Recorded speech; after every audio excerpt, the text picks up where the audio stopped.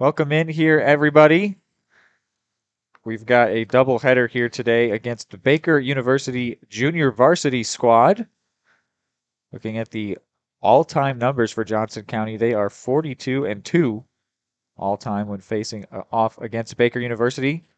Starting pitcher today is Sam Novotny. And batting first here for Baker is Wallace, their left fielder. Going to let you know right now it's going to be a little bit of a struggle identifying Baker players since they're wearing different jersey numbers as they are part of junior varsity rather than varsity. We will do our best to get that information to you as Wallace hits this one out to center, and it will be easily taken in there by Riker Edwards. I've got Dylan Vanderveen next to me. I am Reed McAvoy here today. And I'm used to saying it's a perfect day for baseball. I'll tell you what, it's not today. It is cold. It's about 40 degrees, and there is annoying wind as well. And that's a part of being in the Midwest. Sometimes it's lovely, sometimes it's horrible. I would say horrible today, but it's not a quote unquote lovely day for baseball whatsoever. Yeah, you woke up today, and if you woke up at about 11 a.m. or you woke up at 9 a.m., 9:30, you're look outside. It's oh no, it's a pretty nice day, blue skies out, and everything like that. Then you get outside and you can see your breath when you wake up. So it is about 40. I believe last time I checked, it was about 44 degrees out here. So a little bit of a chilly day. Don't have much wind going on as of right now. United States flag out in 400 is pretty stable, so not going to see as much carry as we saw against that Fort Scott games a little bit ago last week. A couple of big wins against Dodge City in between those as well, as they have climbed their record up to 23-7 this year. You mentioned also Sam Novotny starting today. It's going to be Novotny's only second start of the year, 11th appearance, but just his second start. We've got a 2-2 count here early against the batter Adams. Takes that one low, so the count's going to go full.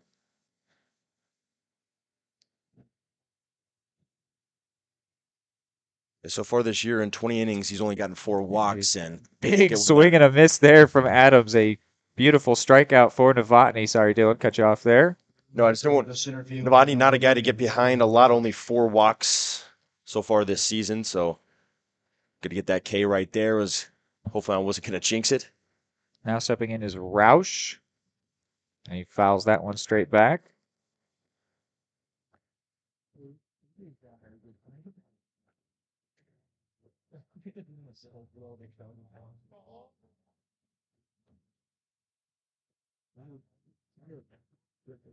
Called strike 2.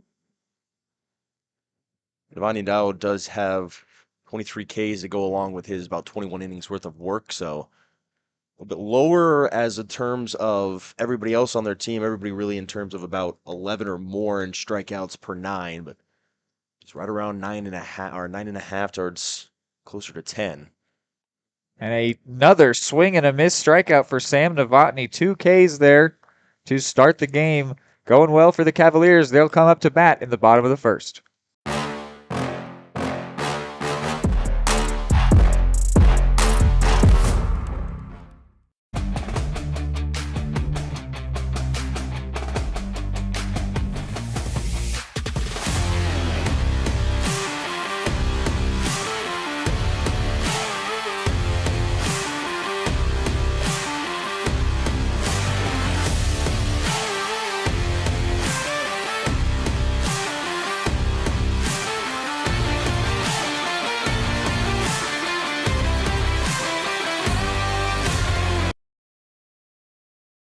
At Kansas Insurance, we know one size doesn't fit all. In fact, our whole mindset is based on customized policies for you and your families. We're local, and we do what we do because we care about you. Think of us as brokers for your insurance needs. Working with Kansas Insurance gets you the award-winning service and attention to detail that only an independent agency can provide. All across Kansas, we're here to help you manage and plan for all types of risk. Contact a local agent today. Kansas Insurance. Local, independent, serving you.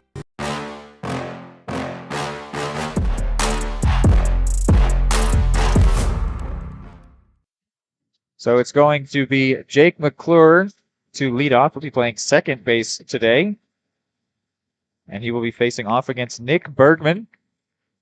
Bergman, a graduate of Staley High School, which is right by my house, where I live in Kansas City, Missouri.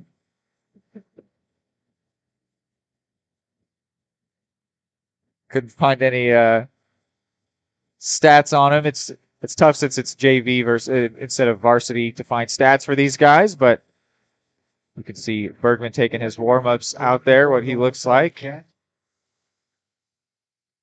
Struggle with some of these teams. You'll play a couple of them overall this year. It was worse when it was in volleyball season as well, because we played Ottawa, St. Mary's JV, played a couple of those teams. So it was worse in volleyball season trying to get the lineups for. I had to go down to some of these volleyball coaches and pray that they had some kind of lineup made. And about I'd say out of the 60 games I had to do that, about 4 of them did. So, but the other 2 was just kind of calling out straight numbers, and that was about it. That's all you could really do. Yeah, always going to be a challenge, unfortunately, especially since they're out there wearing different jersey numbers.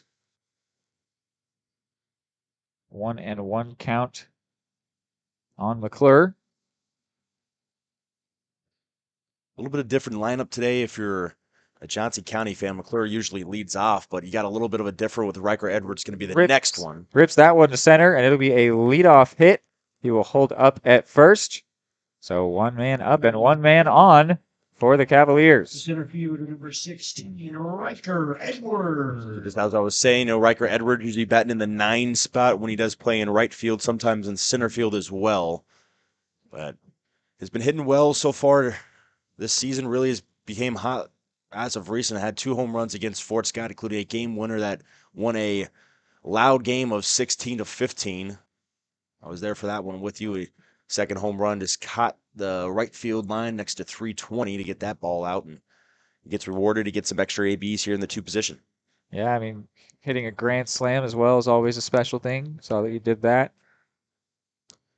Now, Johnson County hadn't had a grand slam yet until they played Fort Scott, and they had 2 in that series against Fort Scott. So. Yeah, that was, of course, Dagan Brewer as well getting one. That was spectacular game and series for Brewer. And not much more you could really ask for than 5 home runs and 7 extra base hits. So quickly a 2-1 count to Edwards.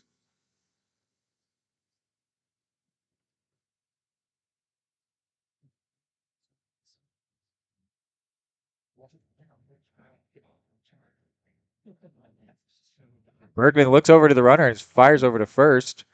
McClure dives back safely. Yeah, come on now, Dylan. I was going to get him. I knew it already. And that one outside, so now 3-1. McClure's got to be careful. He did get back picked the other day on one, so got to be careful. The catcher's definitely watching him, but he makes the catchers stand up almost every single time on the base path. So always moving his feet, just like he is now. There he goes. He takes off on the 3-1, and it is a walk. So he will. Oh, there you go. Not a stolen base. He just was aggressively walking over to second base. Is what that ends up being. As now there's runners on first and second.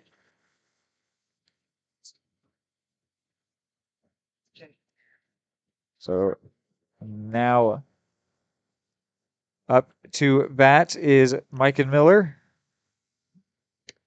And this one is going to get away from the catcher. It throws over to third and not even close. So the runners will advance on the passed ball. Probably is how you're going to score that one. I would score that, yeah, as more of a passed ball. But, I mean, if that third baseman did get that pick pretty cleanly, it could have been a close play between him and McClure. But obviously McClure, a great jump that time and serious speed. And nice now Miller rips one to left. And it's going to be over the head of the left fielder. So the runners are going to be, 2 are going to come to score as Miller will pull into second. And not even a throw home as Edwards comes to score as well. So quickly 2 runs in for the Cavaliers and still no one out with a runner now on second in Mike and Miller.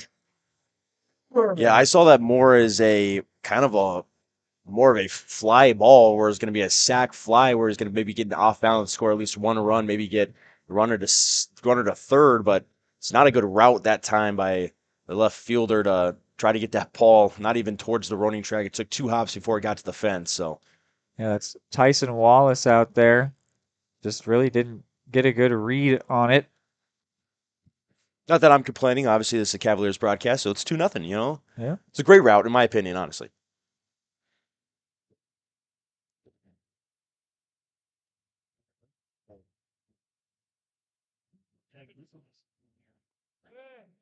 And then stepping in is that man, Dagan Brewer. He's been on a tear lately, though his hitting stats did finally cool down technically in the series that he most recently had because they walked him 5 times over the last 3 games, and now he's going to be hit by the pitch. So another free base for Brewer, which you know what, it's honestly you can't blame him for trying to get him away from the plate. He has been so dangerous recently. To just put him on harmlessly is not the worst case scenario whatsoever for Bergman. Yeah, obviously Brewer probably the best hitter on this team, at least the best power hitter on this team. But that's a nice bunt. And now Kilgore drops down a spectacular bunt. Bergman's going to fire over to first, and he's going to miss it. The first baseman tried to bring it in and tag the runner, but couldn't get the handle on Bergman's throw, so the bases are now loaded. Carter Kelly. Was the exact place that you wanted that, right between shortstop and third, right in that little sweet spot between the pitcher and the third baseman. Absolutely perfect by Kilgore to lay that down. That's why he's standing on first base. Now first baseman Rowe steps in a big spot for the Cavs early on here. Bases loaded, still none out. This is Carter Kelly, I believe. Oh, is it? Yes. My bad. Giving Jordan Black a little bit of a rest here in game 1. Carter Kelly in the third baseman. Thank you, Dylan. Rowe is on deck.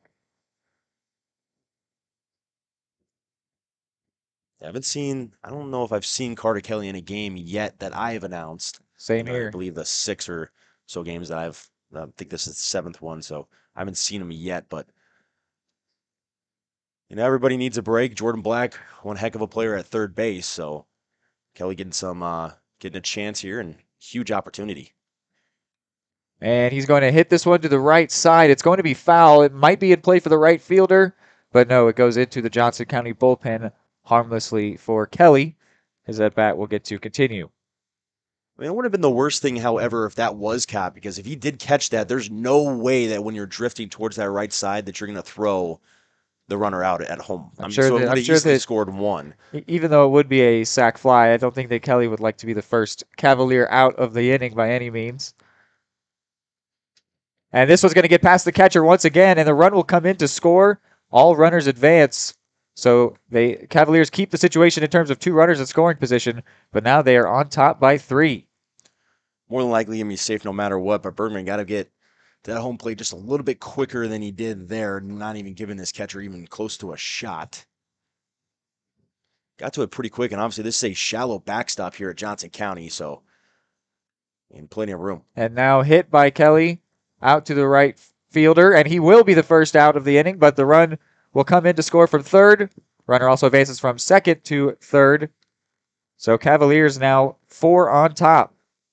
But whether he likes it or not, he did the exact same thing, this time just a little bit closer to the fair line, so making them catch it that time, but another run, so an early 4-0 lead for the Cavaliers. Can't start off any better.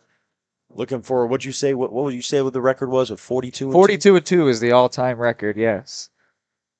So looking for win number 43.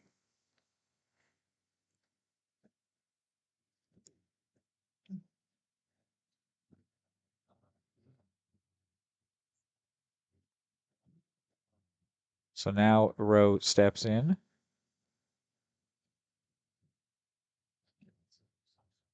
Rowe struggling so far this season, only a 222 batting average. However, does have a 377 on base, and he crushes this one to the right side.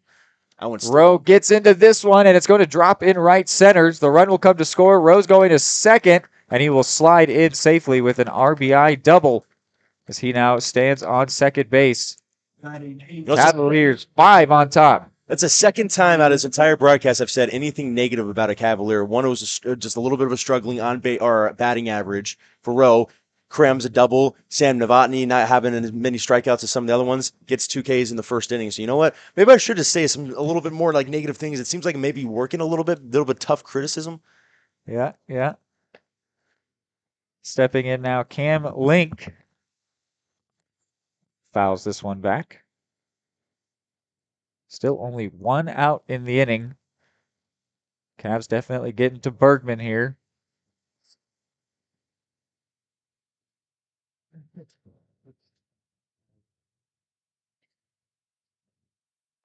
That one pretty much right down the middle. Link watches it in for strike 2. Yeah, Link not normally a guy that starts either. We're getting some guys some ABs today, I believe. I From think what I'm seeing right now, I'm not seeing much of Link at all in the lineup. He's only got 11 ABs. There he is. yeah, 273, 500 on base percentage. I think that the Cavaliers fully understand the situation that they have today in terms that they are seemingly much the superior team. And they are using that opportunity to get some other guys in there, but also, they've got some good hitters at the top of the lineup. McClure and Brewer, not disrespecting Baker University, but just getting some new guys some opportunities. I don't know how you can physically sit Dagan Brewer from getting ABs. I mean, the guy's Yeah. the guy's hit 500 all year. I mean, 30 games, 500. That's insanely impressive. Hit to the left side, third baseman bobbles it. It's going to be a tough play at first, and then the first baseman couldn't pick it. The throw was there in time. However, the runner will reach at first on an error. Man, Bergman got in a couple of really easy outs, and team not really helping him out. Tough play to pick it if you're on the side of Baker, but I mean, got to make one of those couple of plays if you're the first baseman over there. Got to help out your pitcher here, and he keeps running. And now through the left side from Bergkamp. And the runner's going to try to come home and score. It's going to be a little bit close, but catcher couldn't get it. And then the runners smartly advance as well to second and third. Everything happening very quick for the Cavaliers. The second base, number 17, Jake McClure. Yeah, that is the second mistake by Tyson Wallace out there in left field, not hitting his cut on that one. Thought he could maybe just took it all the way through, but no matter what you do, you don't want to airmail it to the point where your third baseman can't cut that off at all. You want to throw it right through his head. And if he did do that on more of a line, he probably would have had a shot, but I mean, you got to make it to at least to the point where it's going to be cut off, because exactly what that did is not only did the runner score there, but you also gave them second and third on that throw as well. Right. So put 2 more runners in scoring position. And the Cavaliers have now bat around, only one batter getting out in the process, as McClure is back up for his second AB here in the first inning. And I believe, as this is the first game of a doubleheader, no mercy rule for this one. And so we were talking about that. We don't know if there was only non-conference and if we're going to do it in some of these games, but technically this is not conference, so okay, we'll have to see what we have no idea. do. If they stop playing baseball, we'll know what they've done. If they stop, then it's a run rule. If they don't stop, then I guess we're going to keep on playing. Yeah. But we definitely could get into that territory and fast, as the Cavaliers already 6 on top, 2 in scoring position, only 1 away. Last year, Johnson County did sweep the Baker JV in 4 games with a combined score of 50-16. So we could be looking at a couple of games sort of that ilk once again. And this one ripped into right, and that is going to drop, so both runners are going to come in to score. Actually, it's going to be a close play and cut off and then thrown back to first. A smart play there to keep the runner from advancing into scoring position, but it did allow the Cavaliers to score a 7th and 8th run already. Yeah, they wouldn't have had the play at home. Nice job by that first baseman. Make the cut. Nice job for number 8 out there, and Barrick fell to get that throw down and be able to cut that off much better than the last throw that they had out there. But still 8 runs on the board, and could be Bergman done for the day if he doesn't have anybody working in his pen right now, though, so see what he does. Going to take a meeting on the mound. I've got him around 30 pitches. My count is definitely a little bit off of exact because of how quick things have been going here. What you looking for?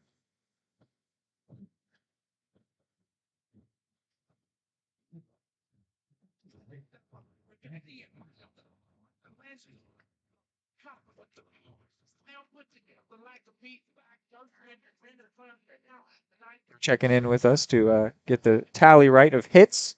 There's indeed 6 hits so far for Johnson County here. McClure standing over at first. The meeting with Bergman is done. They're leaving him out there.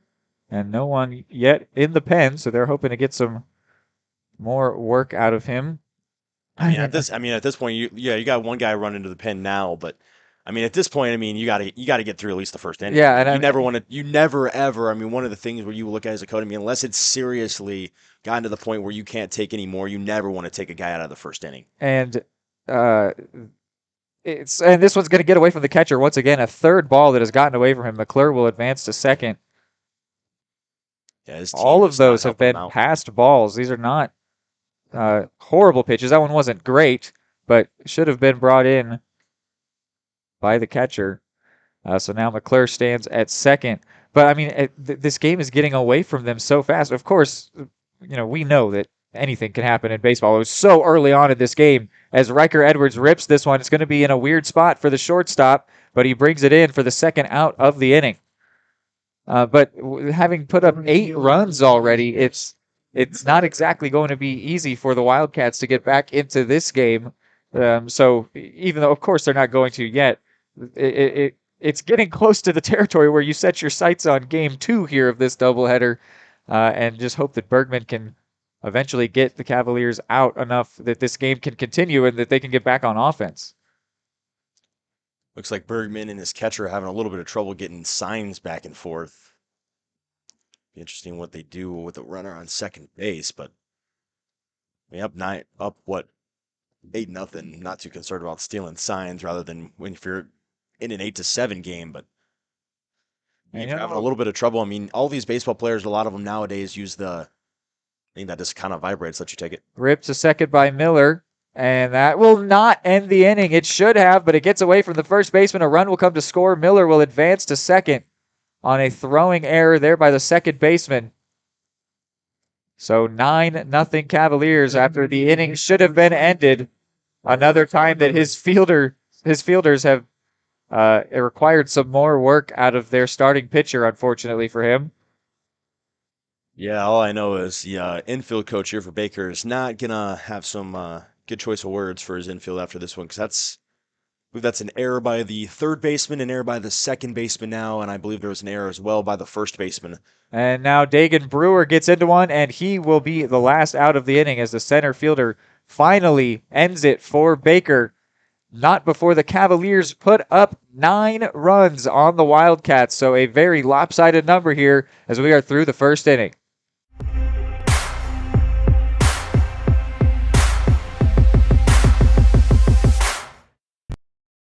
Question: what will you find on all over-the-counter or OTC medicine packages to help you choose the right drug and use it safely? The answer: the drug facts label. This label lists the medicine's active ingredients and purpose, how much to take, and warnings you should know before using it. Remember, even OTC medicines you buy without a prescription can cause side effects you don't want. So follow the information listed on the drug facts label. For more information, visit fda.gov/drug facts label. A message from the U.S. Food and Drug Administration.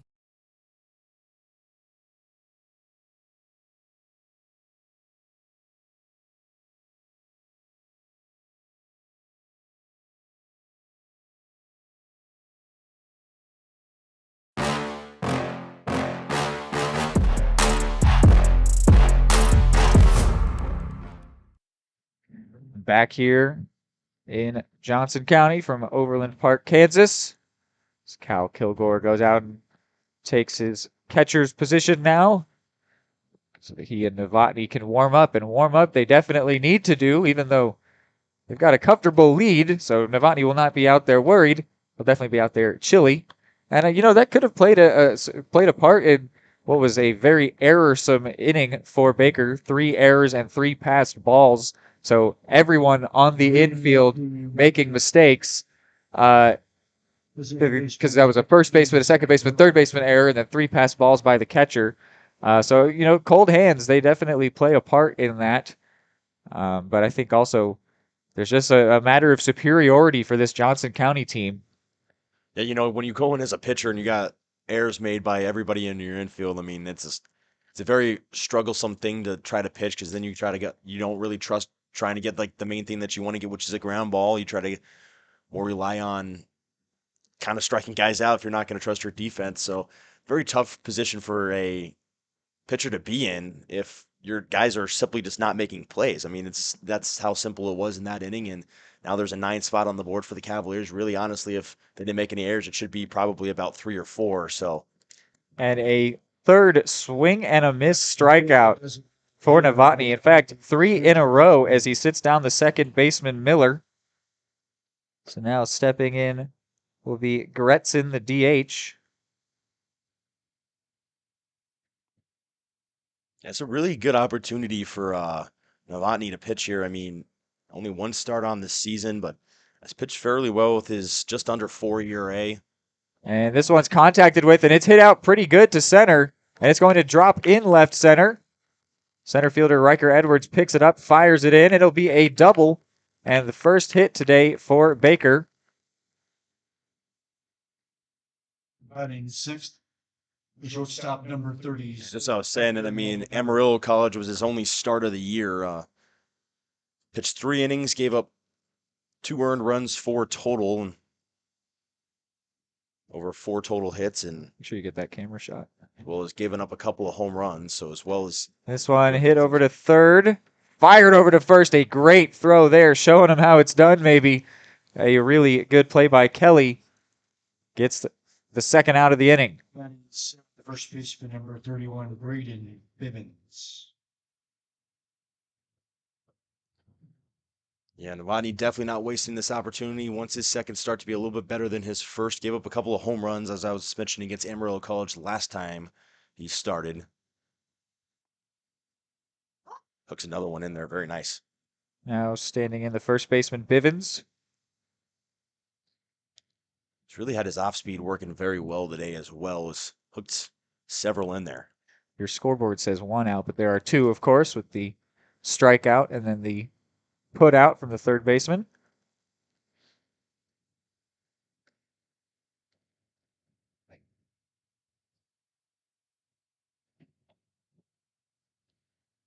Here is the 0-2 pitch. Could he get a 4th strikeout, Novotny? He sure will. All by the way of a swing and a miss. And that is going to end the inning. Cavaliers keep the clean sheet. Still 9 runs on top.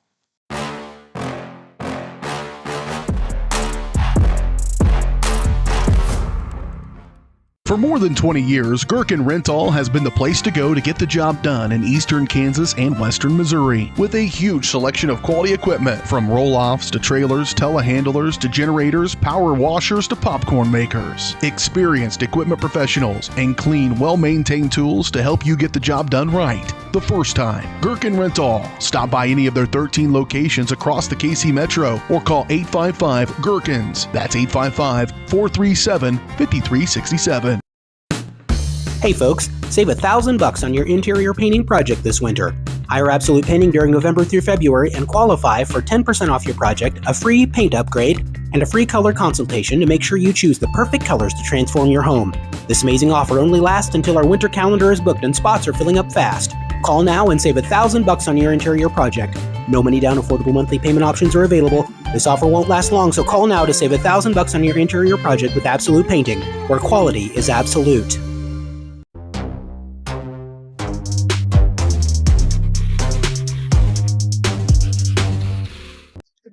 So they are going to be asking for another inning out of Bergman. Of course, I mean, it's not actually a surprise, but after giving up 9 runs, definitely not the best look. Let's see, what's the earned run tally? He's got 7 earned against him with the 3 errors already. Definitely not a pretty number. One. Really, Kilgore. I mean, really, if you look at it and you look at all of those errors not being made, I mean, he would not have given up 7 earned runs either. So just a tough first inning to try to make him pitch, and hopefully his infield to back him up at least a little bit better. Almost makes you feel bad even on the other side of the broadcast. Kilgore stands in here, having reached on his bunt last time up. Went down as a single.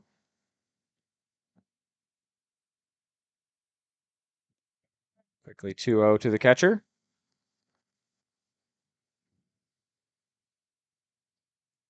And I'm sure Bergman's at least staying warm out there, as he's been doing a lot of movement, a lot of work, unfortunately for him.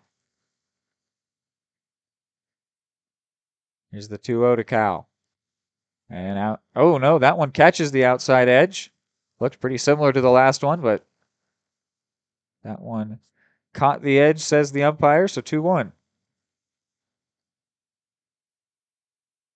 And now fouled back, so we count evens.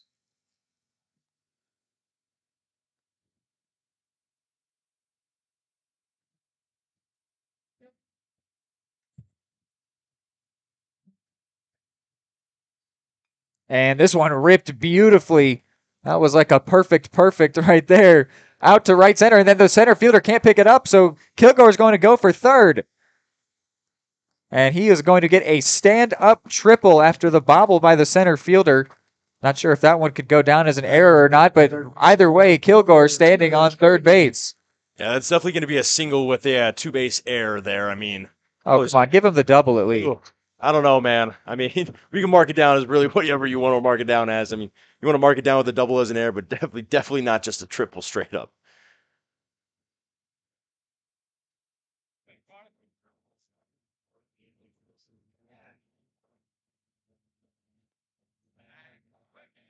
Definitely have to see what they mark that as after the game. See what they'll give them. I'm writing it as a double with an error from Roush out in center. So now stepping in is Kelly. He got out on a sac fly last time, so still 0 for 0 with an RBI on the day. And swings right through that one.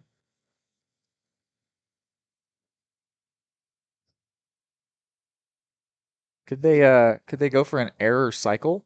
Get everybody on their team committing an error? They've got 4 now plus 3 pass balls from the catcher.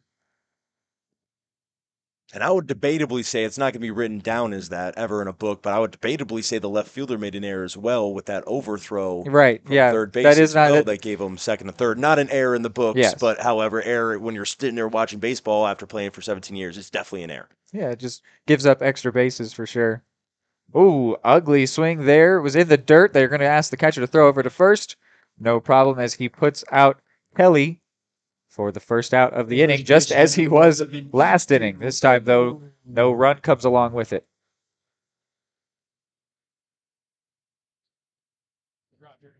Now, Rowe comes in. He doubled last time.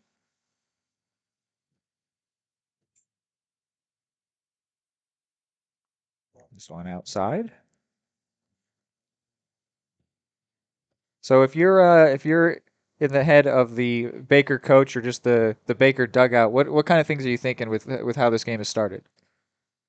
I mean, you've given up 4 errors already. You gave up about 12 total base runners, but I mean, you got to have they do have one at least warming up in the pen. You had to get him through at least the first inning. Now that he's in the second inning, he's kind of you got to make him get up there and fight. And if he's getting up too much, you're trying to warm up somebody in the pen. But I mean, you had to hit him literally through the first inning. I mean, this team obviously, like what we were talking about when they got outscored 50-16 last year in 4 games. I mean, I'm thinking Court Horner probably came in this game thinking, oh, this is going to be a little bit of a kind of a blowout game. We get some of the guys that have only 10 at bats on the year, some ABs this late in the season. But if you're Baker, you're just kind of trying to put in a fight and trying to see what pitching selections kind of work with you.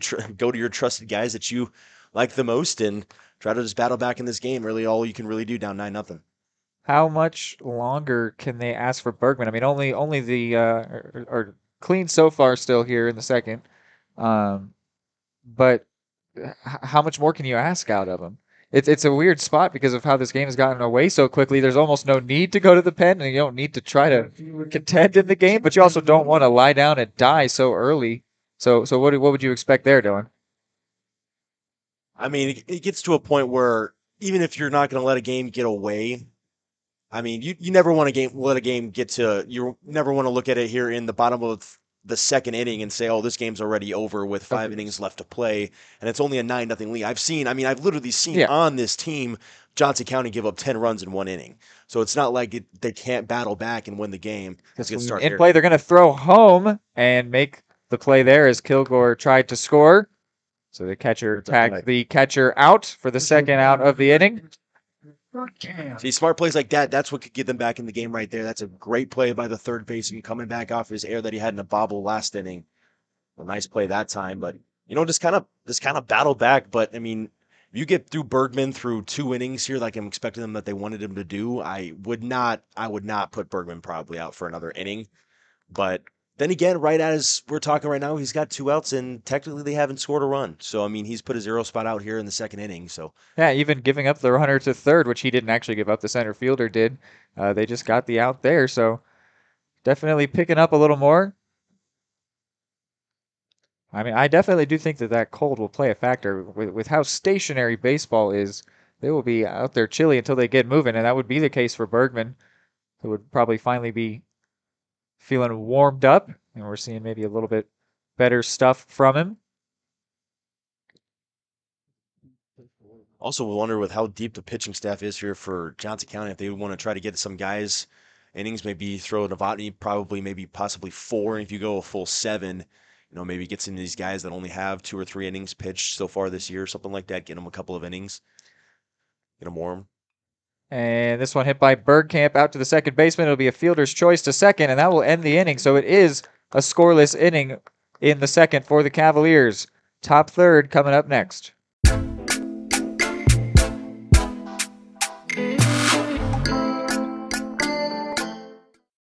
State coordinates of new land acquisition.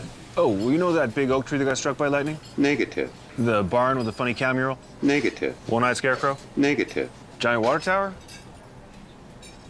You're not from here, are you? I've never seen him. Robots don't know you. We do.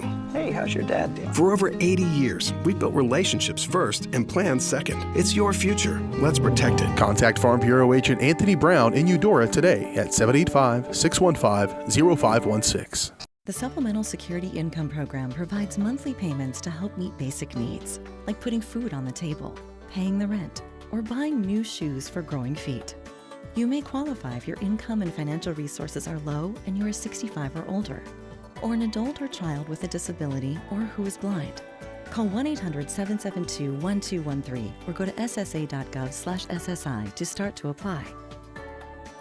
Produced at U.S. taxpayer expense.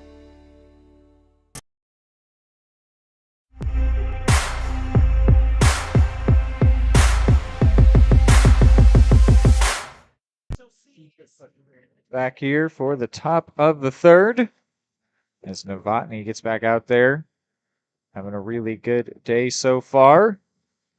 Sat down 4 batters by way of swing and misses.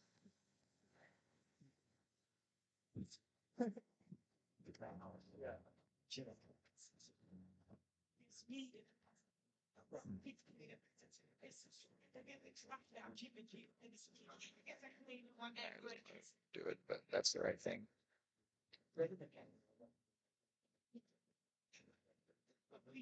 So after the 9-run first, nothing in the second.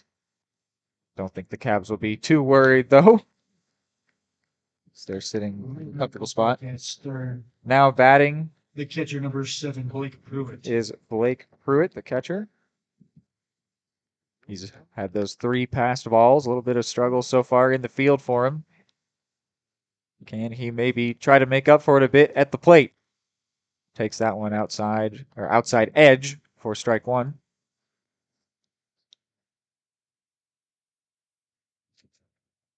And now 1-1.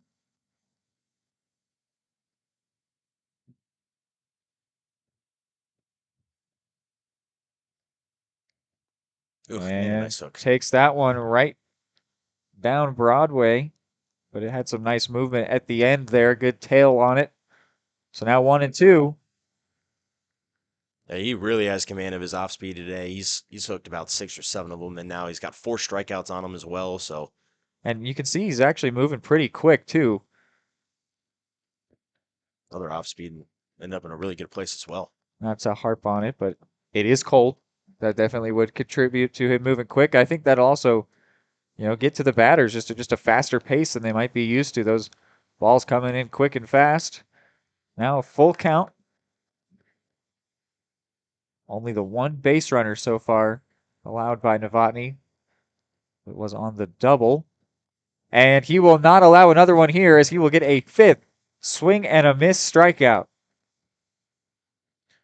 So as I said earlier, so he only has 3 strikeouts on hooks, has 2 on fastballs for right around that 5. But I mean, he's had control of almost every single pitch that he's thrown today, and I mean, Novotny is not wasting this opportunity against a lesser Baker team, but still very impressive with how he's handled himself. Really, only 7 outs through this game. He's got 5 Ks.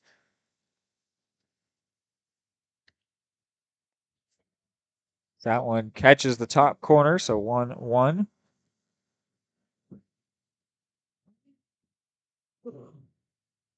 Yeah, Novotny is up at 27 Ks now on the year. Hammering this one, true 286 mile an hour fastballs back to back, going right after him.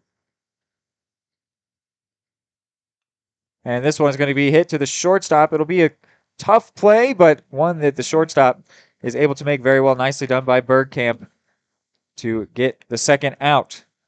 Beautiful by Novotny. Left that one a little bit better than what I would have on an 0-2 pitch, but he went straight after him after he watched 2 of his fastballs right on the outside corner back to back and just threw it right back at him again, got the easy ground ball, and candy hop right to the shortstop. Yeah, I mean, you can't blame Novotny for feeling his stuff. He's doing really well so far. Stepping in now is Wallace, who lined out to center last time. Looks like he's wearing an Apple Watch on his right wrist. That's unique. And he's going to rip it out to his defensive position out in left field, as he is the second base runner for Baker University. Other baseman number 20, Jade Adams. Said he was wearing almost could be a defensive watch or some stuff like that they do. But I mean, I don't know. I mean, there's so much technology now. I have no idea. I'm not accusing anything. I just called it out. Saw it on his wrist. There's so much technology. I mean, there was a White Sox player, some player that was suspended, I believe, a game for having his phone out or something like that, I believe, and it came out of his pocket last year. Yeah. Apple Watches. I don't think there would be much to be stealing from Johnson County at this point, so I think it's probably just something that he wears. And that one is going to be the first non-swinging strikeout. It is a called strike 3 to sit down Adams and end the inning. Novotny is dealing, and we are going to the bottom of the third. Cavs on top, 9-0.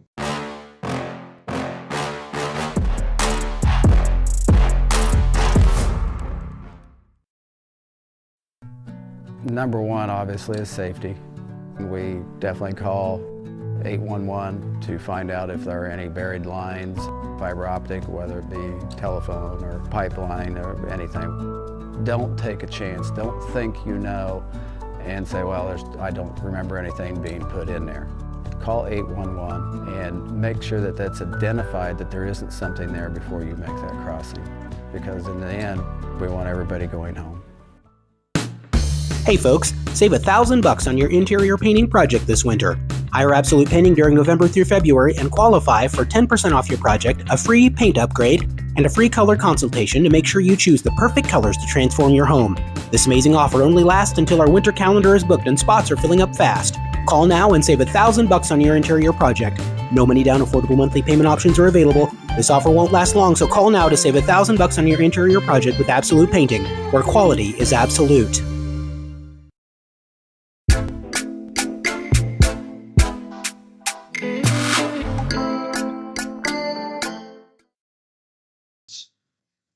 They are going to be making a pitching change here.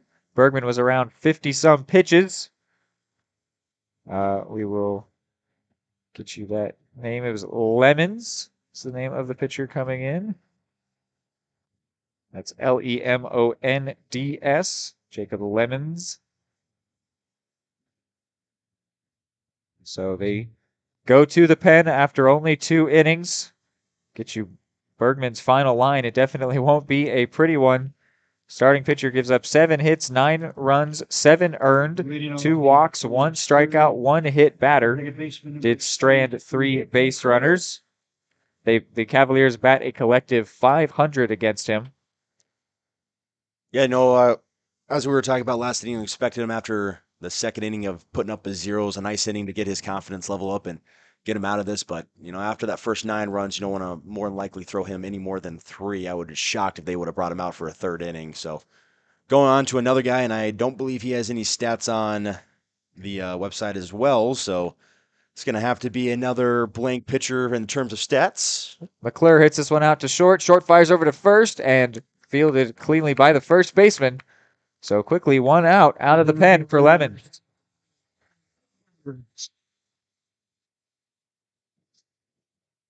So now Riker Edwards steps in. 0 for 1 with a walk. Popped out to shortstop last time. Hits this one. Could be in play. It's foul, but it could be in play for the first baseman. Indeed, it will be. So quickly, 2 outs for Lemons. He's doing nicely out of the pen. Another pop out for Edwards. So now it'll be Mikan Miller. Mikan Miller is 1 for 2. Reached on an error last time, doubled the time before that. It's going to be a pinch hitter. Oh, wow.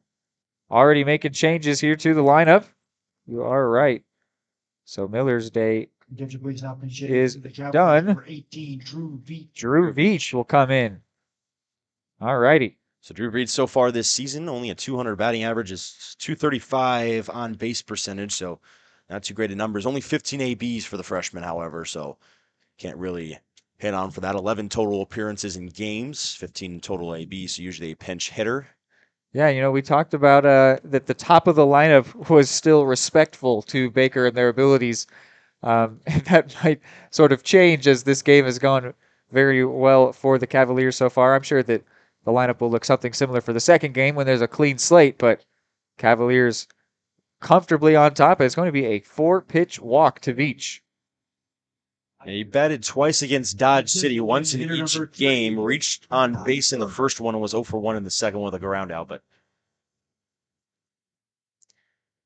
funny that the inning started so well for Lemons against McClure and Edwards, and then the pinch hitter Veach was the one that he was too scared to throw a strike to. Now he finds himself facing Dagan Brewer, so I wouldn't be any more comfortable throwing a strike. And that one missed the outside edge. yeah, see, if they ever take out this guy, that's when you know then Johnson County's kind of sandbagging a little bit. If they ever take out Brewer out of the game, because, yeah. I think they want to let him do stuff, which, you know what? It gives me a good chance to read his stats.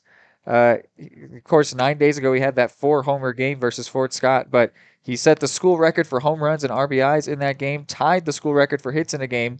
He currently sits 7th all-time in Johnson County history for home runs with 23, and 9th all-time in Johnson County history for RBIs with 106. So he is potentially putting himself, or actually has certainly put himself in the Johnson County record books, and this is going to be a stolen base for Veach as the throw from the catcher not close enough. So, yeah, Dagan Brewer will be one to remember even when he is long gone from the Cavaliers organization. He will be known for years to come by the record books. Second stolen base of the year by Veach, too, getting his chances. And that one was a little bit of a hanging off-speed. Brewer put everything in his power into the swing on that one, just missed. Update my scoreboard here.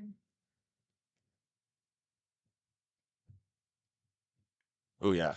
And Brewer rips this one and is going to be a hit and might be another RBI. Veach not hustling around the bases, but that's because he doesn't need to as he pulls in for the Cavaliers' 10th run on the day.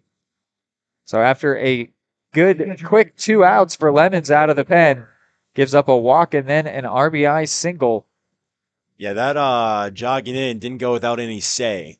Veach was a couple of coaches, one in the third base coach as well as a couple of coaches in the dugout, all saying, you need to be running on that no matter what. It doesn't really matter, and I'd have to agree. And yeah, if they were paying attention, that was a little bit stronger throw by that center fielder, and you let that go through. It wasn't necessarily impossible to make that throw. No, he was acting like that one was rolling around in the warning track and they hadn't been picked up yet, when it was actually approaching the infield at pretty quick speed.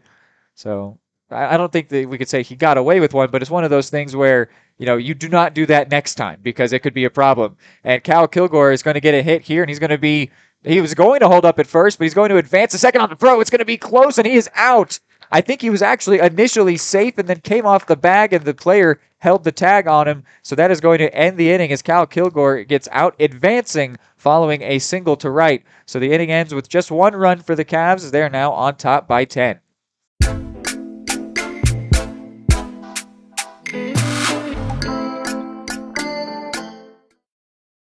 For more than 20 years, Gherkin Rental has been the place to go to get the job done in eastern Kansas and western Missouri. With a huge selection of quality equipment, from roll-offs to trailers, telehandlers to generators, power washers to popcorn makers. Experienced equipment professionals and clean, well-maintained tools to help you get the job done right the first time. Gherkin Rental. Stop by any of their 13 locations across the KC Metro or call 855-GHERKINS. That's 855-437-5367. Everybody can make something, because I think everyone has a spark of creativity, and the reason that I have to keep making is because I don't think my life would be as fulfilling without it.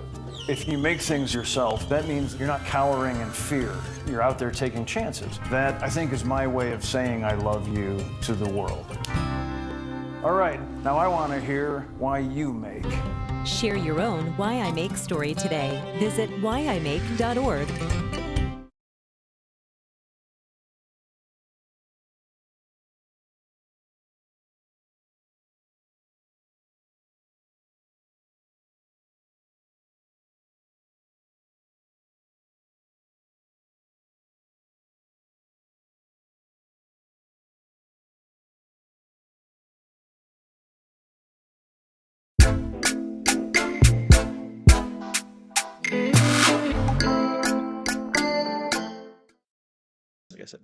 And they have brought in a new pitcher, so Novotny's day ends pretty quickly, but that's not for anything that he has done wrong. That is just because the Cavaliers are so comfortable. They're now going to be going to the southpaw, Sawyer Allen. Lefty will be coming out of the pen. I'll first wrap up Novotny's day, and then I'll throw it over to you, Dylan, to give us Allen's season stats. So Novotny threw 3 innings, faced 11 batters, gave up 2 hits, no runs, 6 strikeouts, 5 of them swinging. No hit batters, stranded 2 runners on base. They bat a collective 182 against him. So a very good day for Sam Novotny. Now, what you got on Allen for me, Dylan? Yeah, Sawyer Allen, only 3 innings pitched so far. I'll let you take this one. And this one's going to be hit to a tough spot for the shortstop Bergkamp, and he makes a spectacular play. Had to spin around at the last second and brought that one in. That was going to be in a weird spot. Really nicely done by the shortstop. Back to you, Dylan. Yeah, so now Sawyer Allen so far was 3 1/3 innings pitched, now 3 2/3. Only got a 8.10 ERA, 3.30 WHIP, so not too good numbers so far, but very few innings to pay attention to on that stretch. But as I was saying in the last inning, wasn't shocked that Novotny got pulled after 3.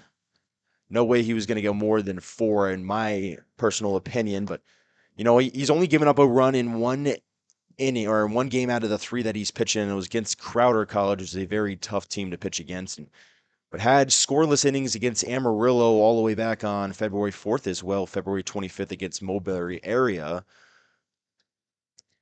Following the quick out number 1, it was I think we have a 3-1 count here. Scoreboard says 2-2. No. Yeah. No, we are now full. My mistake. So here is the full count pitch from Allen, and swung on and missed. Another swing and a miss strikeout from the Baker University bats. The first K of the day for Sawyer Allen. Number 28, Trent Eatson.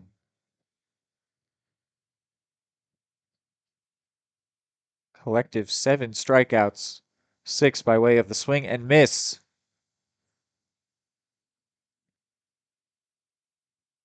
Couple of really good breaking pitches in those couple of bats. Got them both really just on check swings. Another one. Oof. This is Geitzen up at the plate. He doubled last time up, was the first batter to get the better of Novotny. That one just missed on the inside part of the plate. Wouldn't be shocked if he threw some gas here. Oh, he went and back to it. down the middle, swing and a miss. 2 swing and miss strikeouts for Sawyer Allen. Sees the inning end scoreless for Baker. Cavs still 10 to the good.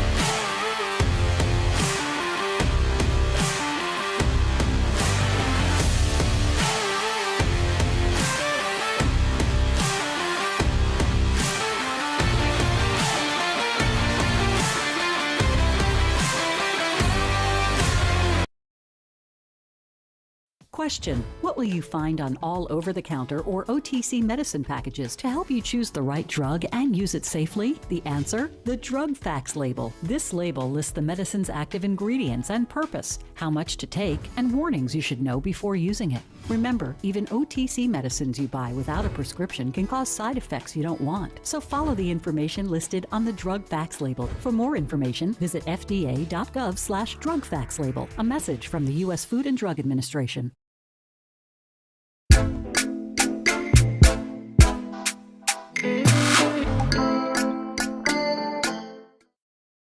Third baseman, number 4, Carter. Back now here, bottom of the fourth.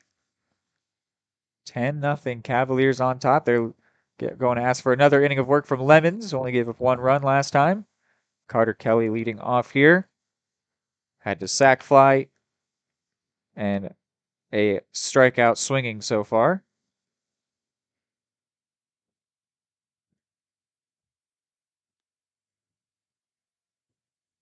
You'll notice too, I got the miles per hour cropped for you now on the scoreboard. Hopefully that's something you'll enjoy looking at. Figured why not? Pretty easy to crop that one in there for you. Called strike there. Kelly still looking to reach base here today. Does have his RBI, though, with that sac fly. 3-1 here now.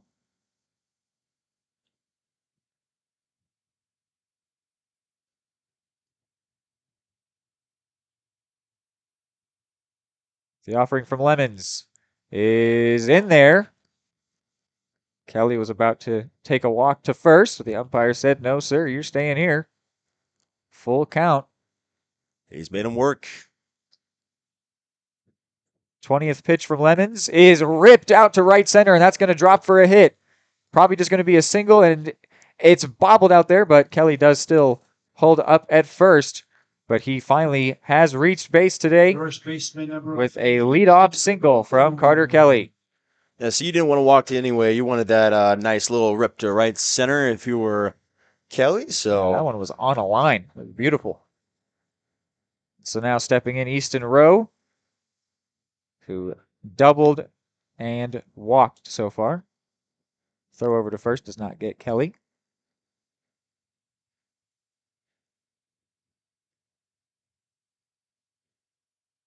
So do we have any news on an official run rule? Well, when I've heard different things from different things. They're saying over there, and there's no run rule in the first game, 10 after 5. The 9-inning game, there is always a run rule, 10 after 5. Some saying that it's only when it's non-conference that it's not, and then when it's in conference, it is a run rule. But there's a big hit by Rowe, and it's going to drop out in center. Center fielder couldn't reach it. So it's going to be runners advancing, and Rowe's going to have to hold up at second because Kelly was not exactly as fast to advance around to get to third.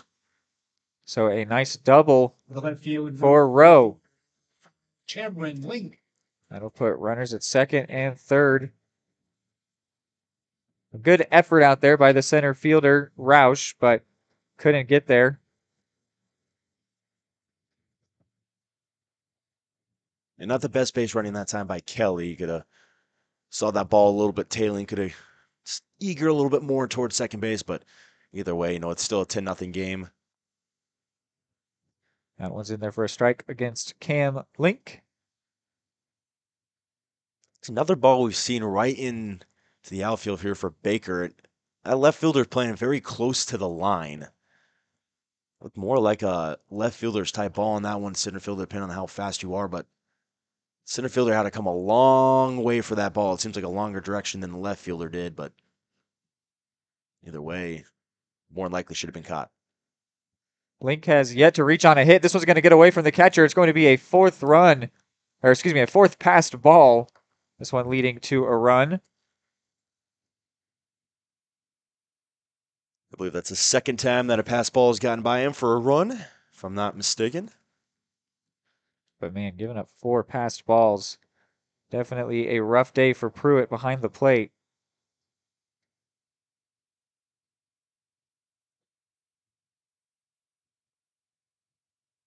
Ooh. Now 2-2. To the batter, Link. Link has yet to reach on a hit. He reached on an error first time up, but then grounded into a fielder's choice last time. This one to pop into a weird spot over in right, shallow right, and that goes foul.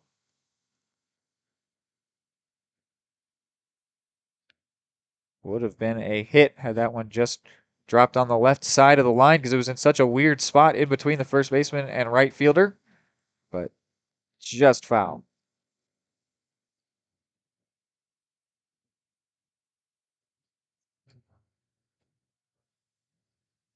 So now another 2-2.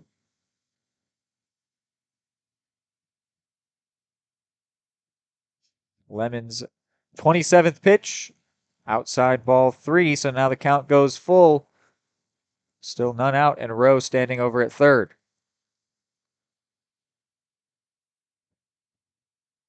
So conclusion on the run rule is we're not quite sure. If they stop playing, like I said before, if they stop playing, then we know that the game's over.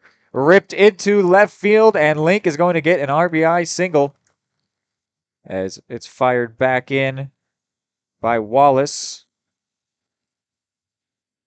The shortstop number 6, Patrick Burke. Well, we'll know sooner than later, apparently, because apparently, I mean, it'll be at the top of the 5th, so here after this inning, but got to get through the 4th as well. Still no outs. Yes, no, and I know that they always get a chance to respond.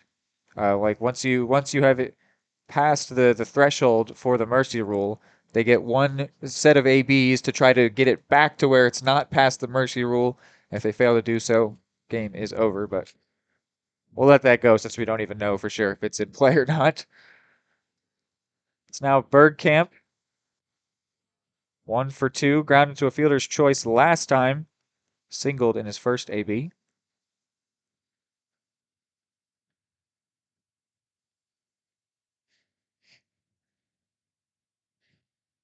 "11 hits, 12 runs for the Cavaliers,"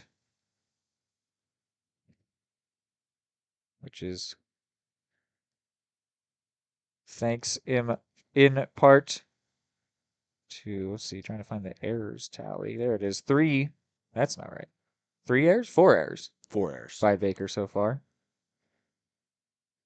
Yeah, 4 errors, going along with the, 11 hits. I mean, it's just not a recipe for even being close in this game if you're Baker and just trying to get through the innings. Runner goes. Meanwhile, Bergkamp rips this one. So Link's going to have to hold up, and then it's going to be another error, this time by the center fielder. So the runners will go to second and third. Good base running by Link to make sure that he was most way down the line.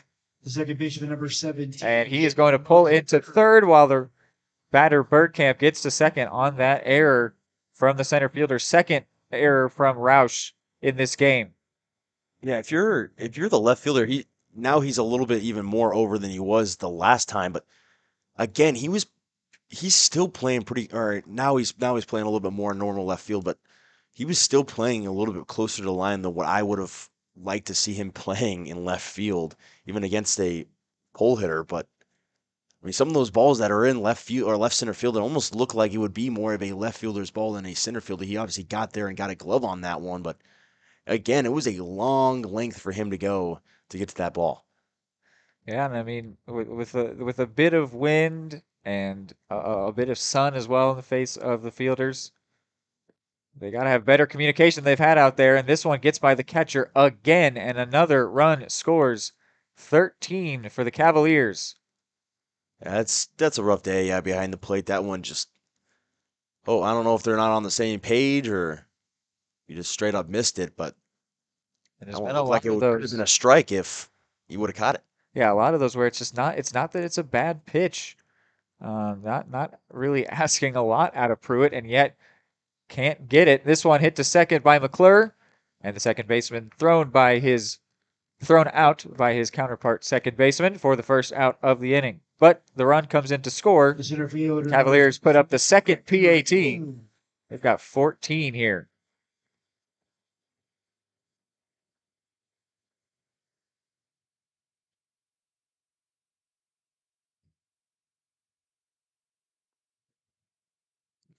Just hook in there that time. Sure, Riker Edwards just kind of want to put his play more on the line or on the ground. His last 2 times he flew out, popped out to shortstop, and then popped out to first baseman in foul territory. So yeah, just his only positive AB so far was a walk.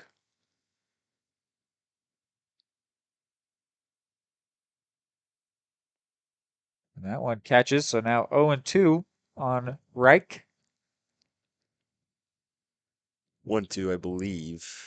Yeah, it is. 1-2. Umpire Excuse put me. it up. Good call, Dylan. And this one's going to bounce in front of the plate. Kept in front nicely, although there's no one on.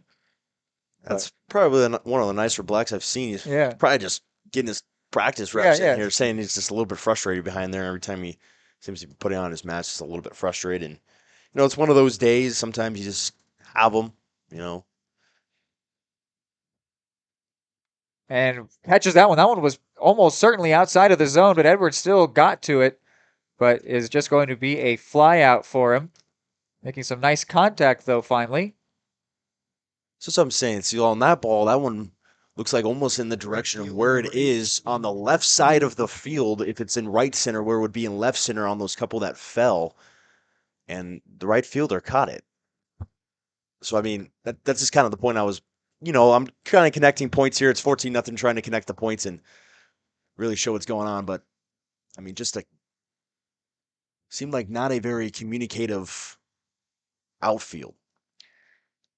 Veach steps in here. Walked on 4 pitches last time.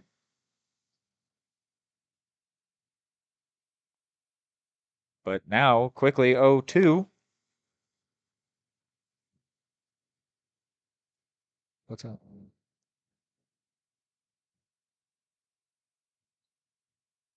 The 0-2 taken, but just outside.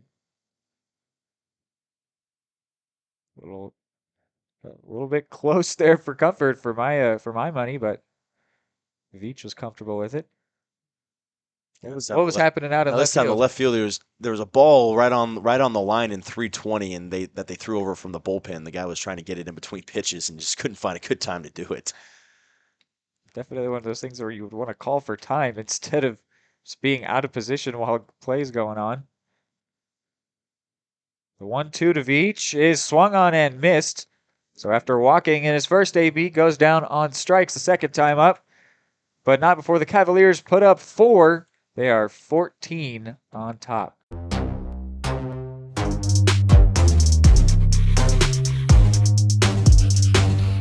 What would happen if I had to pick up the phone, call 911 for one of my family members or one of my neighbors? What would I do if no one was on the other end to respond? What if there was no 911?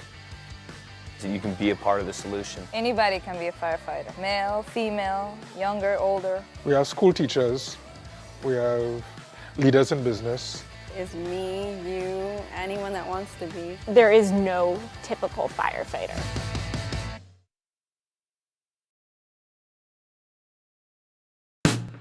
Hey folks, save $1,000 on your interior painting project this winter.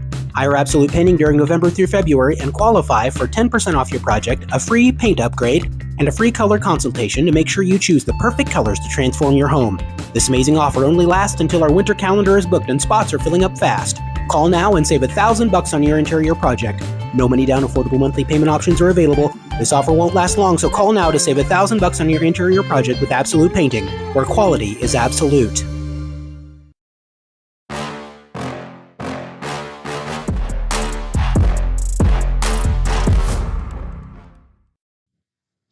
back top 5 here. The shortstop, number 14-0 is the lead for the Cavaliers. They're going to ask for more work out of Sawyer Allen. Comes up against the righty shortstop, Maldonado. It's the first time this year that I believe he's pitched into a second inning, is Sawyer Allen. Only took him 11 pitches last inning, and Maldonado will fly out here. No, excuse me. He pitched an inning and a third against Crowder, so the second time that he's gone. First a second inning. Number 31, Braden Bivens. Now, Bivens comes in, struck out swinging last time, which has been the fate of many a Baker batter. Baker batter, like that. Baker batters. Baker batter. What batter did the Baker use? Swing and a miss there.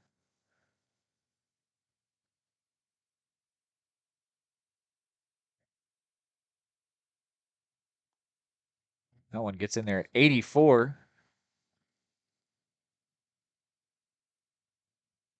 So I think, do we have a consensus on a mercy rule, or is that not? So, well, wait. So what? Yeah. So what I've been hearing, is it's always a run rule of 10 after 5, but sometimes we're in non-conference play. Real quick, a hit out to right and just foul. That would have been extra bases certainly if that would have dropped in, but Veach may be a little happy that that one goes foul instead. So you were saying, Dylan? Yeah, if Horner somehow has chosen with the coaches to say, like, hey, let's play on, we want to get some guys in, so like that, we don't really want to use the run rule, and that's why we've played the couple of extra innings. We did it once when I was broadcasting as well. That happened one time against Southwestern. So I would so be it's fine totally either up way, to the but coaches. it's kind of more up to the coaches in non-conference is what I'm kind of a hearing thing. Okay. So we'll see what happens. Foul ball, a good AB here from Bivens.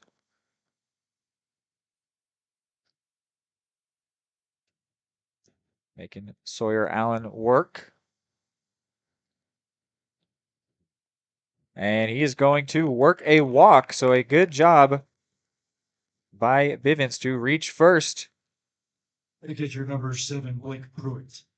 Yeah, it's a little bit of a problem with Sawyer Allen. He does have 6 walks already this year, so a little bit of a problem before now. That's his first one of the day. Hopefully, it doesn't turn into a stretch of them, but he does have 6 walks in his first inning and thirds worth of work before he came in today, so a little bit of a problem. But with such a comfortable lead, it's a good chance to let him lock in with real ABs. It's a good chance to let him work out of what he could possibly get himself into. You know what I mean? If he gives up 1 or 2, it is what it is. You got a 14-2 lead. I mean, he could give a very good chance. He could give up a grand slam, and it really wouldn't be a worry.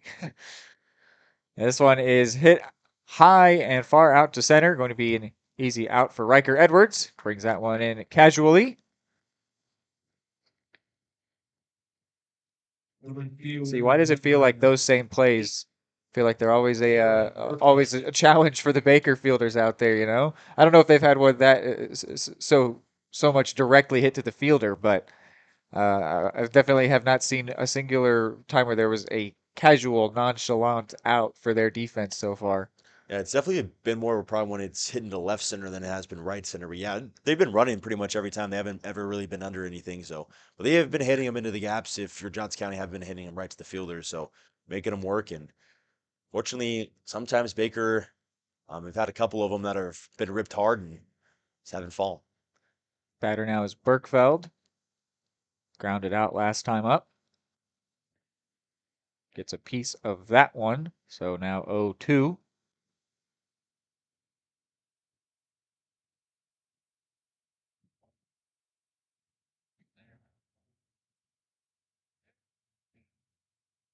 Allen looking for his third K. Doesn't get it on that pitch. Some nice movement, though. A great 0-2 pitch for sure.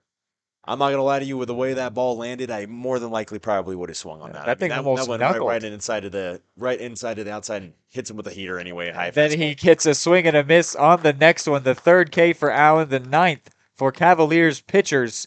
And still scoreless are the Baker Wildcats. 14-0, the lead for the Cavs.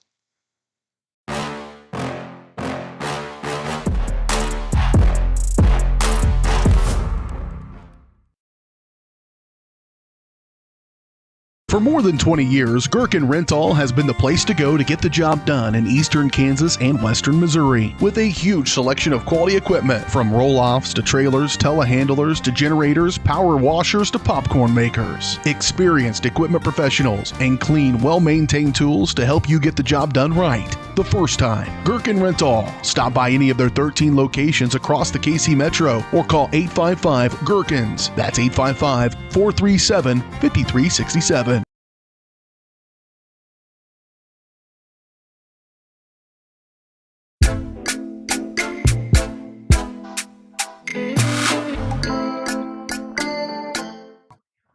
Well, unless you are not a fan of blowouts, I've got good news for you. More baseball, as we do seem to be ready to continue on for the bottom of this 5th inning.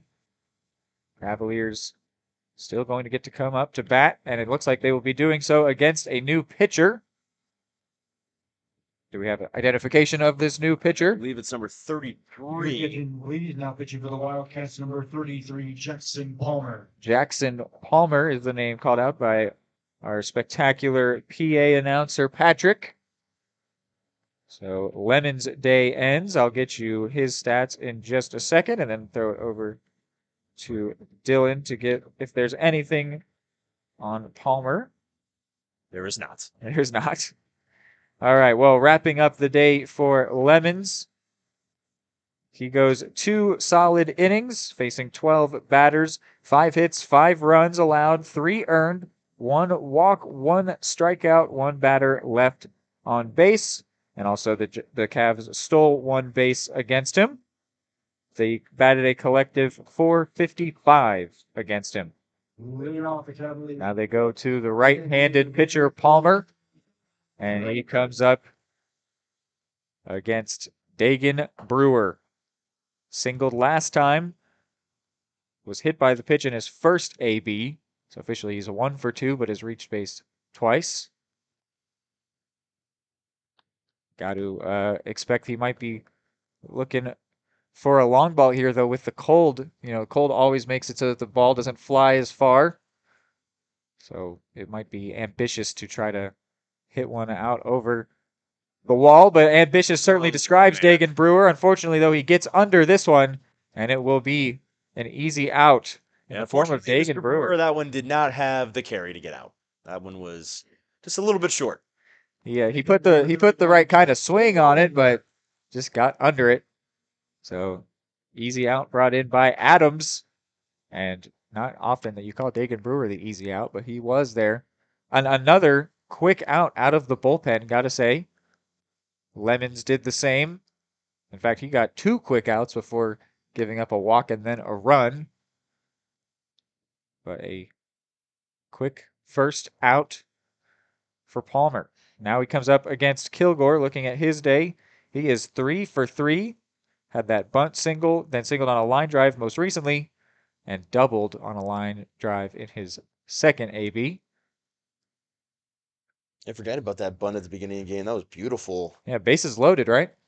Yeah, I believe I put him bases loaded. It was first and second at the time, but yeah, put it bases loaded. Absolutely wonderful.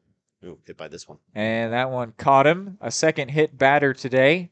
The last thing catchers want to do is get hit by the pitch when they're a catcher. I mean, that's the last thing they want to do is go up to bat and be hit by the pitch. I mean, that's the last thing anybody really wants to do. It's a free base, however, but especially in the cold. Last thing that a catcher wants to do is sit behind the plate for 6 innings and get hit with baseballs on foul balls and everything like that, and then go up to the plate and they get hit by a pitch. You might have seen on the on your screen that Cal went to first with a lot of indignance. He did not like he wasn't feeling good after that one.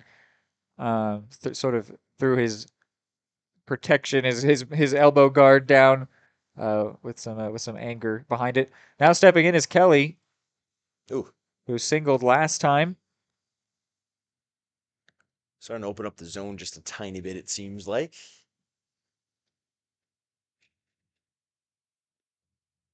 That's there. Sort of a large secondary lead that Kilgore was taking over at first.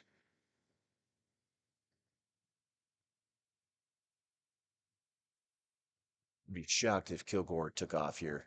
Yeah, I think he's just toying with him. And this one is going to be hit over to short, too deep in there to consider the double play, and in fact, to consider any throw at all. So an infield single for Kelly. The first baseman, number 11, Easton Rowe. Kelly making the most of his ABs today. Now 2 for 3 with that sacrifice fly. Had a nice day for himself. It was a little bit of a tough start beyond the sac fly that he wasn't able to get on safely until his previous AB, and now with 2 singles, I'm sure he'll be feeling proud of the day he's had. Last pitch was fouled right off the mask of Pruitt. And the batter is Rowe. 2 for 2, 2 doubles, as well as a walk.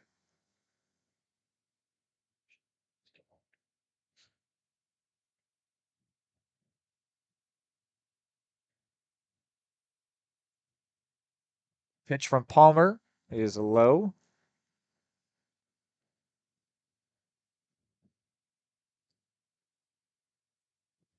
Yeah, again, first and second, 1 out.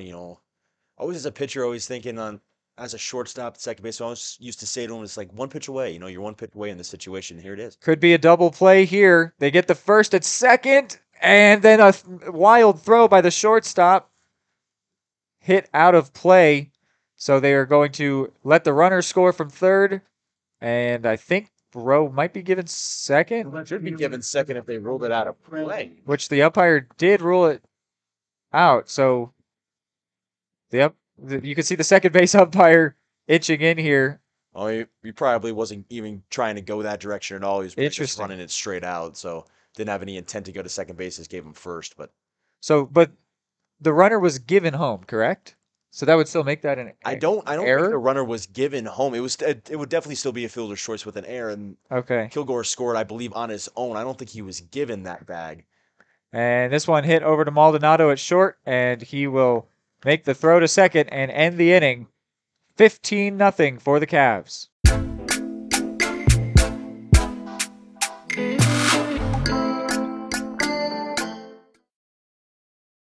For more than 20 years, Gherkin Rental has been the place to go to get the job done in eastern Kansas and western Missouri. With a huge selection of quality equipment, from roll-offs to trailers, telehandlers to generators, power washers to popcorn makers. Experienced equipment professionals and clean, well-maintained tools to help you get the job done right the first time. Gherkin Rental. Stop by any of their 13 locations across the KC Metro or call 855-GHERKINS. That's 855-437-5367.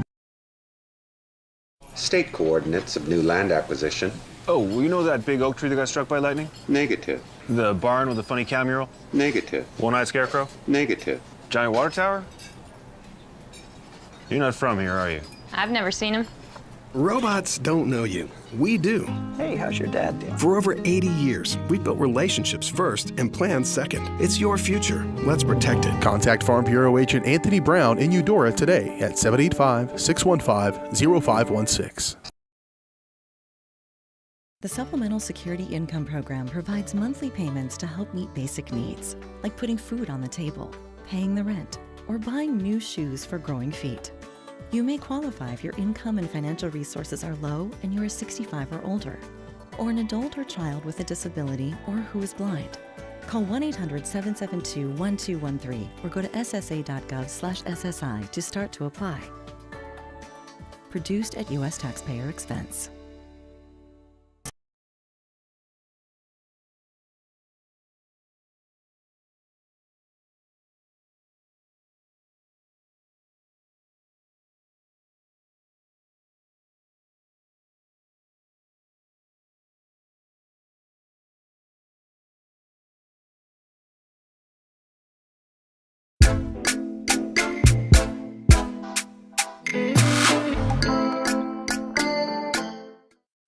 It is. Back here. Well. And a new pitcher is in. So no more of Sawyer Allen. It's Max Colombo. Max Colombo. Only 2 2/3 inning worth of work so far this season. 13.5 ERA, 1.88 WHIP. So not great numbers in his 2 outings that he's had. And he gets a strikeout there on a called strike 3. Pretty much right down the middle there on Wallace, looked like. Not the best way to get that down there. He did have the 1 hit today, but outside of that, Wallace, not the greatest of ball games. But he does have a second one here to play.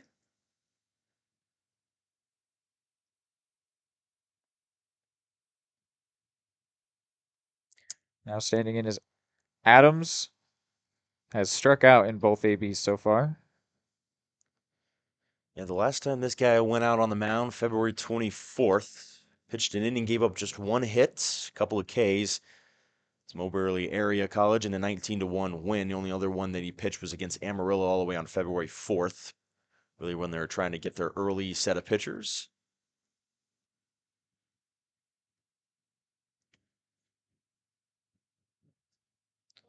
He is a sophomore.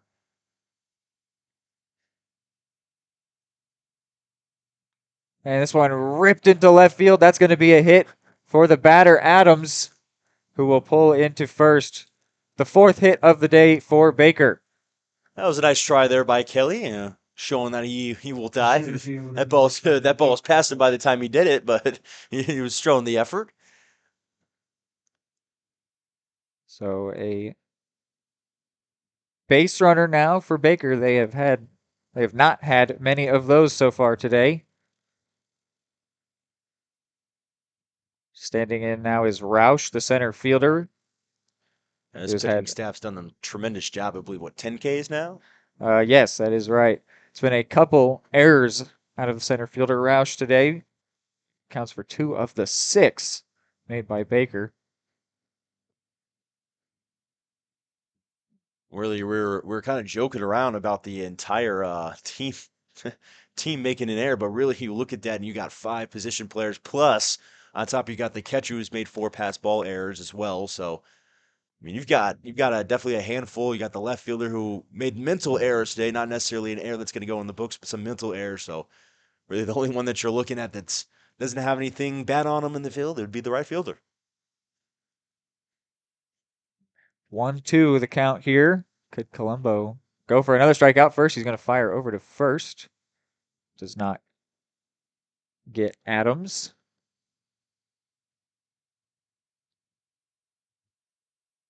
So now the 1-2 home. Taken outside, and it's going to get past Kilgore. So Adams advances. Yeah, that is second. Buckman. That's Buckman back there, too, by the way. Kilgore took a seat. Oh, excuse me. It's Tyler Buckman back there as well.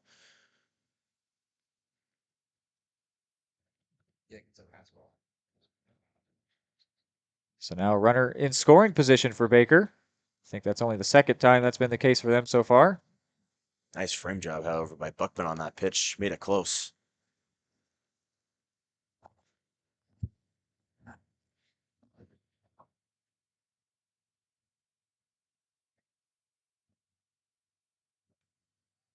Fouled back.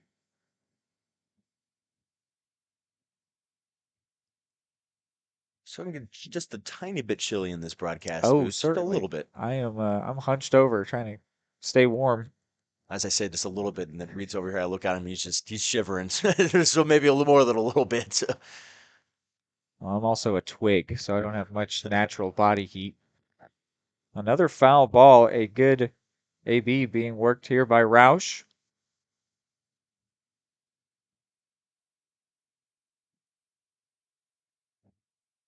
Full count. Once again from Colombo here. Is taken, and some flair on that. Maybe a bit of a bat flip there on the walk to the batter, Roush. Baseman number 16, Zach Miller. Might be the first time that there have been 2 base runners at the same time for Baker U. Yeah, if it's not the first, it's definitely the second. And now it's going to be Miller up to bat. He has struck out both times so far. Zach Miller gets this one foul.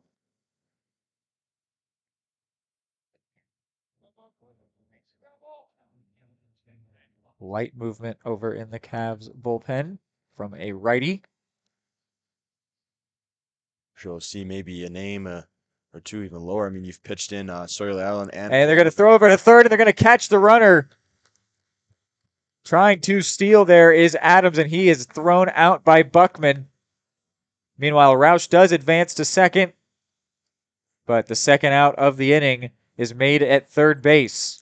How about Tyler Buckman? They tested him after that pass ball got away from him. I guarantee you that might be the reason why they tested him.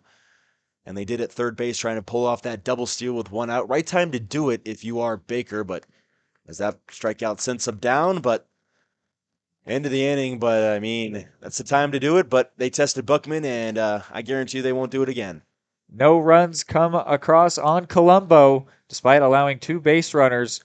So Cavaliers maintain their 15-0 lead and the shutout.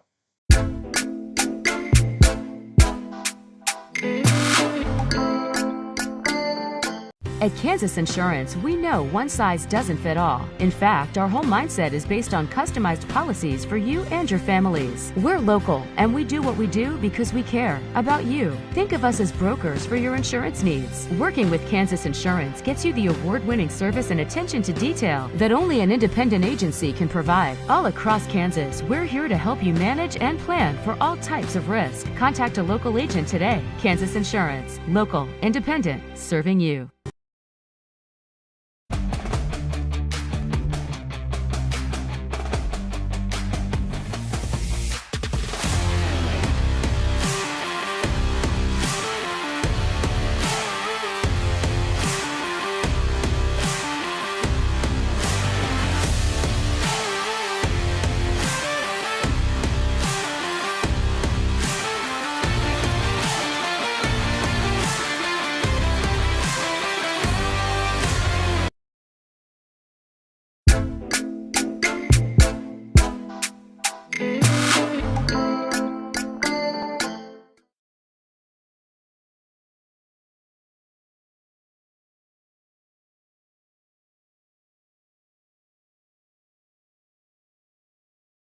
Sixth.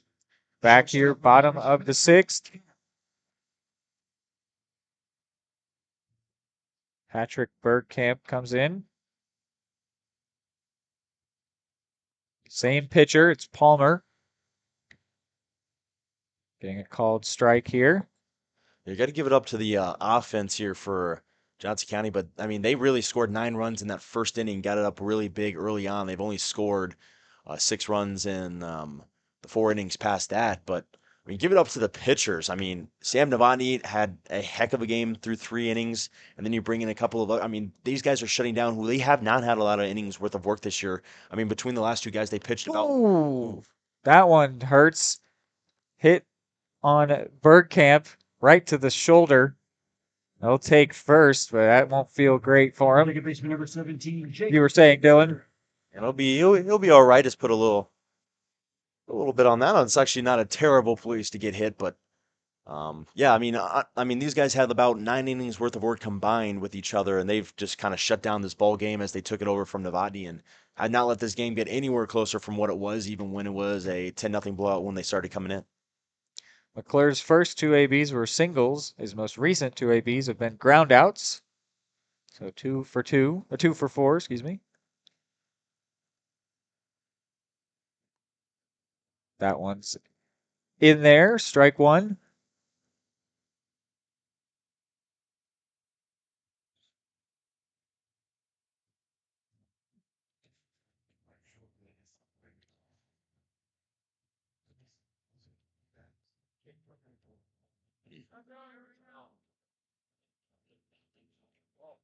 McClure is such a good leadoff batter.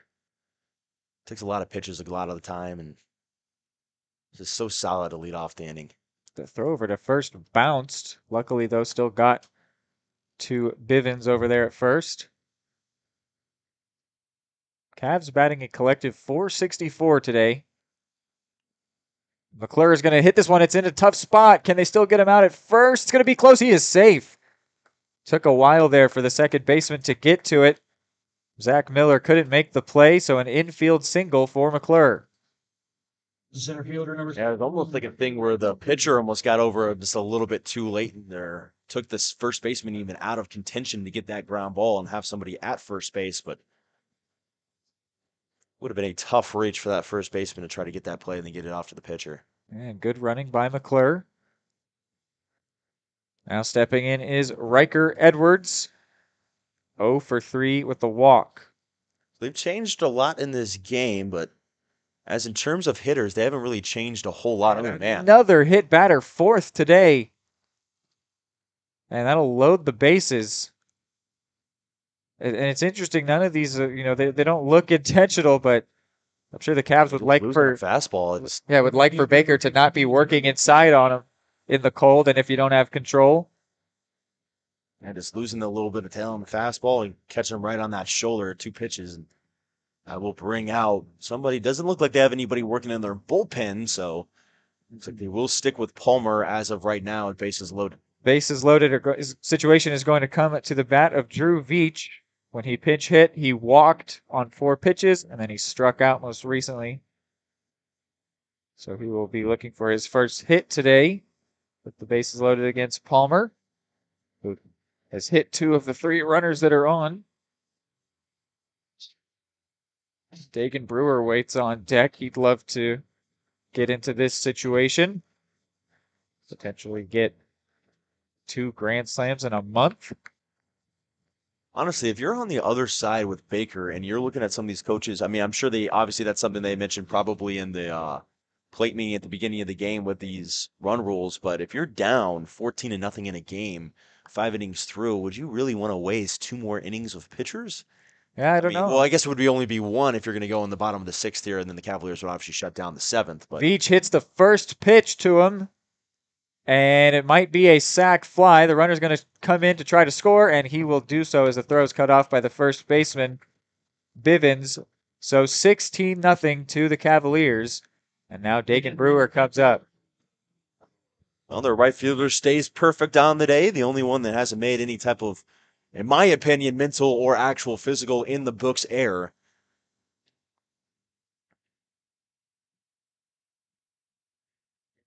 Oof, Dagan Brewer up.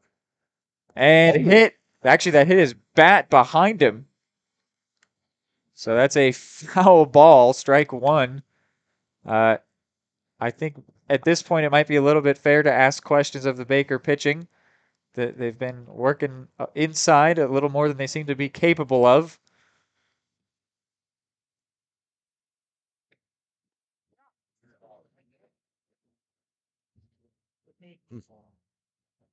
Yeah, I think Brewer is more just kind of trying to lean out of the way. Did not want to get hit a second time. Just wants to hit, and guy just wants to take his hacks.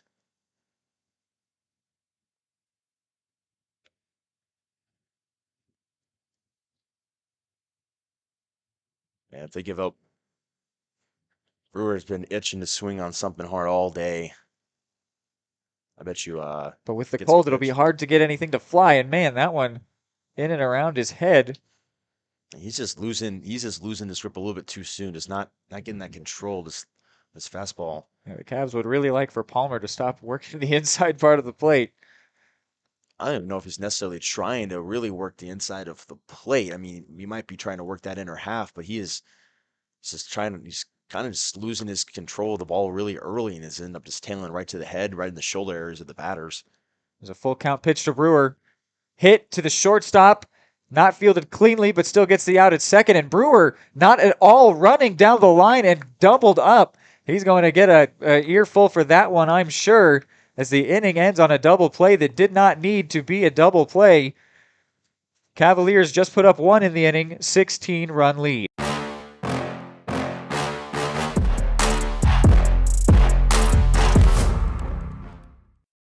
Call insurance agent. Hello, customer. Oh, great. I just had a quick question about my insurance. You are 312th in line. Oh, it's just a real quick question. Would you like a callback in 6 hours? Sometimes humans are just more helpful. Hey, Max, I can answer your insurance question. Awesome.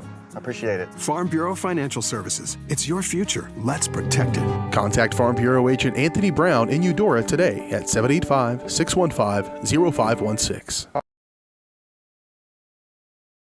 At Kansas Insurance, we know one size doesn't fit all. In fact, our whole mindset is based on customized policies for you and your families. We're local, and we do what we do because we care about you. Think of us as brokers for your insurance needs. Working with Kansas Insurance gets you the award-winning service and attention to detail that only an independent agency can provide. All across Kansas, we're here to help you manage and plan for all types of risk. Contact a local agent today. Kansas Insurance. Local, independent, serving you.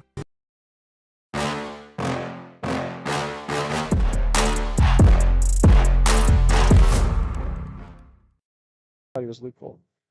New pitcher into the ball game. Landon Folk, number 8. Got to have an interview with him last time that you and me were working a game together. Last time he was against Fort Scott back on March 16th. Pitched an inning in 2/3. Got the save appearance. Gave up 3 hits, 1-8 whip total in that appearance, but did very, very well in getting that save appearance in a very tight game of 7-6 with Fort Scott. Yeah, we ended up giving him player of the game for that one, or at least the highlight with the post-game interview. Where are his season stats now? We talked about how he was trying to recover the overall ERA. Yeah, we were talking about it's at a 6.75 ERA now with a 2.44 WHIP, but that's obviously we were talking about that in that interview. Is really 2 bad outings that he had at the very beginning of the year. Once against Crowder College, another against Amarillo, way at the beginning of the year, early February. But since then, in his last 3 outings, he has done very, very well, not giving up a run. So he has gone 3 2/3 innings in his last 3 2/3 innings worth of work. Has given up just 3 hits, a couple of walks. Been very, very solid. So using his confidence level and really what he was saying, kind of using his teammates and how they never put anybody down to kind of get his confidence level back and get the innings that he wants from Horner. And hopefully he can continue doing it. Seems like a very good guy. Yeah, and he's trying to salvage his season stats, make him look better. He did talk about that he likes working under pressure. That is definitely not the situation here. So hopefully he can stay in the right mindset and make his best pitches rather than trying to just get through the inning. He is hucking at 89 both pitches so far. But the batter Geitzen 1 for 2 with a double. Quickly 3-0 here for Folk. Looks like he might be just overthrown it just a tiny bit. But this 7th inning is also going to be the last inning of this ball game, unless the Wildcats happen to tie it up in the bottom of the inning. Now that would be something I have never before seen on a baseball diamond, which there's not much. Yeah, if you score 16 innings at the top of I haven't seen that. Yeah, no, I think the most in a game where you're down by that. Yeah, I mean, I think the most I came back in a game in 1 inning at the end of a game like that in high school, I think it was 7-1, and we came back and came back at the bottom of the inning and scored 7 and won 8-7. But I mean, yeah, I've never gotten 16 runs and came back at the end of the game like that. That'd be absolutely nuts. This one is going to be out of play on the left side. I was just giving him the benefit of the doubt. I want to make sure that I don't say anything definitive, so then Cavaliers fans come at me if something does happen to go wrong. They could. Yeah, score. If they come back and score 16 runs, I'm blaming you. They could score 16 runs. These things happen. No, they don't, but they could. Nice job. Swing and a miss while we're over here waffling about whatever. That was a Luke great Folk job. out there doing his job, getting the 12th strikeout for Johnson County pitchers. It's a great job by him, just straight up climbing the ladder, getting back from 3-0. Getting 3 beautiful pitches, including that high fastball right on the top of the zone. 90 miles an hour. Not a lot of people for the Baker JV team will touch that. Now the shortstop, Maldonado. A ground out and a fly out.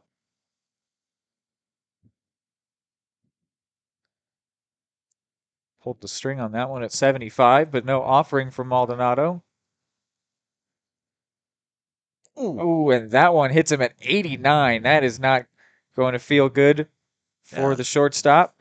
Yeah, 89 miles an hour to a guy that looks like he's about 5'10", $160. And in the cold as well. Yeah, that one's gonna last a while. I should know because I'm only First pitch five. number I'm like 31, 5'11", $175. So Brandon like I Bivens. should know. Gotten hit by 90-mile-an-hour fastballs does not feel good. I wish I was there. I'm like 145, 6 foot 145. Not great.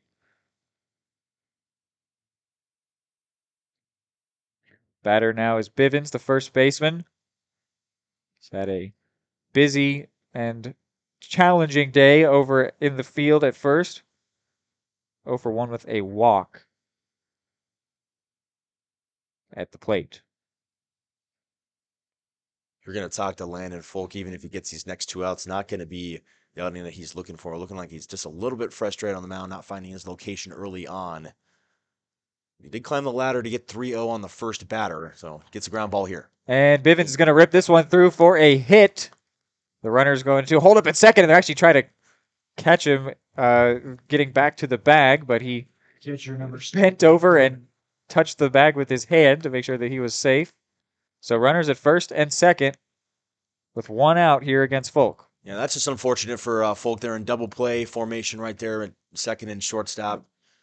Very much over on that side. Not a hard ground ball through, but between the turf as well as the double play depth, not a whole lot you can do when he hits it right into that hole. And now the catcher, Pruitt. You want to talk about a rough day in the field. 4 passed balls for him. And really four pass balls that were bad. I mean, 4 pass balls were, a couple of them really honestly could have been strikes if you would have caught them. They just went right between his legs. And he has not done a whole lot to make up for it at the plate with the strikeout and a flyout.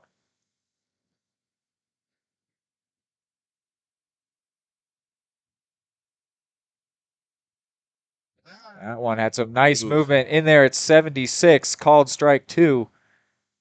Pruitt backed out thinking it might come and hit him, and it dropped into the zone. Now the 1-2, taken well by Pruitt.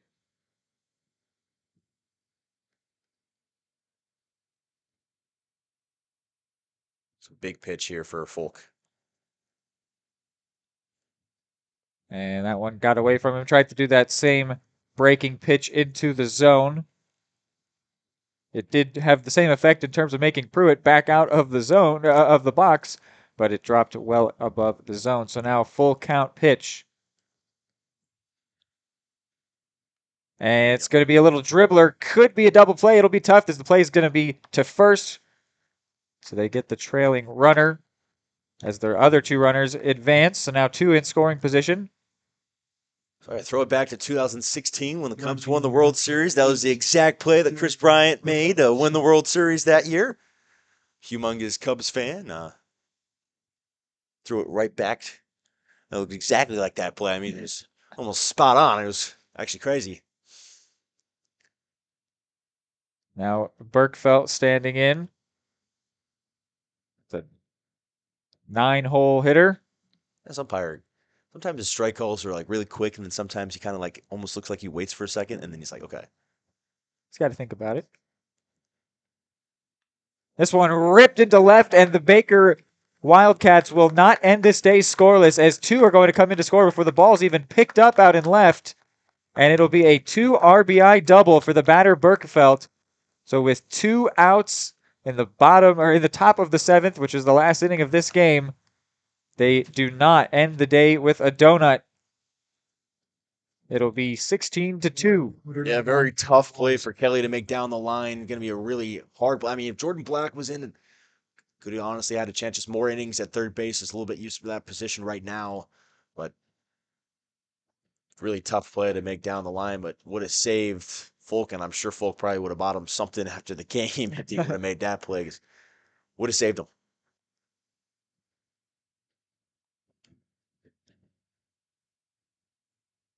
Now in is the left fielder Wallace. 1 for 3. One thing about turf too, and that was that a 1-2 or was that? I think now it's 1-2. Okay, I thought that was a 1-2. Sorry, you were saying? No, I was just saying on that dive. I always say one thing about turf is could have an opinion as long as it's nice dirt, not the stuff where you got concrete and like maybe like a half inch of like dirt and it bounces like completely all the way up like a bouncy ball. But I mean, sometimes it's really honestly frustrating to dive on turf as Hit well. to McClure, fires over to first, and the Cavaliers win the game 16-2. So a very emphatic victory here in game one for the Cavaliers as the number 10 ranked team in the country moved up to 24-7 on the year. It also moves up their game win streak to 5. Cavaliers looking good as we are going to take a break before we get into game 2 here on Johnson County Sports Live.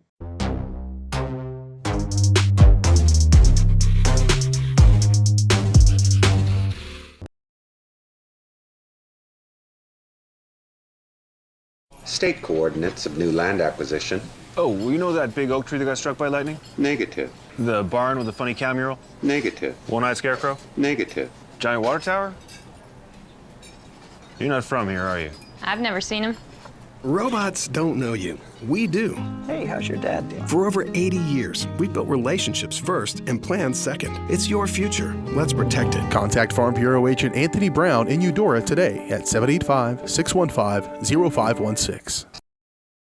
Just like the Cardinals are striving for success, Caw Valley State Bank's mission is your success. At Caw Valley State Bank, they provide the best, most efficient, courteous, and professional banking services possible. And at Caw Valley, they recognize that the customer and their satisfaction is the most important ingredient to growing their community. With all the services you've come to expect from the hometown partner you deserve, Caw Valley State Bank, online at kvsb.com, a proud supporter of Eudora Schools.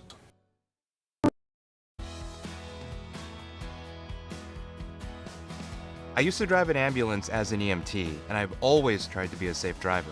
If people knew what I know, lives could be saved. In my car, if I see a truck or bus taking a turn, I know to take my time. When big vehicles turn right, they may swing wide to make the turn. If you try to sneak in, well, it's a lesson you'd rather not learn the hard way. When trucks and buses turn, let's you and I wait. It's our roads, it's our safety.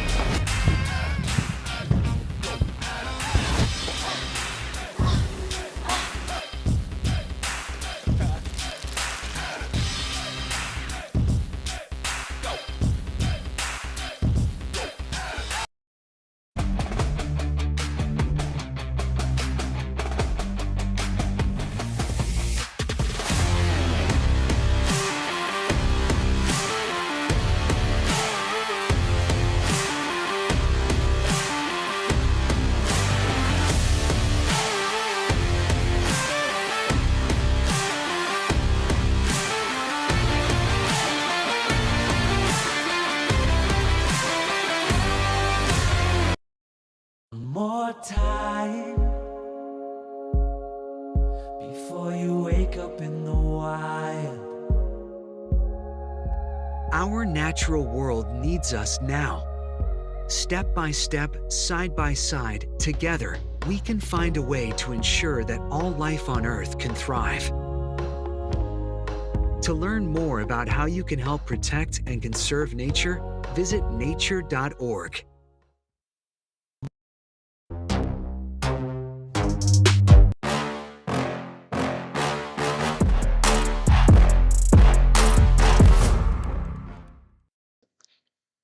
Back here, Johnson County Sports Live, Reed McAvoy, Dylan Vanderveen with you after a 16-2 win for the Cavaliers that, I mean, they put up 9 in the first, so could have even been more maybe, but a comprehensive victory. Unfortunately, they couldn't maintain the shutout in game one, but definitely a comfortable one all around. Looking at some Johnson County stat lines. Yeah, we're going to have to go out to Folk and we're going to have to be like, hey, man. Come on, man. Yeah. What are you doing? Yeah. No, he did say he loves to come into pressure situations. Right, so he had to let up. He had to let up 2 base runners to be under pressure. Exactly, right? exactly. And then he gets a couple of outs, and that's what he does.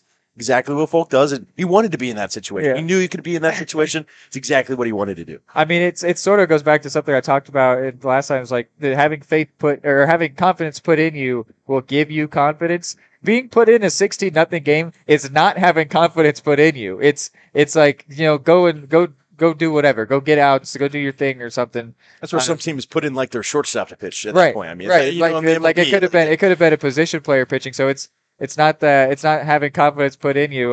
So that doesn't mean that doesn't excuse Folk from trying to get a good inning of work in, but it is a fact of the matter. So looking at the score line or the box score for Johnson County batters first, Jake McClure 3 for 8 with 3 singles, 3 RBIs.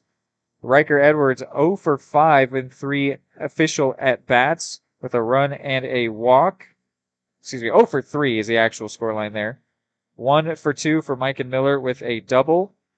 0 for 1 for Veach with a walk, an RBI, and a run scored. Dagan Brewer 1 for 4 with an RBI and a run scored. Cal Kilgore 3 for 3 with a double, 2 runs scored, and also a hit by pitch. Carter Kelly 2 for 3 with an RBI and a run scored. Easton Rowe 2 for 3 with 2 doubles, an RBI, 2 runs scored, and a walk. Cameron Link 1 for 3 with an RBI and 2 runs scored. And Patrick Bergkamp 1 for 3 with an RBI and 3 runs scored. Only 2 batters did not get an RBI in the game, and every single batter scored at least a run, most seeming to have scored 2 or 3. So a seriously effective day for the Cavaliers.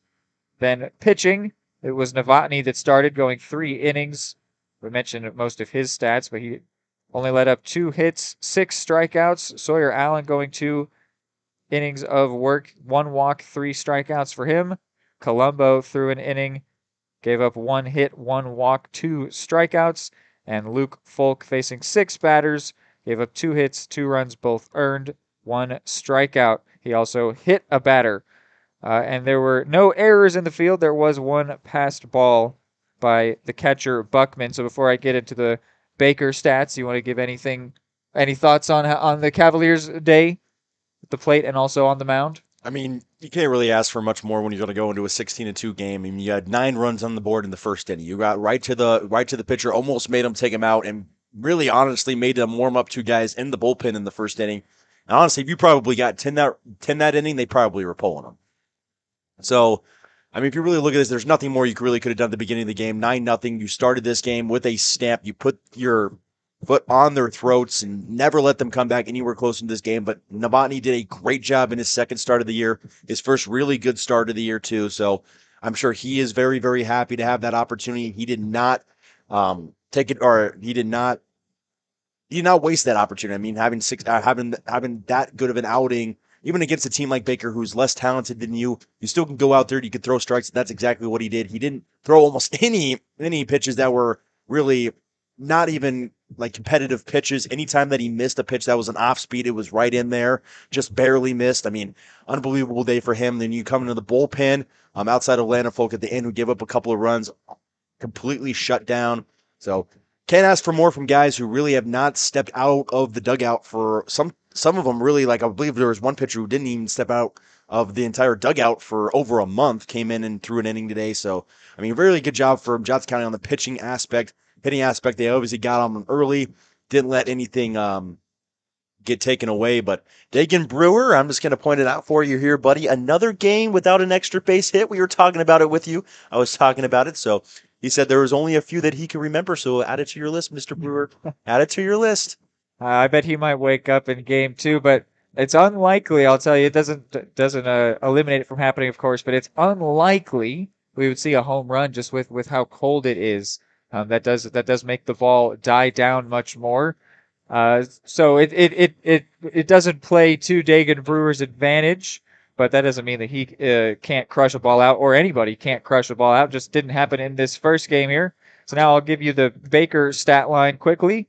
Their leadoff batter Wallace went 1 for 4 with a strikeout. Adams went 1 for 3. Roush, their center fielder, 0 for 2. Zach Miller, 0 for 3. Geitzen, their DH, 1 for 3 with a double. Their shortstop, Maldonado, 0 for 2.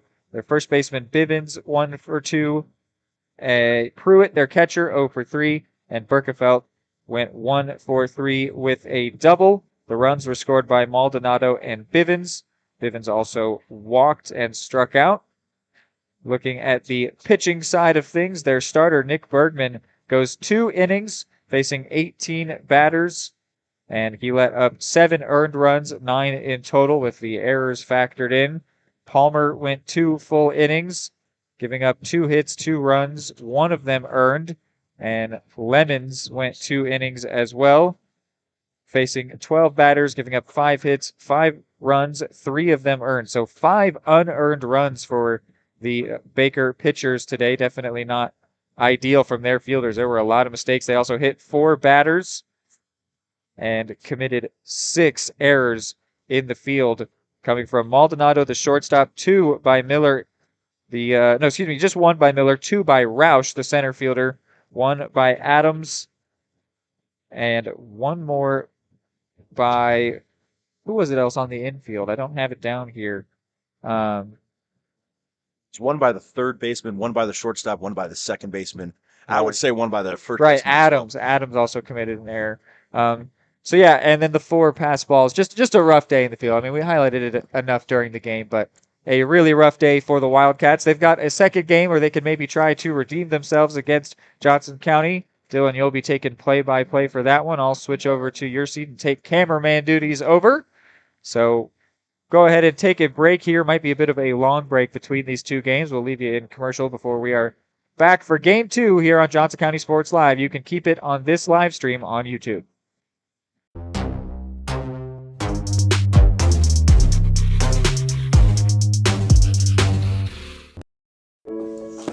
Dad, you need to go. Really? It's important. I feel fine. Look, you cannot mess around with this kind of stuff. Some cancers, man, we just don't want to lose you from something we could have caught. What I need to do? You just give your doctor a call. They'll tell you what screening test you need. Fine. Can I have my pie now? Oh, man.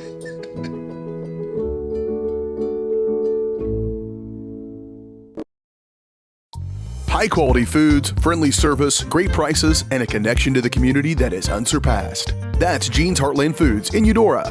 Family-owned, Gene's Heartland Foods offers a convenient one-stop shop, delivering the everyday essentials you need to specialty items from around the world. Gene's friendly staff is here to help you find exactly what you're looking for.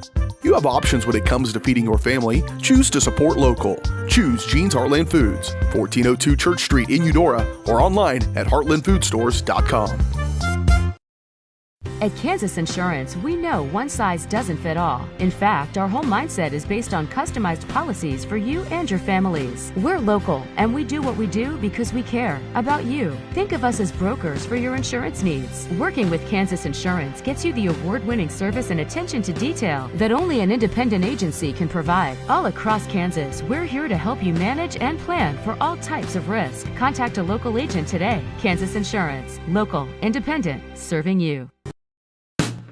Hey folks, save $1,000 on your interior painting project this winter.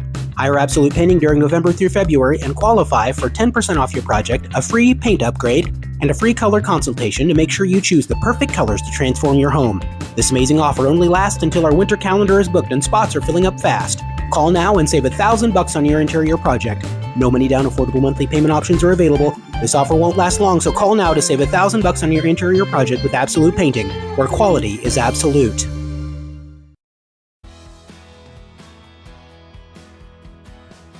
I used to drive an ambulance as an EMT, and I've always tried to be a safe driver. If people knew what I know, lives could be saved. In my car, if I see a truck or bus taking a turn, I know to take my time. When big vehicles turn right, they may swing wide to make the turn. If you try to sneak in, well, it's a lesson you'd rather not learn the hard way.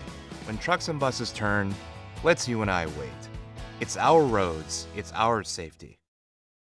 At Kansas Insurance, we know one size doesn't fit all. In fact, our whole mindset is based on customized policies for you and your families. We're local, and we do what we do because we care about you. Think of us as brokers for your insurance needs. Working with Kansas Insurance gets you the award-winning service and attention to detail that only an independent agency can provide. All across Kansas, we're here to help you manage and plan for all types of risk. Contact a local agent today. Kansas Insurance. Local, independent, serving you.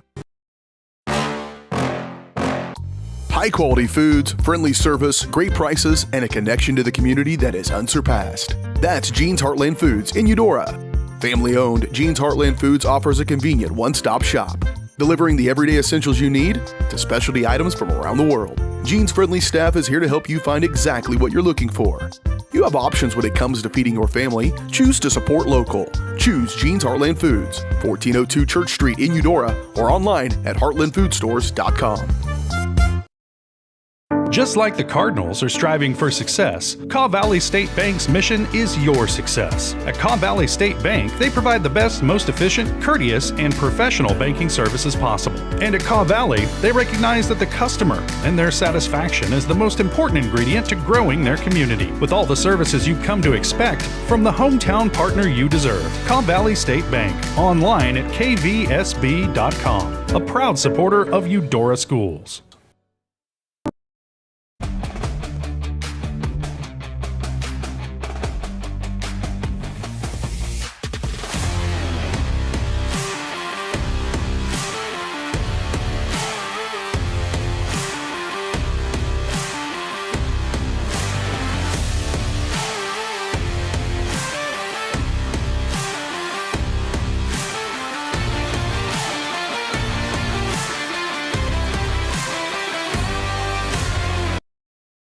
Prescription drug pricing points to corporate Freedom of the press is about your right to know. and Clark sheer athleticism. It's about your right to be informed.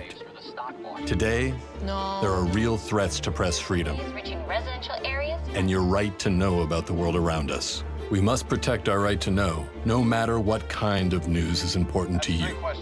Before it's too late, understand the threats. ProtectPressFreedom.org. Hey folks, save $1,000 on your interior painting project this winter. Hire Absolute Painting during November through February and qualify for 10% off your project, a free paint upgrade, and a free color consultation to make sure you choose the perfect colors to transform your home.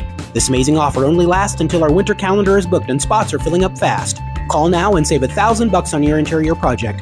No money down, affordable monthly payment options are available. This offer won't last long, so call now to save $1,000 on your interior project with Absolute Painting, where quality is absolute. At Kansas Insurance, we know one size doesn't fit all. In fact, our whole mindset is based on customized policies for you and your families. We're local, and we do what we do because we care about you. Think of us as brokers for your insurance needs. Working with Kansas Insurance gets you the award-winning service and attention to detail that only an independent agency can provide. All across Kansas, we're here to help you manage and plan for all types of risk. Contact a local agent today. Kansas Insurance. Local, independent, serving you.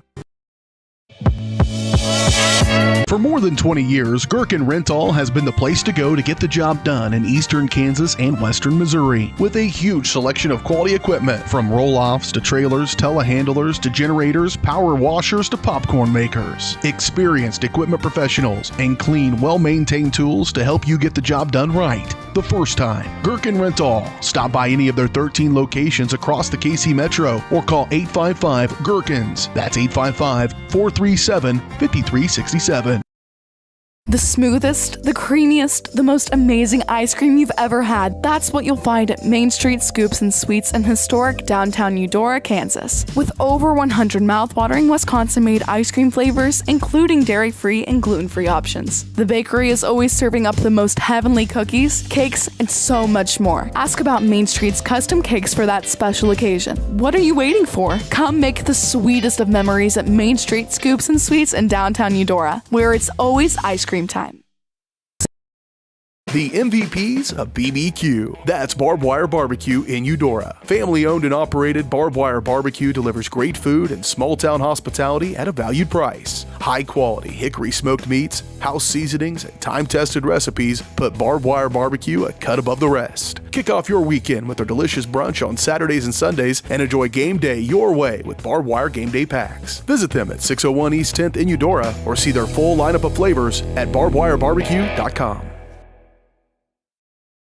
The Supplemental Security Income Program provides monthly payments to help meet basic needs, like putting food on the table, paying the rent, or buying new shoes for growing feet. You may qualify if your income and financial resources are low and you are 65 or older, or an adult or child with a disability or who is blind. Call 1-800-772-1213 or go to ssa.gov/SSI to start to apply. Produced at U.S. taxpayer expense.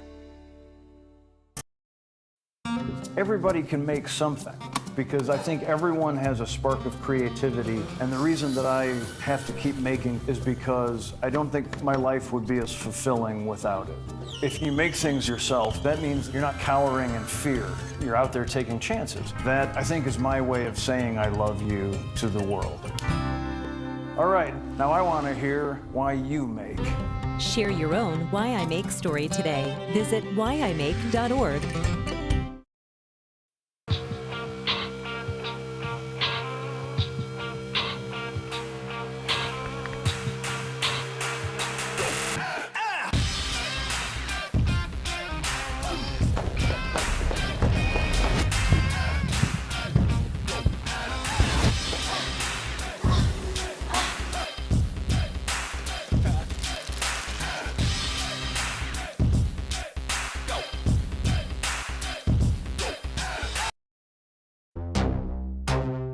What would happen if I had to pick up the phone, call 911? State coordinates of new land acquisition. Oh, well, you know that big oak tree that got struck by lightning? Negative. The barn with the funny cow mural? Negative. One-eyed scarecrow? Negative. Giant water tower? You're not from here, are you? I've never seen him. Robots don't know you. We do. Hey, how's your dad doing? For over 80 years, we've built relationships first and plans second. It's your future. Let's protect it. Contact Farm Bureau Agent Anthony Brown in Eudora today at 785-615-0516. Just like the Cardinals are striving for success, Caw Valley State Bank's mission is your success. At Caw Valley State Bank, they provide the best, most efficient, courteous, and professional banking services possible. And at Caw Valley, they recognize that the customer and their satisfaction is the most important ingredient to growing their community, with all the services you've come to expect from the hometown partner you deserve. Caw Valley State Bank, online at kvsb.com, a proud supporter of Eudora Schools.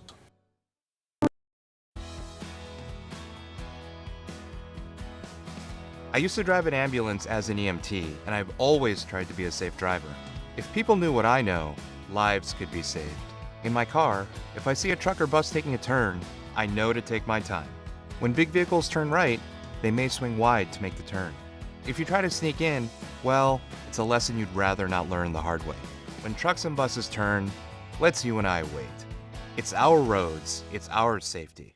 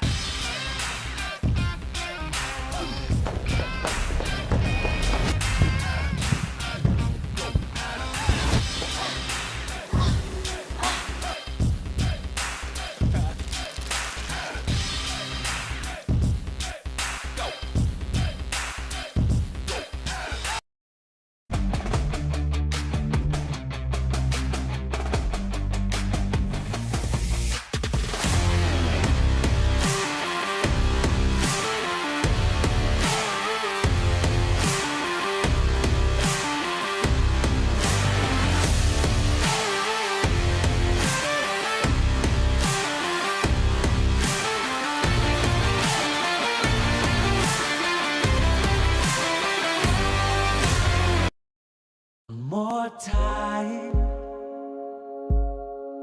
before you wake up in the wild.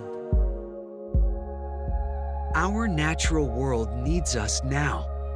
Step by step, side by side, together, we can find a way to ensure that all life on Earth can thrive. To learn more about how you can help protect and conserve nature, visit nature.org.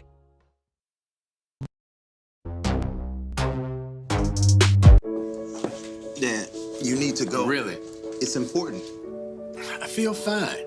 Look, you cannot mess around with this kind of stuff. Some cancers, man, we just don't want to lose you from something we could have caught. What I need to do? You just give your doctor a call. They'll tell you what screening test you need. Fine. Can I have my pie now? Oh, man.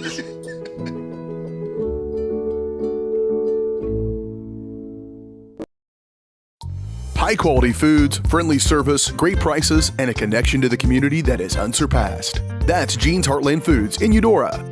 Family-owned, Jean's Heartland Foods offers a convenient one-stop shop, delivering the everyday essentials you need to specialty items from around the world. Jean's friendly staff is here to help you find exactly what you're looking for. You have options when it comes to feeding your family. Choose to support local. Choose Jean's Heartland Foods, 1402 Church Street in Eudora, or online at heartlandfoodstores.com. At Kansas Insurance, we know one size doesn't fit all. In fact, our whole mindset is based on customized policies for you and your families. We're local, and we do what we do because we care about you. Think of us as brokers for your insurance needs. Working with Kansas Insurance gets you the award-winning service and attention to detail that only an independent agency can provide. All across Kansas, we're here to help you manage and plan for all types of risk. Contact a local agent today. Kansas Insurance. Local, independent, serving you. Hey folks, save $1,000 on your interior painting project this winter. Hire Absolute Painting during November through February and qualify for 10% off your project, a free paint upgrade, and a free color consultation to make sure you choose the perfect colors to transform your home. This amazing offer only lasts until our winter calendar is booked and spots are filling up fast. Call now and save $1,000 on your interior project. No money down, affordable monthly payment options are available. This offer won't last long, so call now to save $1,000 on your interior project with Absolute Painting, where quality is absolute.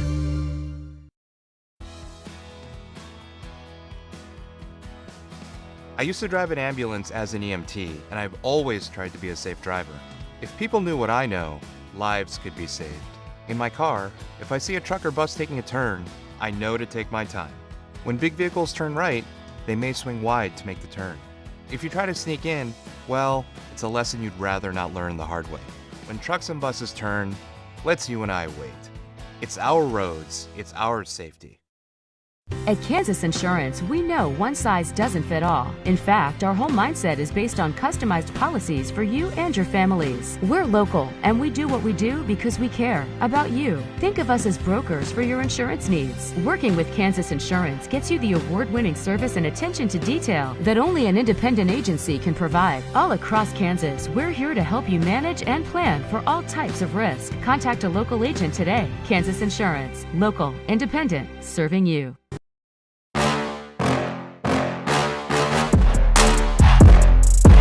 What would happen if I had to pick up the phone, call 911 for one of my family members or one of my neighbors? What would I do if no one was on the other end to respond?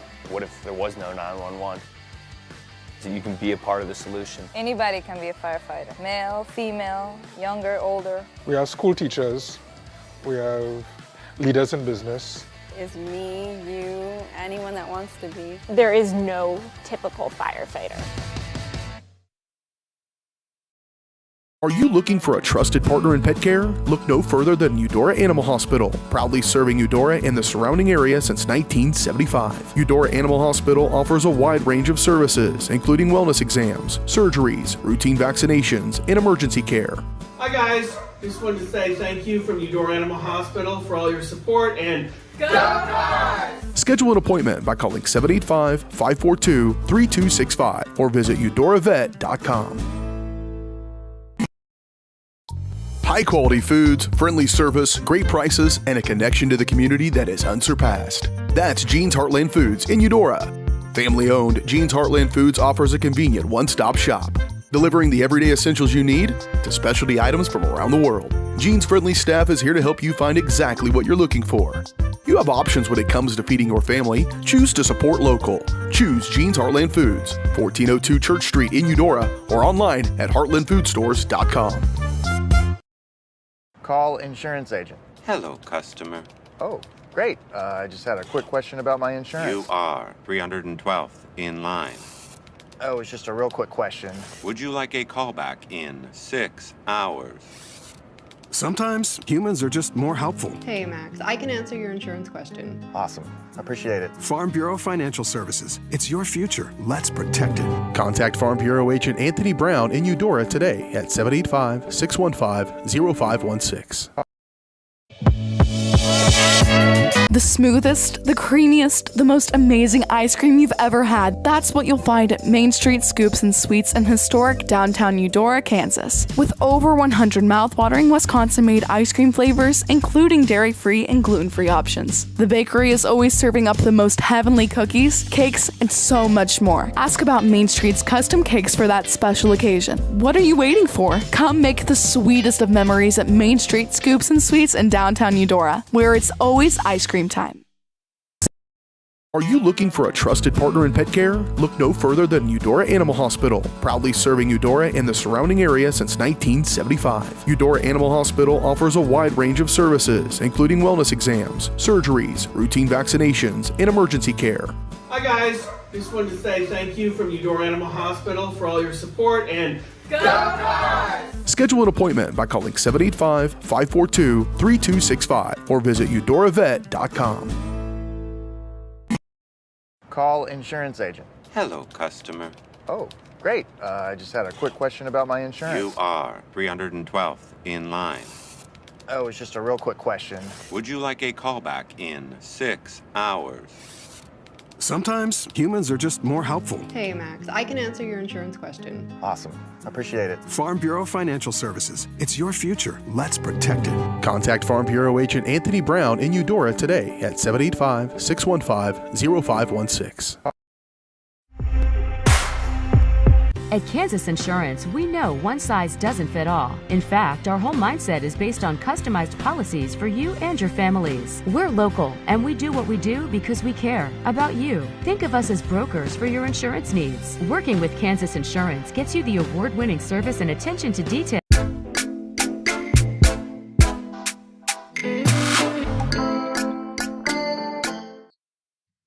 All right, well, we are abruptly getting started here, so Dylan's actually not yet back in the booth. I will take you for play-by-play. So for now at least. So that's going to be Dylan's job going forward. Wallace, the leadoff hitter, coming up against Goldie. Saya Golden is the pitcher.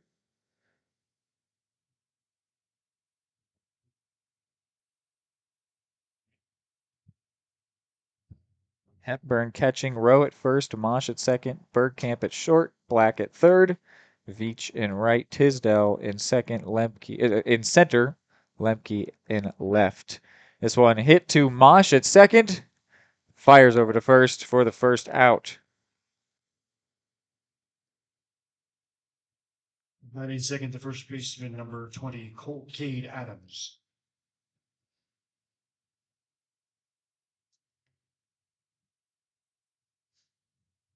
Now batting is Adams.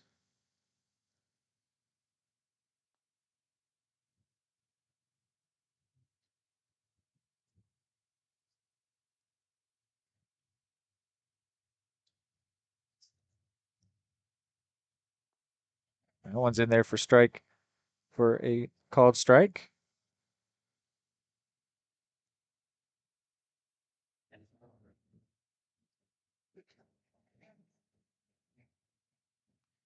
And that one hit foul on the right side.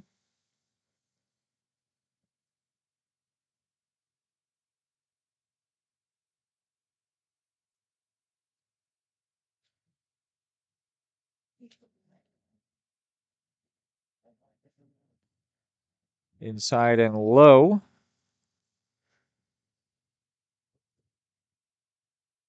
Looking at Josiah Golden's stats coming in, a 4.32 ERA through 25 innings of work. This will be his 7th start and his 7th appearance. Gets a swing and a miss strikeout there. Should be his 38th strikeout on the season. He has allowed 12 runs, all earned, 6 walks, 24 hits, 2 home runs. He has a 1.2 whip, a 4-0 record. The batter now is Selbach. Selbach will also be the pitcher for Baker.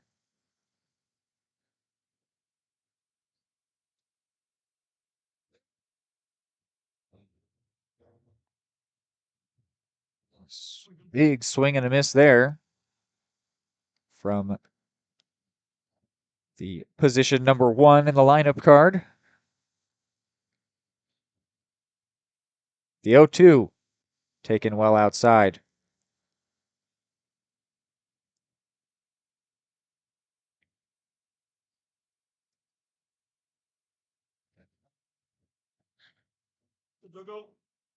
So a clean slate for these Wildcats that got off to a rough start in the last game, and that one is going to say is in there. So a second strikeout in the first inning for Golden sees the Wildcats scoreless through the top of the first. Cavs coming up to bat next.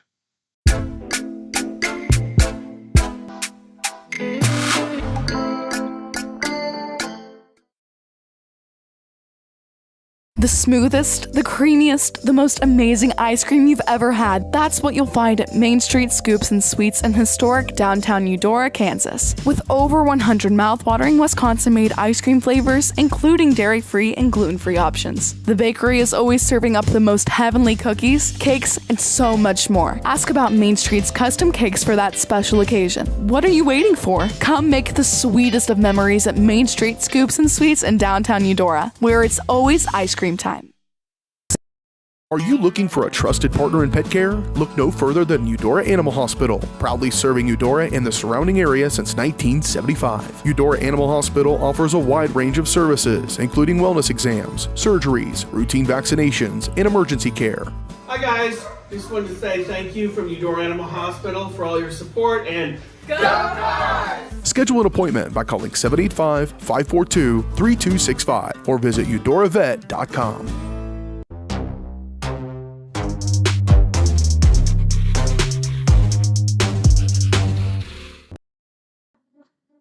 Welcome back in here. Bottom of the first, as I see Dylan about to enter into the booth. Finally here with me.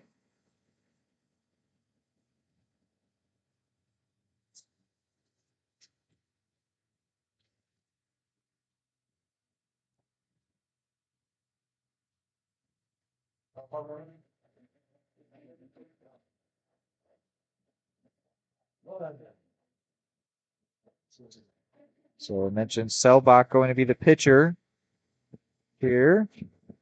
Just hit for himself, struck out when he did so. Leading off, it's going to be Lemke. Will be followed up by Veach and Ma. Cameron Selvach.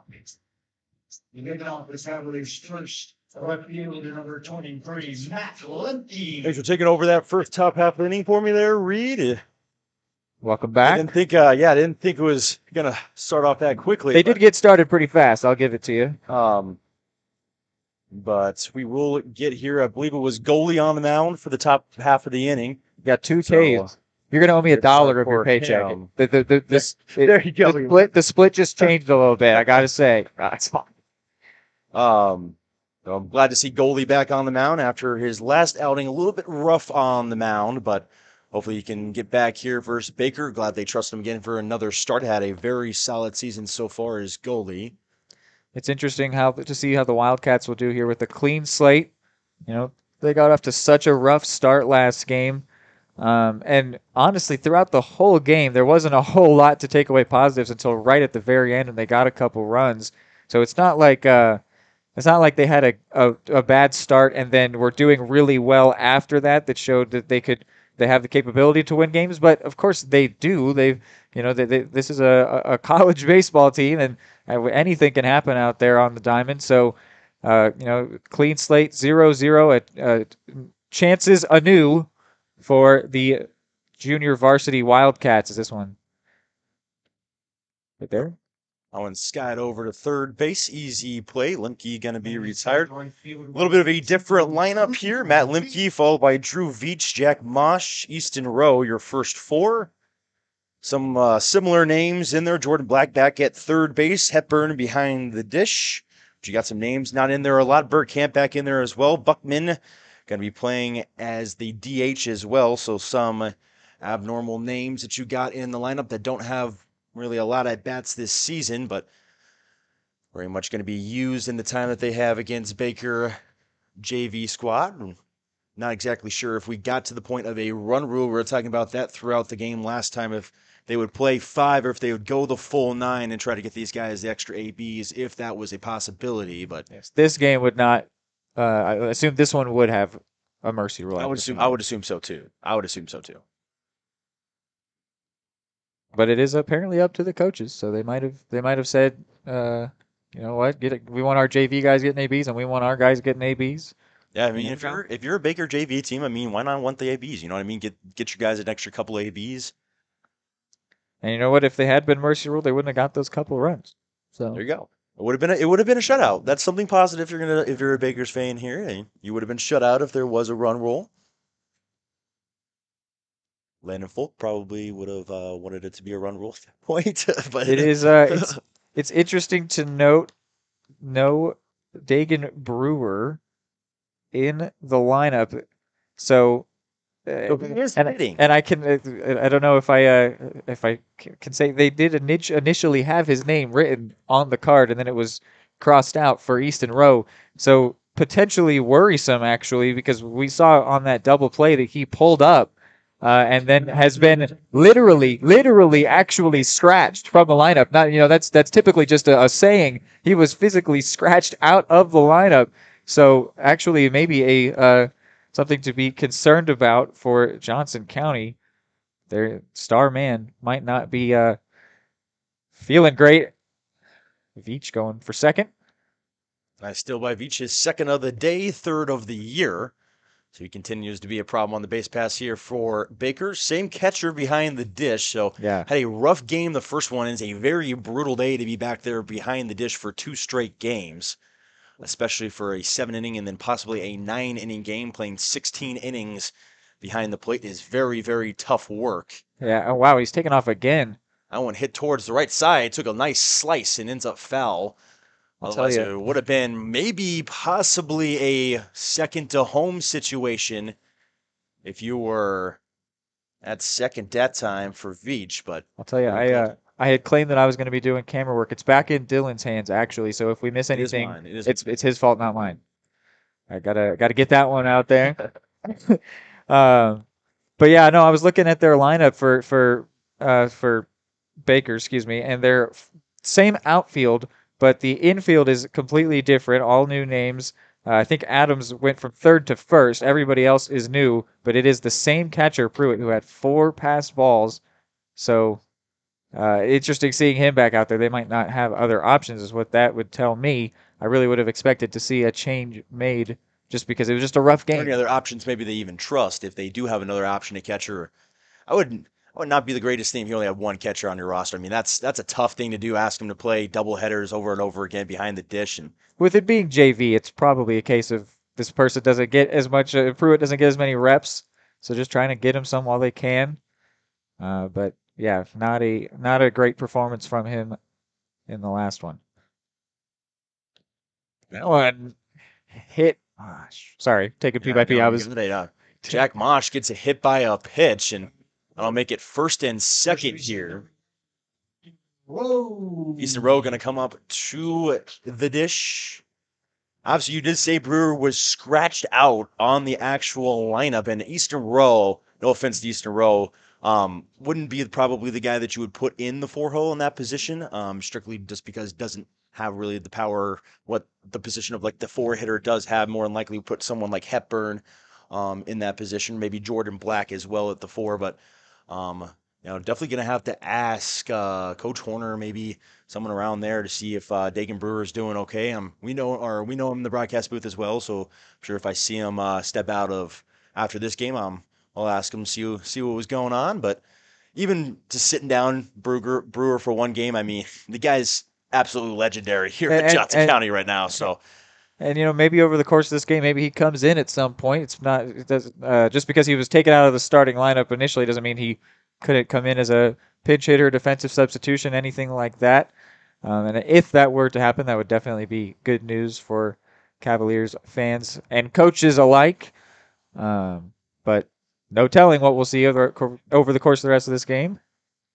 Big swing and miss that time from Easton Rowe. Barely missed it, and back to evens at 2-2.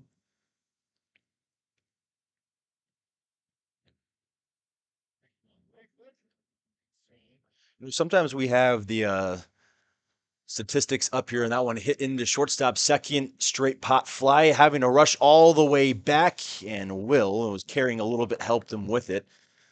It'll stay first and second now, 2 gone after the pop up by Rowe.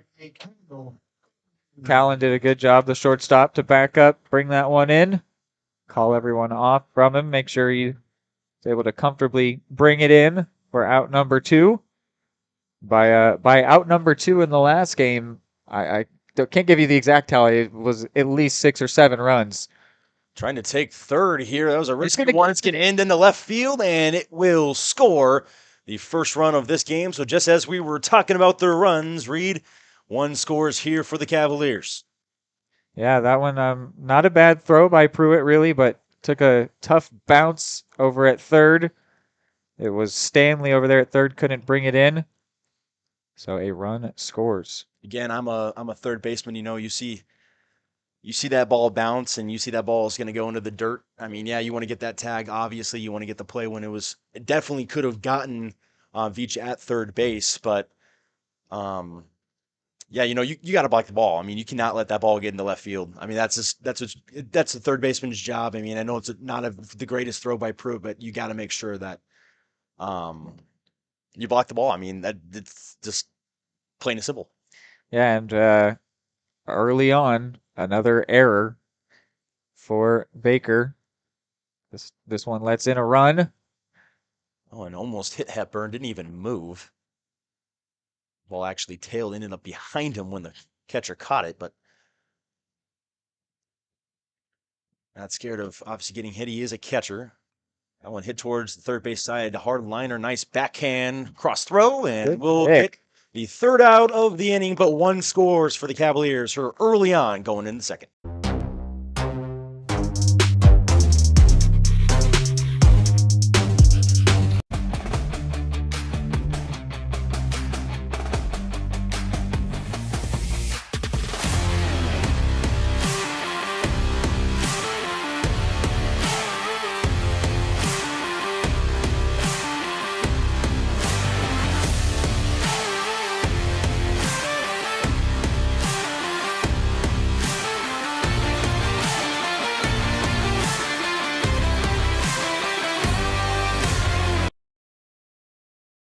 Question: what will you find on all over-the-counter or OTC medicine packages to help you choose the right drug and use it safely? The answer: the drug facts label. This label lists the medicine's active ingredients and purpose, how much to take, and warnings you should know before using it. Remember, even OTC medicines you buy without a prescription can cause side effects you don't want. So follow the information listed on the drug facts label. For more information, visit fda.gov/drug facts label. A message from the U.S. Food and Drug Administration.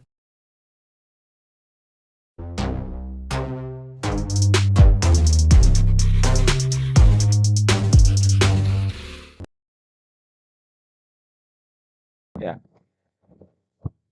Welcome back in here, Johnson County Community College. Dylan Vanderveen on the mic here with you. Goldie back on the mound for the second inning for Johnson County. Did a good job in the first. Got a couple of Ks, both on Selbeck and on Adams. We'll look to continue that.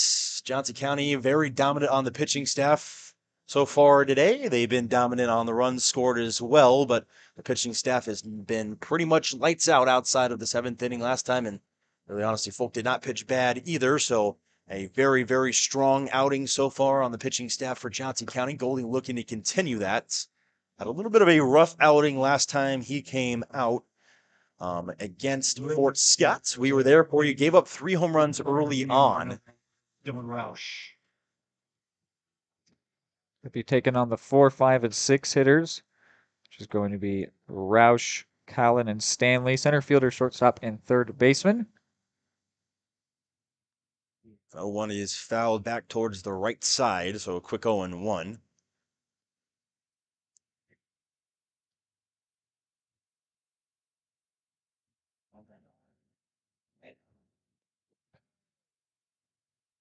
Last game, Roush went 0 for 2 with a walk. So you mentioned the last outing against Fort Scott. 3 innings pitched, 6 earned runs against Goldie.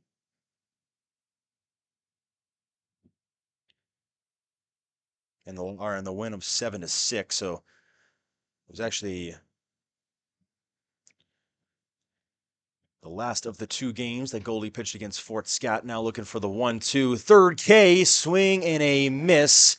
Got him on the breaking pitch, and that's strikeout number 3 here for Goldie. 1 down here in the second. Nicely done there. I like, too, the tag from Hepburn. Keeping it easy. I don't know if he actually had to throw that down to first, but just in case he always tag with the runner. Yeah, why not? Even maybe if the umpire doesn't see that you caught it, and you have to throw it down there, it ends up in right field. Well, should have tagged him.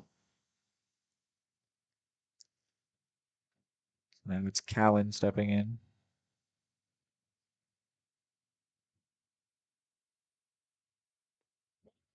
Goldie, the first of the delivery, a little bit low for that time. Reached 89 miles an hour, however. So he is hucking. One hit towards the left side. Foul, and nice one-handed catch on the on-deck circle. That was Stanley there for that play at the on-deck.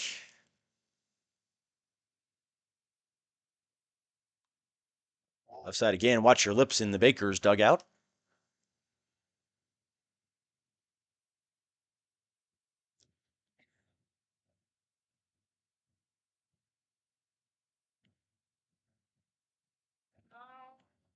Baker just 4 hits in the 5 hits in the last game.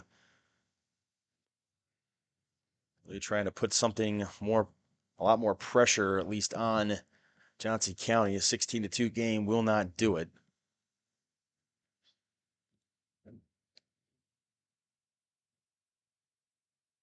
Here's Goldie for the 1-2. His slow delivery. That one ends up just a little inside 89 again.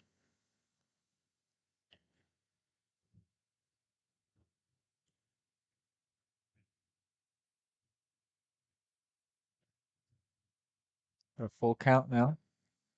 That one, strike 3, second K of the inning, 4th of the day here for Goldie. And he is lights out right now. Definitely comfortable up on that mound. 5 batters faced 4 strikeouts. That'll do ya. Josiah Golden, love to see that. So it's now Stanley coming up. Delivers a strike 1 right on the outside corner, right at the knees, right where you want it for the first pitch. Golden has a 13.3 K per 9. Don't know if we'll get to see 9 innings in this one, but off to a great start to keep that tally up.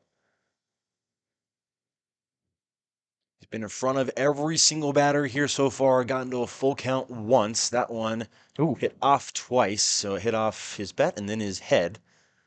Will be a foul ball and another 0-2 pitch coming.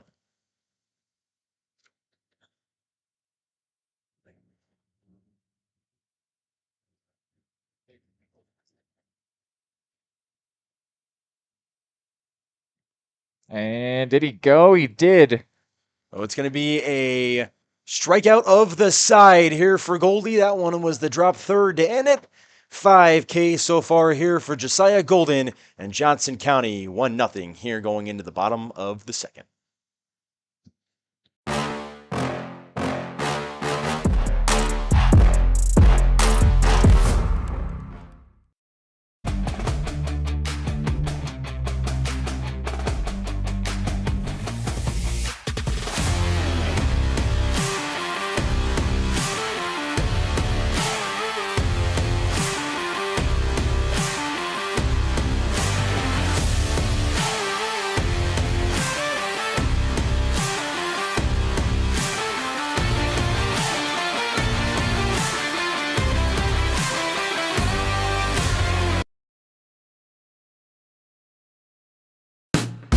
Hey folks, save $1,000 on your interior painting project this winter. Hire Absolute Painting during November through February and qualify for 10% off your project, a free paint upgrade, and a free color consultation to make sure you choose the perfect colors to transform your home. This amazing offer only lasts until our winter calendar is booked and spots are filling up fast. Call now and save $1,000 on your interior project. No money down, affordable monthly payment options are available. This offer won't last long, so call now to save $1,000 on your interior project with Absolute Painting, where quality is absolute.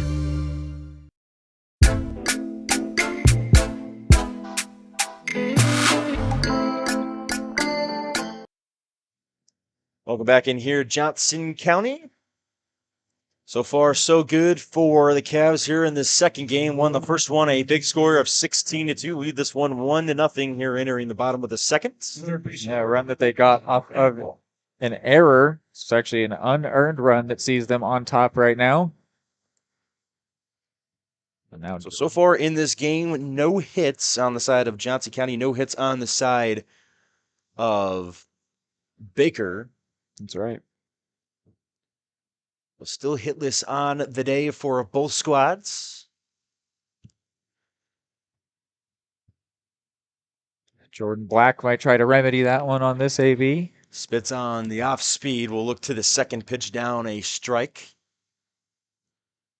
Jordan Black sat last game, had Kelly playing at third.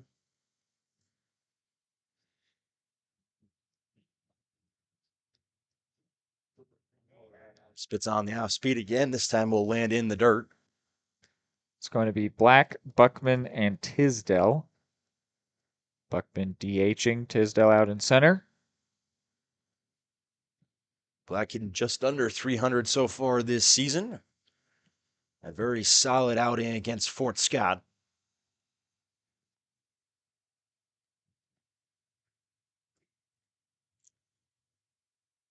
Also had he had a home run against Dodge City as well.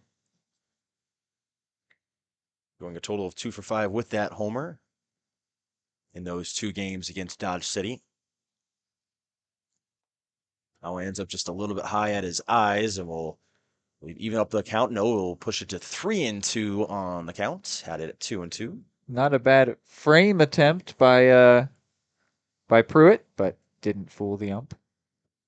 This one close. And we'll land low again on the off speed, and Jordan Black will take the 6-pitch walk, and it will bring up Tyler Buckman here to the plate.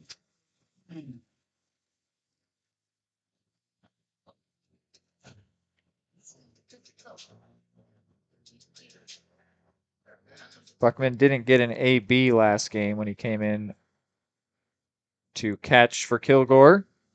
So first swings of the day for him. He spits on the off speed, the slider that rolls in on him. He only got 8 at-bats so far this year if you're Buckman. He has hit 500 in those at-bats.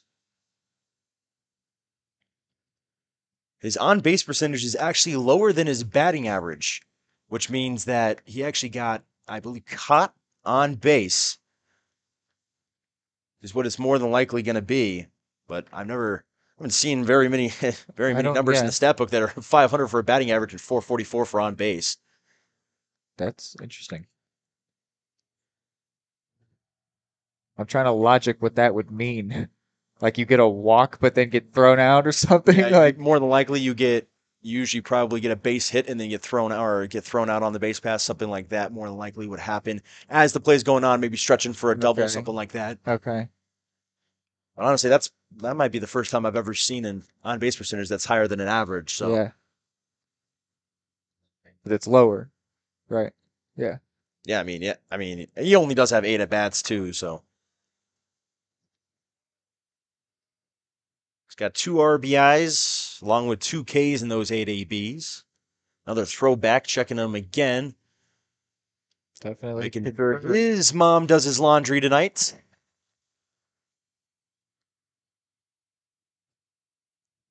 They're definitely concerned with Jordan Black over at first. He is taking off, get a great jump. So he will take it without any throw. It was not the pitch to really throw down on anyway and off speed, but Jordan Black read that all the way. what's funny is it was actually kind of a horrible jump. He should have been completely left out to dry because he went well before the pitcher started. But because the pitcher didn't realize, you're totally right. It was the perfect jump. Clearly, he knew something about the way that that cell box motion works, and stole that base easily. Tyler Buchan goes down on strikes, his third K of the year. It's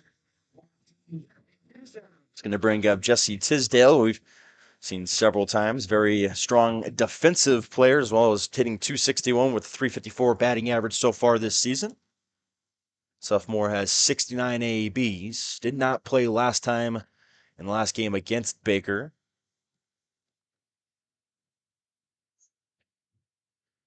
Against Dodge City, went 1 for 6 in the 2 games.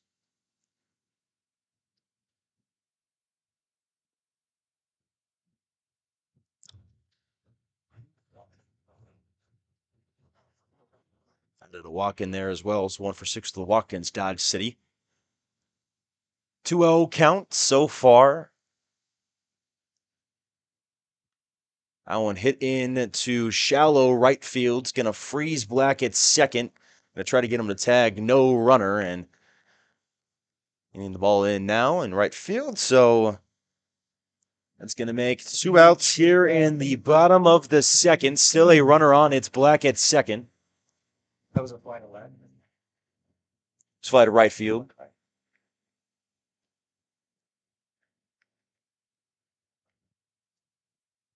Bergkamp last game went 1 for 3, scored 3 runs, and had an RBI.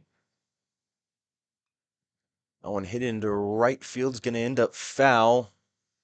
And just in play, but not before anybody could get there.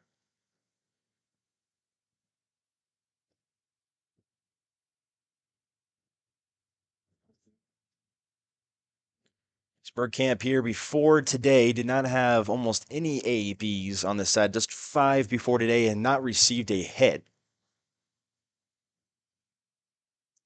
Oddly enough, Johnson County still hitless, despite having a runner on second and a lead. They actually have yet to register a base hit against Here on the Selden. scoreboard, there's 1 hit for the Cavaliers, but there is no hits on either side. That's going to be from the error that happened. Checking him at second base this time. And Jordan Black must have his motion timed up because he is really worried about Jordan Black, who's only got, with that stolen bag he had today, 6 stolen bags on the year. Anything to get into the head of the pitcher, especially since Selbach's doing pretty well so far.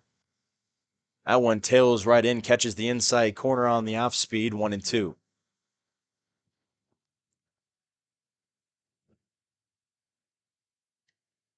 Got to do your job here if you're Bergkamp. Get it to the right side, put something in play. Puts it right to center field. That one's going to land right and lined out. So nice contact by Bergkamp. Does not land, and it ends up a 0 on the scoreboard for the Cavaliers entering to the third.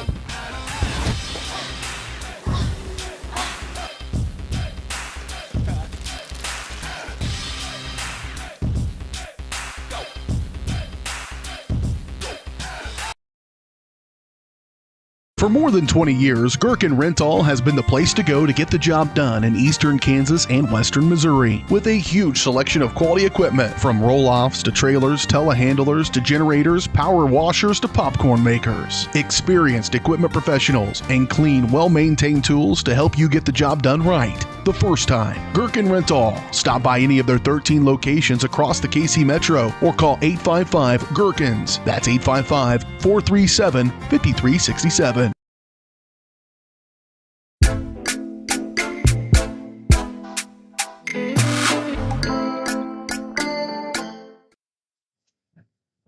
Hey, welcome back in here at Johnson County. Coming up here in the order, it's going to be the 7, 8, 9 batters. Pruitt's going to come up first, the catcher. Goldie had a phenomenal day here so far, 5 Ks. He struck out the last 5 batters. Was having one of the better days that he's seen so far for Johnson County this year, and he's been a really unbelievable pitcher for Johnson County. Had a couple of outings where he's gotten blown up and been pretty consistent. Last game, Pruitt, the batter, went 0 for 3 with 1 K.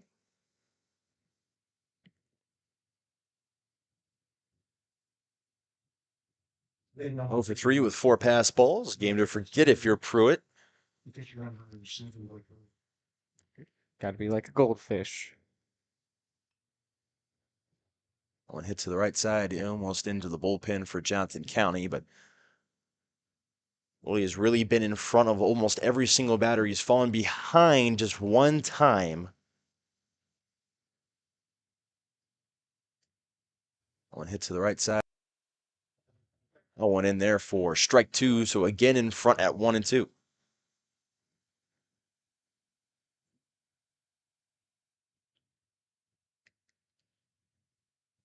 The 1-2 delivery, that one a nice pitch, but just fouled off by Pruitt. Nice job to get any piece of barrel on it.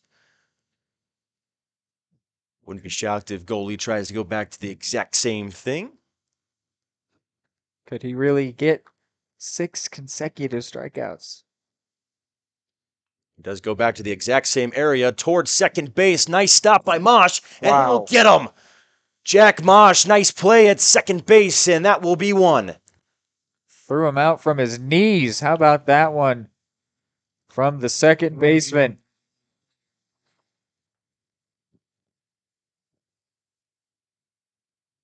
So Mosh, a nice play to save, and still no hits given up by Goldie so far in this game.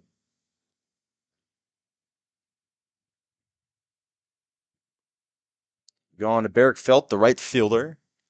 One of the only ones to really play a good defensive game last time for Baker. He went 1 for 3 with 2 RBIs and a strikeout last game.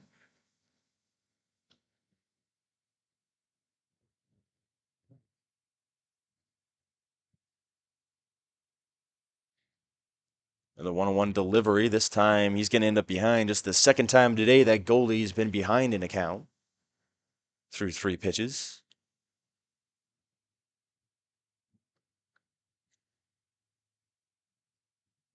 That one hit towards the shortstop. Going to be an easy candy hop play. Thrown over to first, and the second out of the inning. Can get any easier if you're Bergkamp. Off the turf, 2 hops. So now it's going to be Chard coming in. Did not play last game. 99 to city base, number 15, Eden Shard. Goalie trying to make here quick work. No strikeouts so far in this inning. Did strike out 5 of the first 6. An 0-1 or 1-0, excuse me. Ball ended up in the dirt.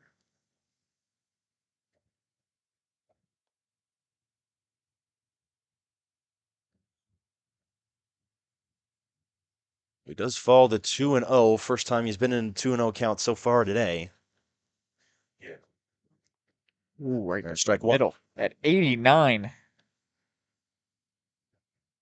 He said, catch up to this one, I dare you. He's been throwing right between 87, 89 when he's throwing his hardest. That one is short ground ball. Nice fielded. Oh, Jordan Black couldn't get the little short hop in. There'll be an error put on Jordan Black. So still no hits in this game, but has had a couple of errors. Don't worry, Mr. Black. I know how hard that play could really be, trying to get that throw out quickly. Yeah, that's crazy. No hits, though, through this top 3 so far. That is an interesting statistic. Both pitchers doing fairly well so far, even though Johnson County leads this 1-0. That looked like he almost left the box before even trying to swing. Had a check on him, was Wallace. The only one to not strike out of the first 6 batters is Wallace.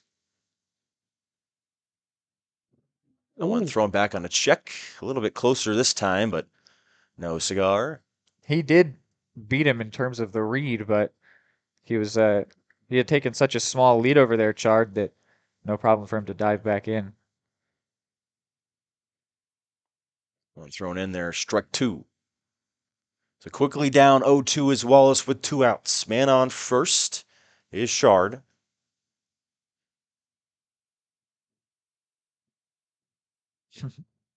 Worked it back there.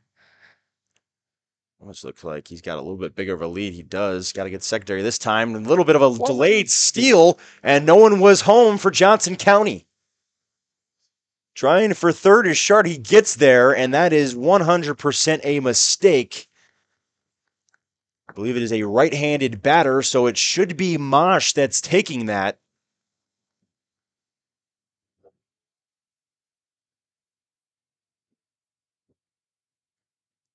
Yeah, that's going to be on the middle infielders not communicating and getting there on the late steal. I think they were just too focused on the play at home, which makes sense. It was a good job by Shard to really delay that steal attempt. And now this inning has 2 errors by Johnson County. Definitely uncharacteristic. However, still a donut up there for Baker. So if they can get out of this one, they can just forget about it and move on. Now went over to Black. He fields it cleanly this time, throws across the diamond, and that will be the 3rd out of the inning. Johnson County, despite their little miscommunications on defense, gets out of it with a 0 going to the bottom of the 3rd.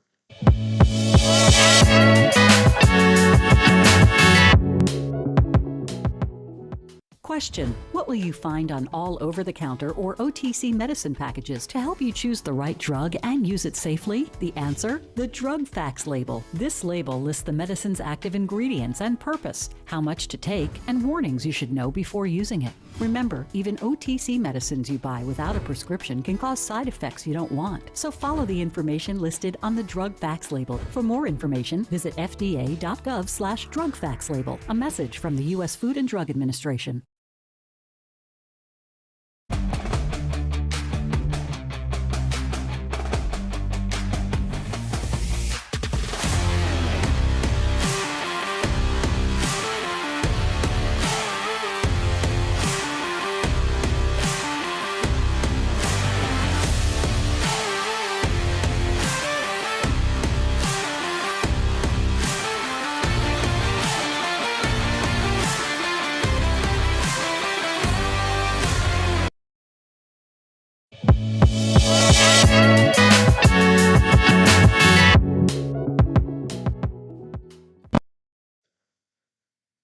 Welcome back in here to Johnson County, and good start so far for the Cavaliers, getting out of a little bit of a defensive miscommunication that inning. Had a throw by Kilgore that no one was home on a delayed steal at second. Got a runner to third, but he did not score. Hepburn is the catcher. Hepburn, yeah, you're right. You're right. I made the same mistake in the break. So it's all good. Yeah. So it is going to bring up 1, 2, 3, the top of the order here for Johnson County. Lemke is going to be first. Veach on deck. I wanted to mention that Veach does have 3 stolen bases today. If you count that one at third base as a stolen base, then an error, or if you're just going to count it straight up an error. But he does have at least 2 stolen bases. So some speed on deck if Lemke can get on as well. Lemke popped out to first last time. Selbach has already passed 40 pitches, but despite the run on the board, which is unearned, no hits. I want to hit into shallow center field, trying to make a run on it, and makes the catch. Maybe made it look a little more complicated than it was. So 1 out here early. Lemke, that fly out 0 for 2, and that's going to bring up Veach.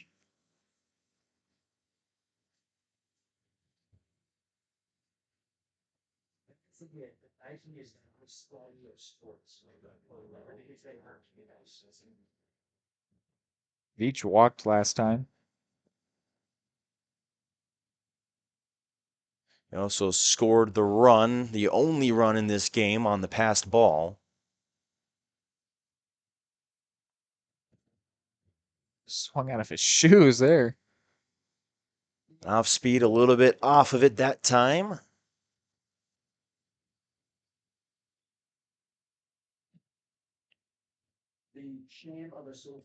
That one hit into center field. That's going to fall. The first base hit today for Johnson County. And it comes off the bat of Drew Veach. And that's going to bring up Mosh here with a runner on first. So the Baker no-hitter has died. Second baseman number 37, Jack Mosh.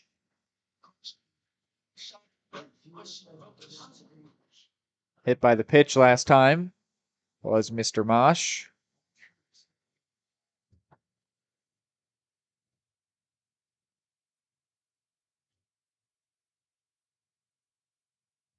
Seems that Selbach likes to be concerned about his runners, and now manager meeting. There's going to be it's going to be a mound visit here for Baker.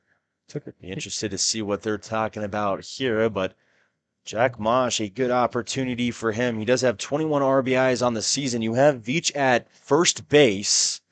He's got some serious stealing ability already. He has stolen 2 bases today.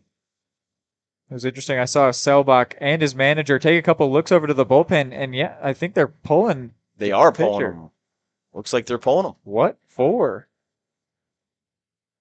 How interesting. Just he gives up his first hit, and that was it.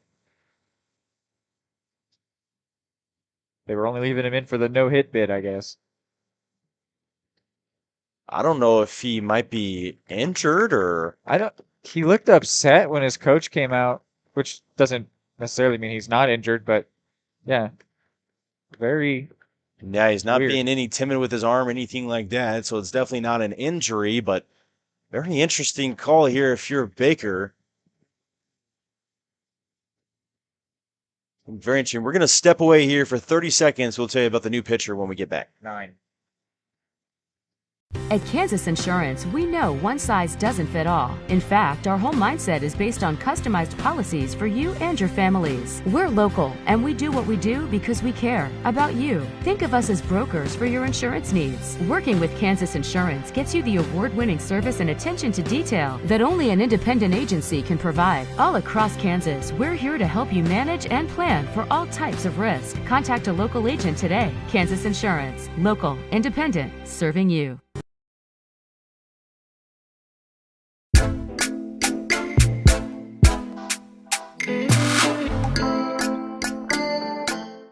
This guy throws.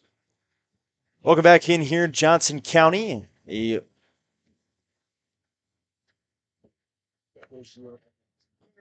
So it is 1-0.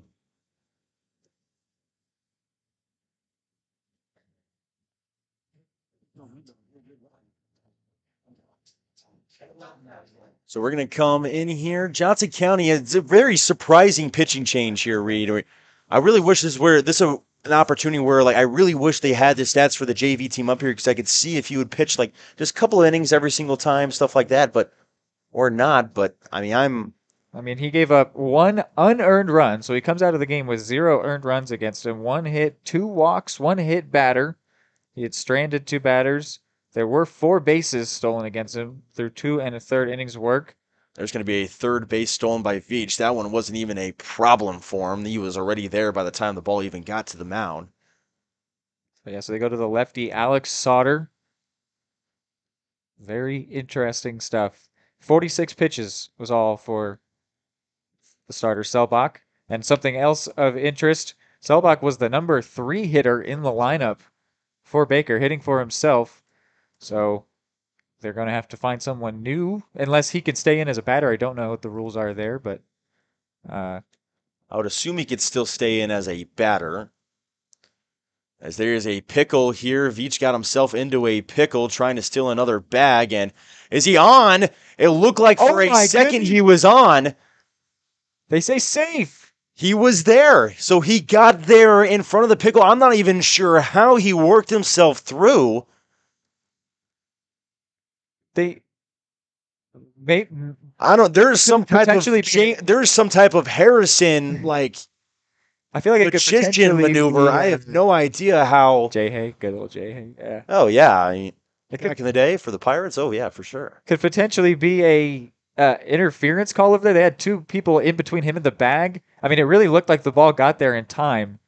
Didn't look like they called anything Yeah, I don't know. I mean, he might have just swam his way around. There's a lot of bodies over there. I couldn't really see a clear look at it. Yeah, I'm putting it down as a stolen base, but I don't know what it actually is. Yeah, it's a stolen base. But also, I mean, those are the coolest things. Getting out of a pickle, that's got to be the best feeling. It's hard. It's very difficult to get out of a pickle. If you do it right, at least. I mean, if you have a solid defense, it's very difficult to get out of a pickle. I mean, you have to make a very nice maneuver. Oh yeah, they did it right there. I mean, credit to them. We've talked about their errors today, but they did everything the right way there. They might have committed interference. Tough to tell. Woo. Nearly got away from Pruitt. That's going to be a walk here for Mosh. So now 1st and 3rd. So you bring out a guy who was really honestly carving up Johnson County a little bit. It's only given up 1 hit. Was pitching pretty well around 83, 84 miles an hour. And then you throw in a guy who's a left-handed with looks like he has a lot of junk stuff. Doing a lot of off-speed so far, only 71 miles an hour. What I really see him popping up of. Yeah, and pulling also your 3rd batter in the lineup. I mean, all of it all does not really make much sense. I'll bet you that Seelbach will just go to a DH. This guy won't hit, would be my guess, unless they completely, if they take him out as a pitcher. There's different rules for each level of baseball. Yeah, we'll have to see what happens. That one hit into left field. Going to be a tag play. Thrown all the way through. It was a nice throw. Safe at home, however. Veach uses his legs to get home in a 2-0 Johnson County lead. Boy, that was a close one. And Veach's slide was well timed, but it was interesting how he ended up actually sticking the bottom of his foot on the bag. Not exactly conventional to do so, but he does get in. And so does the second run. Yeah, a really good throw from left field by Wallace. Couldn't have honestly asked for that any better. And Veach just really outran the throw just by a few tenths of a second. But yeah, let's give the credit out there to Wallace. A very nice throw and a nice try of play. That's a lefty move right there. Couldn't be his best. That's good. That's good.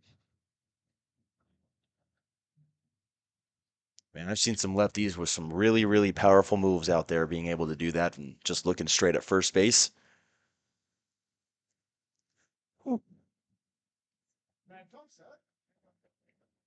I think it's one of the hardest things to do as an umpire is to tell what a balk is and what a balk isn't. Some of these levels as well, at state tournaments, even Little League, high school, and stuff like that, there's different things that you can do for balks, and you don't have to step off the mound. You don't have to get disengaged. I mean, there's so many different rules for balks. It's a very hard thing to do, I feel like, as an umpire. It's even a struggle as a fan to recognize them simply because, you know, if you watch enough baseball, the same things will be allowed that then aren't at later times. And it's because a part of a balk is supposed to be a break away from normal for the pitcher.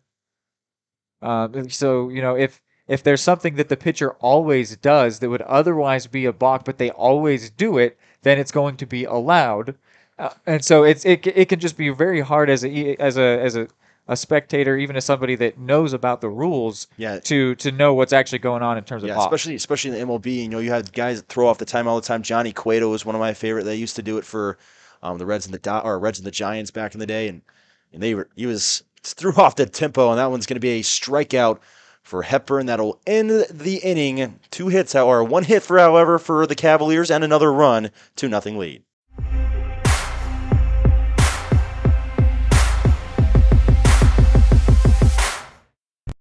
At Kansas Insurance, we know one size doesn't fit all. In fact, our whole mindset is based on customized policies for you and your families. We're local, and we do what we do because we care about you. Think of us as brokers for your insurance needs. Working with Kansas Insurance gets you the award-winning service and attention to detail that only an independent agency can provide. All across Kansas, we're here to help you manage and plan for all types of risk. Contact a local agent today. Kansas Insurance. Local, independent, serving you.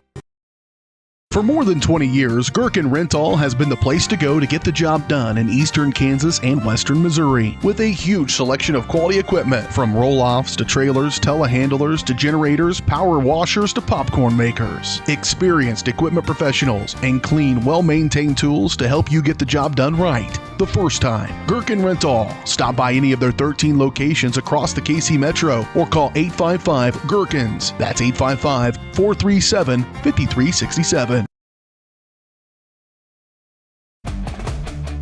Question: what will you find on all over-the-counter or OTC medicine packages to help you choose the right drug and use it safely? The answer: the drug facts label. This label lists the medicine's active ingredients and purpose, how much to take, and warnings you should know before using it. Remember, even OTC medicines you buy without a prescription can cause side effects you don't want. So follow the information listed on the drug facts label. For more information, visit fda.gov/drug facts label. A message from the U.S. Food and Drug Administration.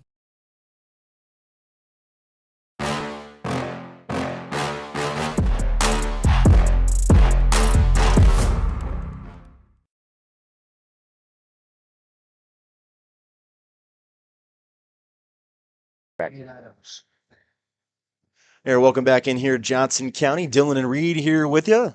Goldie been absolutely sensational. Can't ask for anything more on the mound from him. Almost finds that spot that he's had all day long, right at the knees on the outside corner. You can hit that spot over and over again as a pitcher. You're going to have a very strong career. It's going to be 2, 3, and 4, so we will... It is Selbach on deck. So I was going to say we were going to find out, but we already did. He's standing on deck. He will bat next. There's a ground ball to Bergkamp. Easy play for him. 1 down. So the rule is you can still DH as if you were batting for yourself as a pitcher. You can stay in as that DH is what that's going to qualify as, unless he comes in on the field next inning.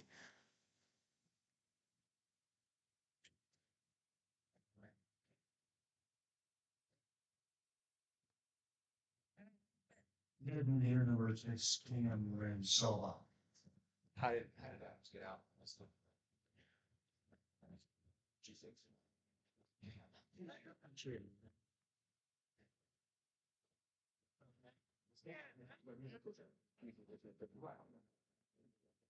I think he's a PH yet.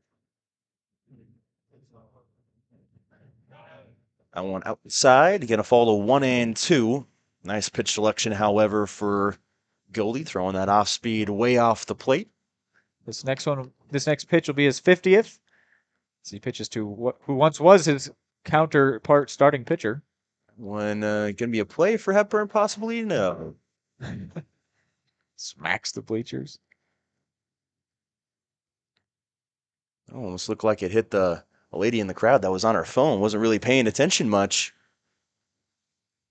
I saw one time there was a kid that was on his phone when I was playing baseball. I fouled one back, and I actually hit right in front of him. He was sitting on his phone, just bent over on his phone, actually hit the concrete, bounced up and hit him in the face. Oh, jeez. He wasn't paying attention, just had headphones on, but... Can't come to a baseball game and not pay attention. Put yourself in danger. So I was saying, I went over to him, you know what I mean? Like, they were taking care of him. I went over to him, he was fine. Like, he was perfectly fine, but, I'm like, you could have, hit him right in the head. I mean, inches away. Good thing we've got solid netting here. That one was just such a perfect angle to attack our crowd. It's another strikeout here for Goldie, number 6 on the day, so he has racked up now a half dozen here early in this game. And there's nothing else that you can really say about Goldie so far today. He has just been absolutely sensational. Yeah, he struck out Roush last time. I was going to say he was looking at it again. Ball.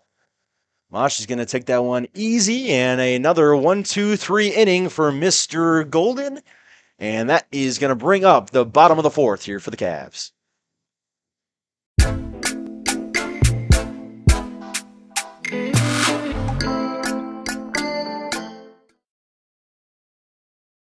What would happen if I had to pick up the phone, call 911 for one of my family members or one of my neighbors? What would I do if no one was on the other end to respond? What if there was no 911? So you can be a part of the solution. Anybody can be a firefighter. Male, female, younger, older. We have school teachers. We have leaders in business. is me, you, anyone that wants to be. There is no typical firefighter. Hey folks, save $1,000 on your interior painting project this winter. Hire Absolute Painting during November through February and qualify for 10% off your project, a free paint upgrade, and a free color consultation to make sure you choose the perfect colors to transform your home. This amazing offer only lasts until our winter calendar is booked and spots are filling up fast. Call now and save $1,000 on your interior project. No money down, affordable monthly payment options are available. This offer won't last long, so call now to save $1,000 on your interior project with Absolute Painting, where quality is absolute.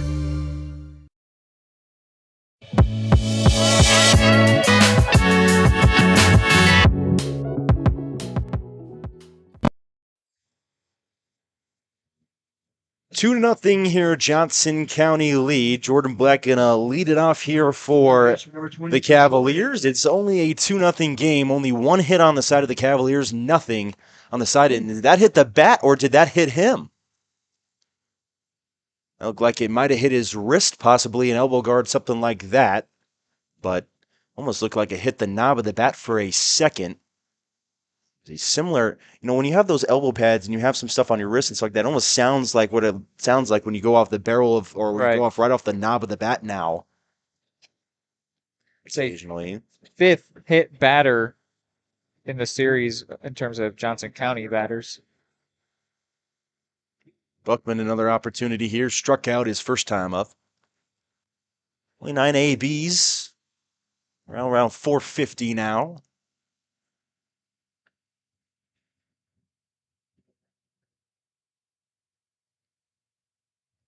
Reed's getting cold up here, I can tell. I've been cold. It's chilly. Which is funny because it's only about 47, but man, sitting still. And they are scared of Jordan Black over at first base. I think that's the 5th time they've thrown over to him. Sitting still makes you cold, which gives me all kinds of respect for the umpire. Even though I know they're fun to get mad at, but they are human beings as well. The worst thing is when you're sitting there in 100-degree heat in gear like that behind the dish. I don't know, man. I hate being cold. Wow. Not originally a steal attempt, but on the catcher bobble took off there. Pruitt that kept that one actually in front of him that time, but it was a nice read by Jordan Black to get to second, get him in scoring position. 1-2 count to Buckman. Do you still call that a stolen base, or is that an error on a? I wouldn't call that a stolen. It wouldn't be a stolen base. It'd be more of a. So an error then? Yeah, I would say so. Okay.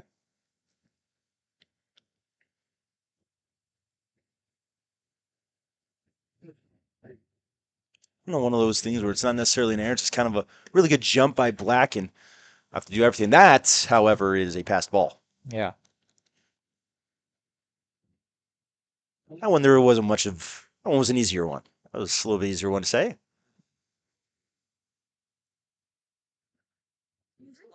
So hard to tell sometimes too, because it could be a ball where they're expecting a fastball to come and they end up getting a breaking ball that's not on the same page with the pitcher, and it could end up being what you would look like would be a pass ball, but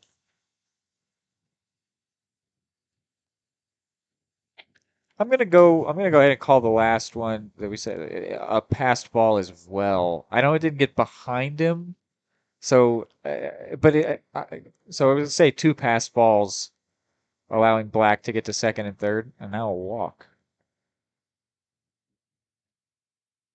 I feel like we've been harsh with the errors, throwing them around at Baker, so just give him another pass ball, which is a 5th or 6th in the series. Let me get the exact number on that one. I believe it would be the 6th.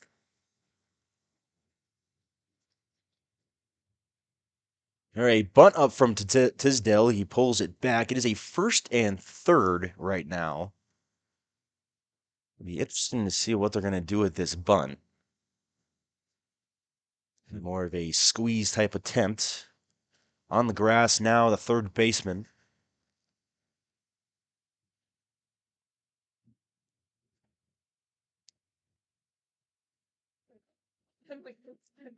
More like a pitch out, just in case he tried to steal on that one, was Buckman.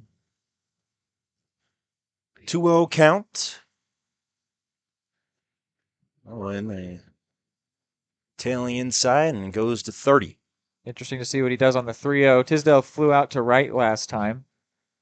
If he did the same thing now, it would be a potential sack fly situation. He had the red light, clearly.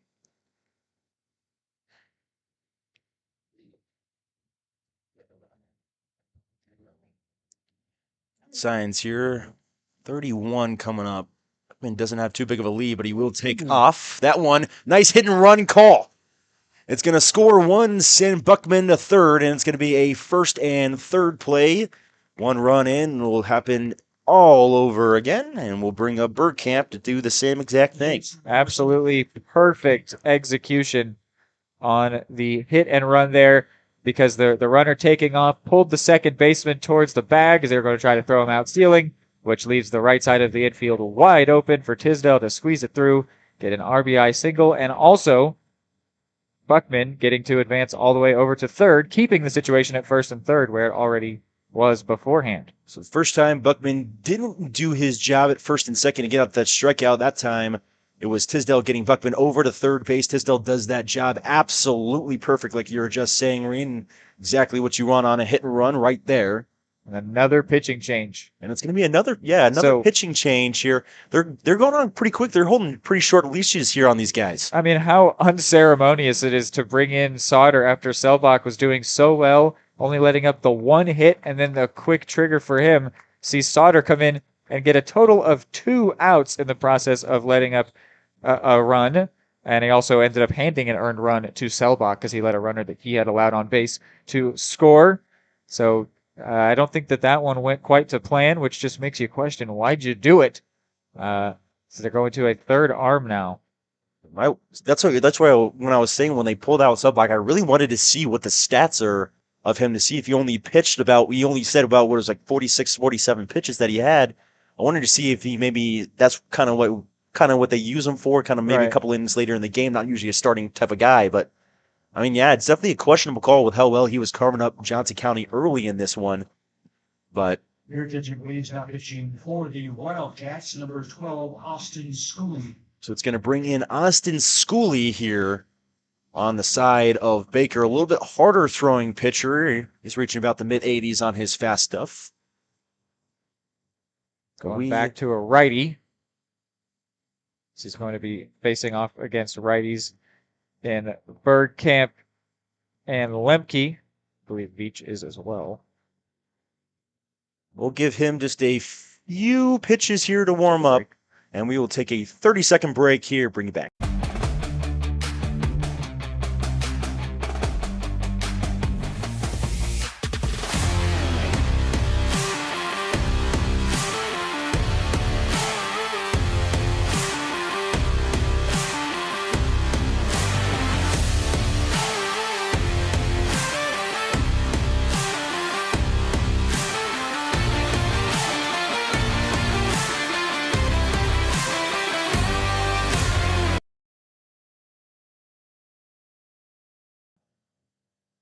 Welcome back in here, Johnson County. Dylan and Reed here with you in the broadcast booth. Some questionable calls on pitching changes here for Baker at the beginning of this one. They're now on their third arm here, as it is in the fourth inning, 3-0 at Johnson County. Up right now is Bergkamp. 0 for 1 so far today. Here's going to be a throw down to second. That one's going to get into center field. It's going to score 1. Buckman will come in, staying at second. It was Tisdale. He could have gotten up quickly and probably taken third. Didn't realize soon enough, but exactly what you didn't want to happen if you're Baker on a first and third play was that ball to end up in center field. Terrible miscommunication there. I mean, I don't think that the second baseman was actually called off of it, but he stopped coming towards it because the shortstop was standing on the bag, then letting it run right into center. And a run comes in to score because of it. Almost looked like it was a cut play where you have one of your two infielders go in front of the bag where it looks like the catcher's throwing towards second base all the way down, but it gets cut off, and before that, trying to get that runner from third base to go home, and you get him at home. But if that was the play that was called, definitely bad miscommunication on the fact that the two middle infielders were not ready for that play. And do you know what's horribly harsh about the way that baseball scorebooks work? That error goes on the catcher because neither one of the middle infielders touched the ball, even though it was completely their fault that that ball went into center field. Catcher gets hit with an E2. That time, though, not his fault. Though there have been many mistakes made by Pruitt today that were. Yeah, that would definitely be my guess, where it would be more of a cut play. You ran a mound. I'm sure that was told in there as they had the mound visit and weren't ready for really who the call was for. But 3-2, that one fouled off by Bergkamp, staying alive for a 7th pitch of this at bat. Tisdale still waiting at second base in scoring position.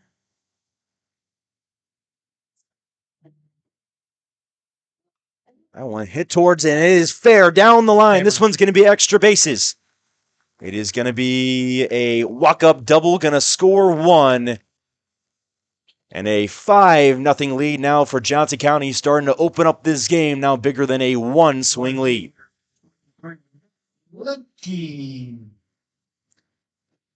Nicely done here for Johnson County to jump on the bullpen. Sort of the opposite of what happened in the last game, where they slowly chipped away against the bullpen after completely getting all over the starter, Nick Bergman.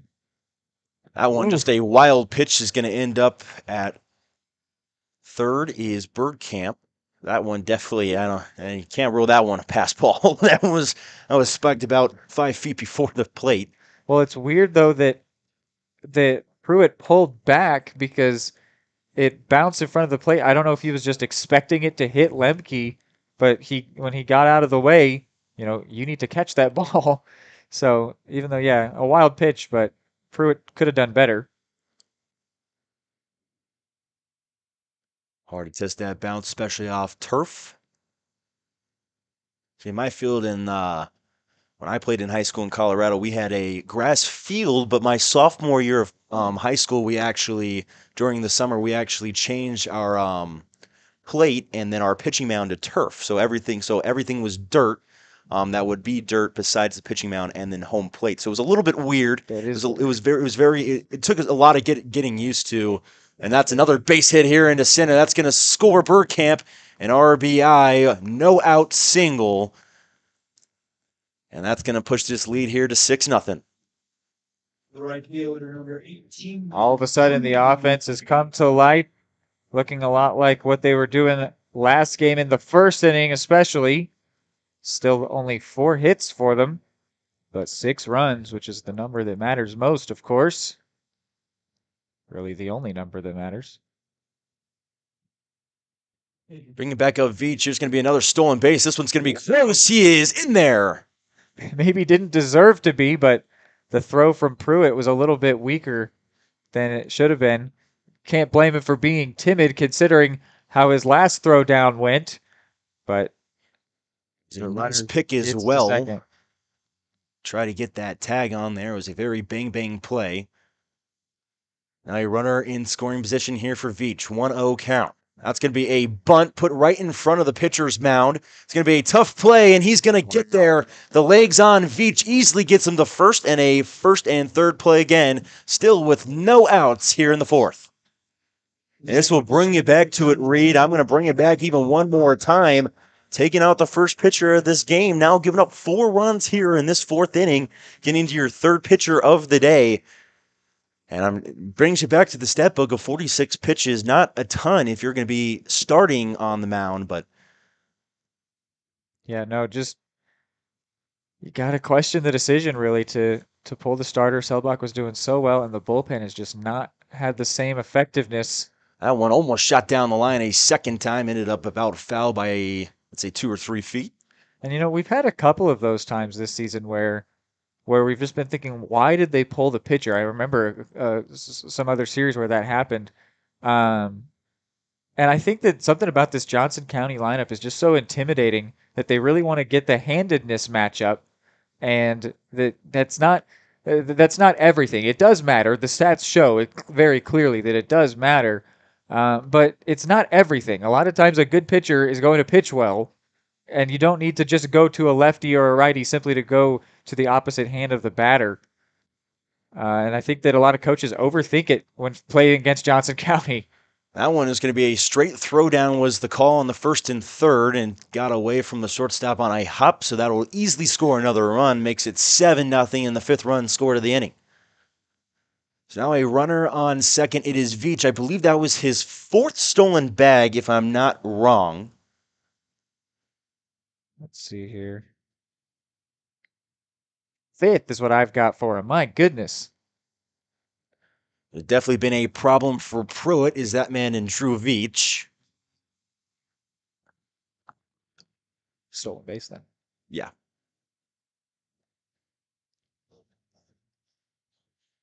So officially, Lemke stole home, is what that means in that exchange previously.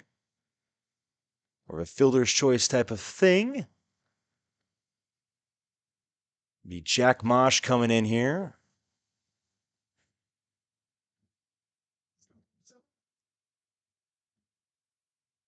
Still none out. 5 runs in the inning. And not one batter or runner retired. Time was and that's going to be, I believe, a pitch clock violation. Interesting. So a pitch clock violation on Baker here, and it's going to be a 3-2 count. That's the second time I have seen a pitch clock violation. I had one early on in Fort Scott at the beginning of the inning. It was called against Johnson County. That's only the second time I've seen it as I've been calling Johnson County. And trying to steal third is Veach. He will get there. How about Drew Veach? 6 stolen bags. In 2 games, 6 stolen bags now for Drew Veach, taking second and third this time.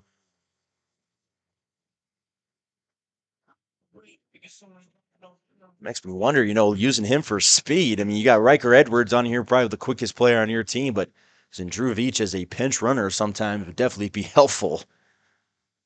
Lots of stolen bags today, and really none of them have been super close. Yeah, crazy impact he's having on the game. 6 stolen bases. It's just a ridiculous tally. I believe it's 5 in this game, 1 on the last game. I've got him 6. 6 in this game? I have Veach with 6 in the game. So just ridiculous how he's moving around out there. And if it's not 6 exactly, it's because he's forced mistakes from the defense and there's been errors. So no, whatever it actually is, he is grabbing extra bases all over the place, which is completely game-changing. No matter what he's at least stolen at least 6 extra bags, no matter what's happened. So had a humongous impact in this game on the base pass.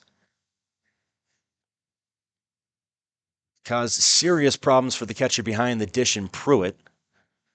Doesn't look like there's any action in the bullpen. Cavs actually have some, interestingly. Maybe just keeping warm on this gotten very cold day, honestly. Sun went away, so even though it's about 47, no help. 47. Yes, it's a very cold 47, some breeziness and no direct sunlight. So, yeah, it's as cold as it's as cold as 47 can get.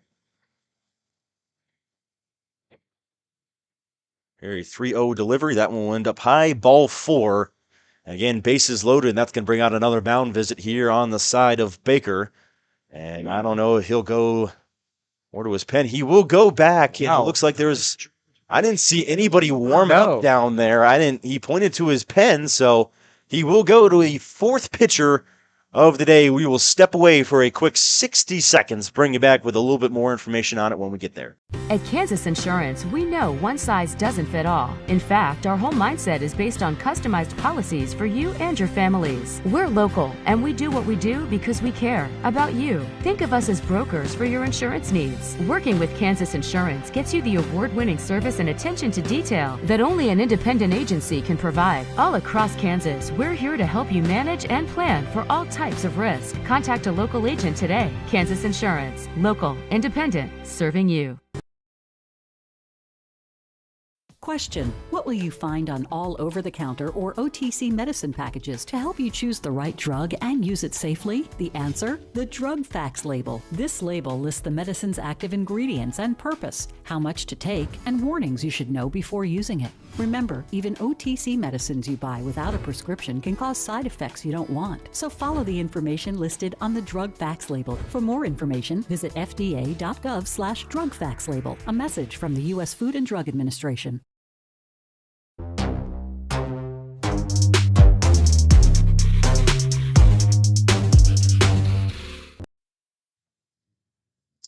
And here the Cavaliers, a big 7-0 lead. Here now, all of a sudden, this game has gotten away from Baker just like it did in the first game. Pitcher they've gone to now is Chance, a right-hander. He's also a part of their varsity roster, though he doesn't have any stats yet this season. But a lot of these players have not even had a jersey number registered on the varsity squad, whereas Chance would wear number 40 were he to be playing for the varsity team, which means he could potentially get into a varsity game at some point this season, so he's got something to play for here. In other news, if you're a KU basketball fan, I'm sure you've seen the score already, but an 89-68 defeat for the Kansas Jayhawks against the Gonzaga Bulldogs there, and they are done for the year, falling in the round of 32. A lot of people honestly expected after Kevin McCullough went down with that injury, but I'm a KU student, so senior there, so very sad that we went down in the round of 32 for my senior year, but I was the lucky one that got to see a national championship while I was there, so can't complain too much. Yeah, if you maybe happen to be watching both games with divided attention, hopefully we can provide you with some relief with some full attention, with Johnson County doing pretty darn well in this game so far. That's another base hit, that one driven by Hepburn. It's going to score one. It's going to score a second one. Here's the throw by Wallace. It's not going to be even a slide. That throw is just a little low to let go through, and it will be a 9-0 score. So we were told the run rules is after 7 in a 9-inning game, so 10 after 7 is the run rule if we were looking at that. Still in the bottom of the fourth here, and still no outs. We've been in this fourth inning for quite a bit of time now. They've gone through 3 pitchers in this inning is Baker. Yeah, still no outs is crazy. Brings up Jordan Black here in this game already. That means Schooley, the last pitcher, he came in and he did not record it out. Yeah, he would. I don't know if he had a ERA previously, but if he didn't, it's at infinity because he allowed 4 runs with no outs. So that's not great for him. What would that ERA even be? It's literally infinity. That's yeah, I was about to say, genuine. Like, actually, yeah. Like, no, I'm not kidding. It's literally infinity. They tend to write INF for that when they to say that you would theoretically, if your season continued the way that it went before, you would never register an out and constantly allow runs. That one, a fly ball to the shortstop, going to be fielded in. The first out of the inning. It comes off the bat of Jordan Black. And that will bring up Tyler Buckman again, the second time in this inning. He has struck out and walked so far. Still only 1 out now. First out finally registered right before the Cavs bat around.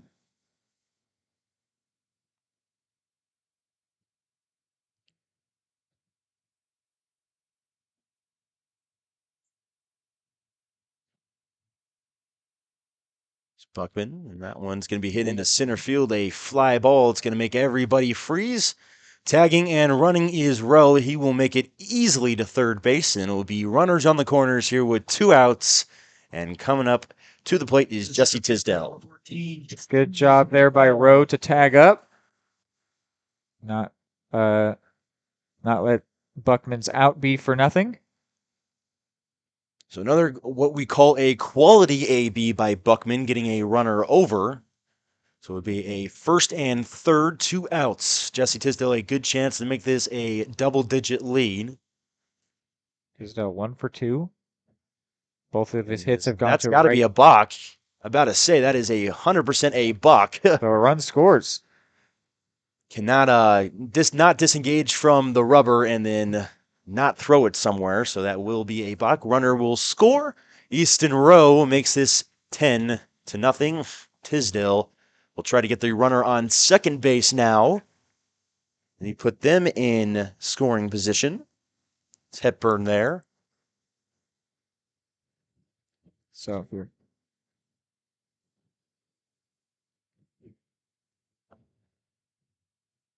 I'd never had to do that before. Well, first things for everything there on Game Changer. Yeah, never seen a balk in Johnson County baseball yet. At least I hadn't personally. Might have happened so far this season. I think I've had one before that, but it was only, I think it only put a runner from first to second. So I haven't had anything that scored a run. At least for calling for Johnson County, that is. 2-1 is the count. 10-0 lead. 2 outs now in this fourth inning.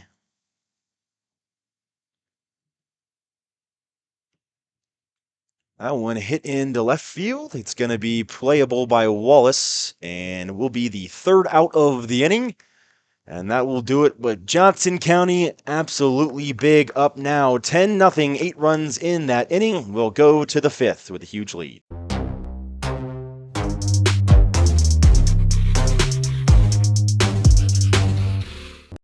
More time before you wake up in the wild. Our natural world needs us now. Step by step, side by side, together, we can find a way to ensure that all life on Earth can thrive. To learn more about how you can help protect and conserve nature, visit nature.org.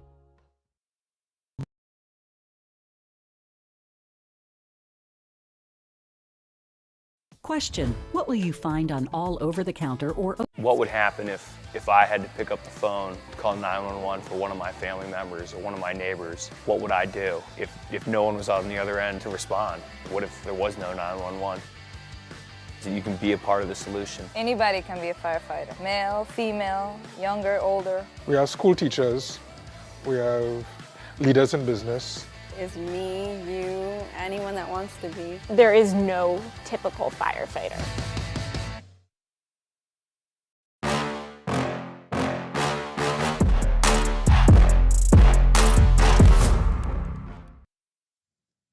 You're welcome back in here to Johnson County. New pitcher on the mound here for it. It's going to be Brody Bunting. You're sitting over here. Reed, tell me about it. Well, I'll wrap up Goldie's day first.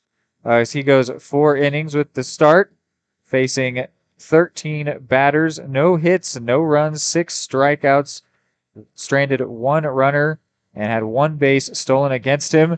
They batted a collective 0 against him because they did not register a singular hit.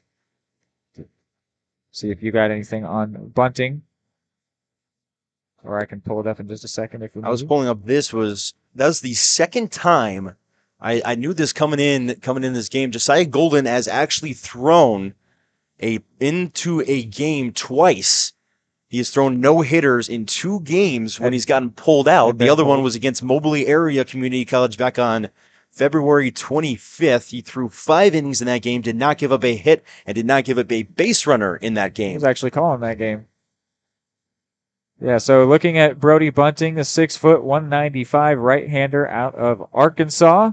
This will be his 7th appearance. He's got an 0-1 record. He's made a save through 9 innings of work. Has an 8 ERA, 16 strikeouts, a whip of 144. So that's averaging about 1.5 base runners per 3 outs. Not a bad stat line for him. The 8 ERA, obviously not great.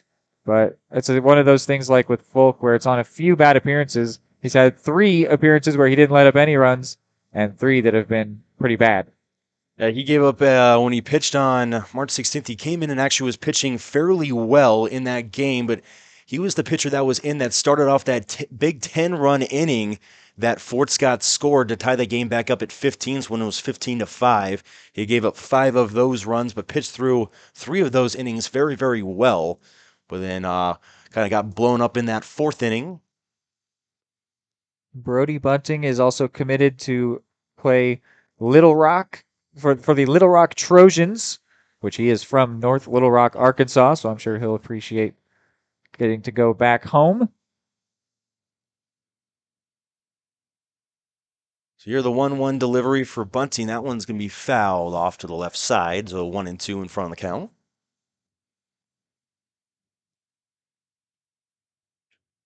There's a lefty up in the Cavalier pen.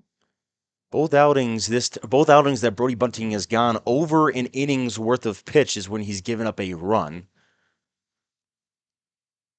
That one fouled straight back. Looks like it's in Franca. It's up in the bullpen. Be number 1 in Michael and Franca. Yeah. The lefty. And there's a righty up in the Baker pen. I want another strikeout. This time Bunting gets it. And they'll throw it around the horn one more time. 1 out here in the 5th. 7th strikeout for Cavalier pitchers. Obviously the first by one not named Golden, because it was the first AB with a pitcher not named Golden. As the Cavaliers maybe set their eyes on a team no-hitter, which would be helped by a mercy rule, which would take away a couple extra innings of chances for Baker to bat potentially, but still a good bit of baseball left.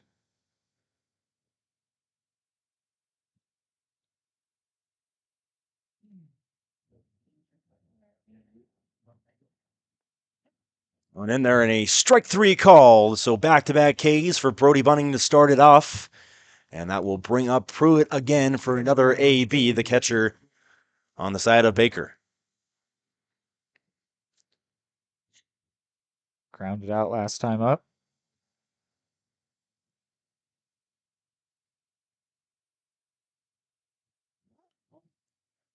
That one's going to be hit into right field, right under it, and that is a quick 1-2-3 inning of work for Brody Bunting, and going back to the offensive work are the Cavaliers when we get back.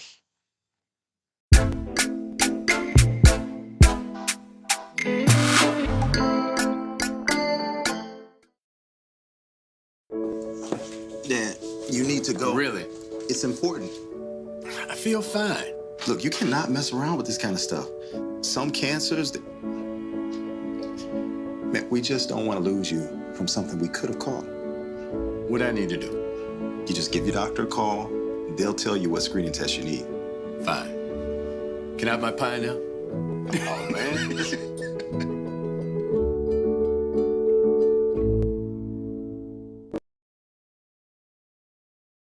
At Kansas Insurance, we know one size doesn't fit all. In fact, our whole mindset is based on customized policies for you and your families. We're local, and we do what we do because we care about you. Think of us as brokers for your insurance needs. Working with Kansas Insurance gets you the award-winning service and attention to detail that only an independent agency can provide. All across Kansas, we're here to help you manage and plan for all types of risk. Contact a local agent today. Kansas Insurance. Local, independent, serving you.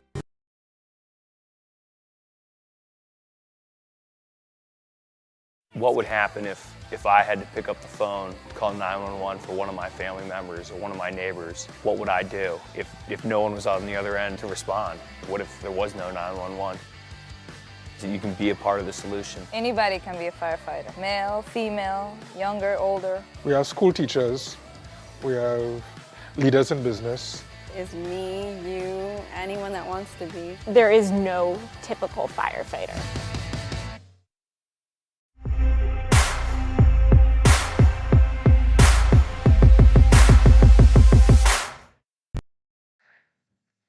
Hey, welcome back in here, Johnson County. Dylan and Reed in here with the broadcast booth on what became a very chilly 45-degree day. Certainly. Yeah, it says that it feels like 43, but I don't think that that's calculating for standing still next to an open window with no sunlight. I went in there for strike 1, a little inside, that time to Birdcamp.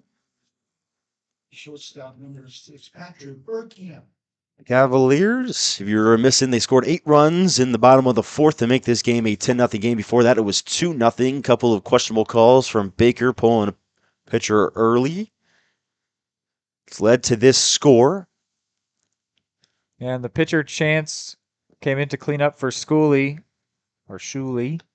who allowed, I think it was up to, that full 8 runs? I think it was just 5 of them. Let's see, what do we got here? Yeah, 5 runs that he allowed, and then Chance came in and got 3 straight outs with no runs allowed. That one's going to land in right field. It could be extra bases. It will be. He'll go for 2. And that will be where he stops, a leadoff double here for Bergkamp, and that's going to bring up the top of the order again here for the Cavs. Very nicely done by Bergkamp, who now 2 for 3 in the game with 2 doubles, an RBI, and a run scored as well. He'll be looking to do the same here as now Lemke will come up with a runner in scoring position.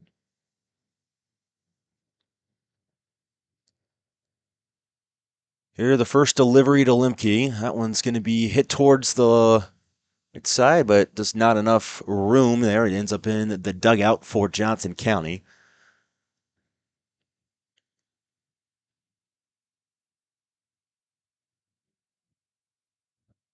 Lemke today so far 1 for 3 in this game.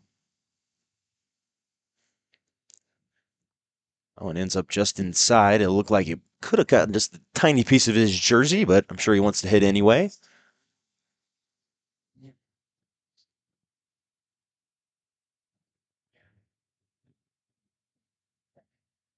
And here is the delivery, the 1-1.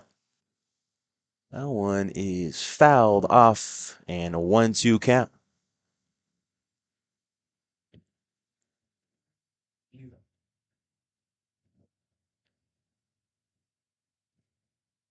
It's going to be the 1-2 pitch here. Here the 1-2. That one's going to be off and blocked well that time by Pruitt. So a 2-2 count. Your board says 1-1. That's because they're focusing on making it have the right score out there on the scoreboard. This one's going to be a hard pop-up here to shortstop, leaning all the way back in it. He's going to make the catch. That'll freeze everybody in 1 out here for Johnson County. Chance doing a good job here. He's got... Hold on. 7. 7. Oh, and I believe in there for strike 1, it will be, to Veach. Talked about Veach's base running ability today. He also had a bunt for a single that he used his legs on. Yeah, it's definitely solid candidate for our player of the game today. Pruitt a little bit low or a little bit late on that throw. Didn't realize it soon enough, and it cost him the bag. It's Bergkamp who steals 3rd.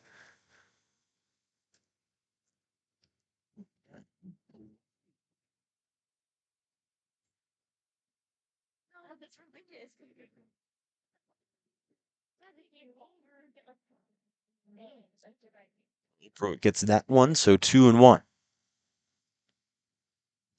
Yeah, it's interesting. I was saying Chance is doing well, which he is, but he was on the verge of letting up a run here. But only 2 hits so far through 6 batters faced, an inning and a third. Definitely a nice reprieve from the struggles that their previous bullpen arms were having.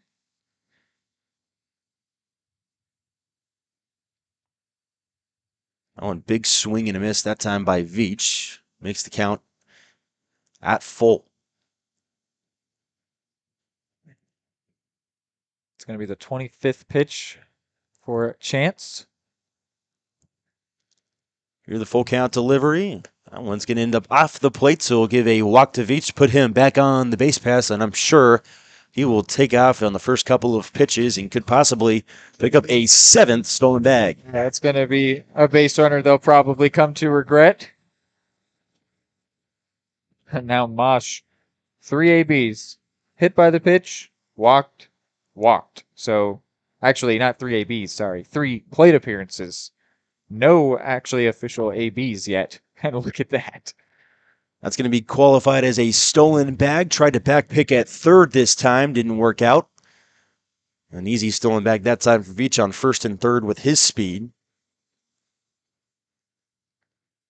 Just ridiculous. Veach with 7 stolen bases on the day is just wild.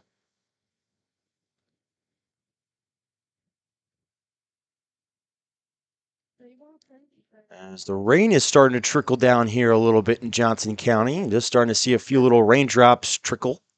Oh, yeah? Oh, yeah. Oh, yeah. Okay, I see it. Yeah. We might need to pull our cameras in, shut the window, which I would not complain about if it's how cold it is.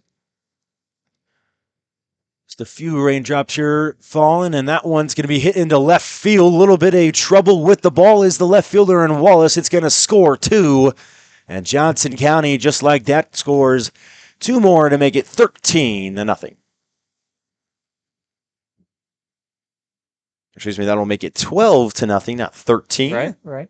First base number Easton Rose. Sorry, just getting myself in front of myself here, and I know Easton Rose is going to get a base hit. Now speed falls in there for strike 1. He'll spit on and go to the next pitch. You're a dangerous man. Saying anything like that as a commentator, they love to get mad at you. They love to blame you, even though you saying nothing absolutely has nothing to do with what happens out on the field. People love to find something to blame.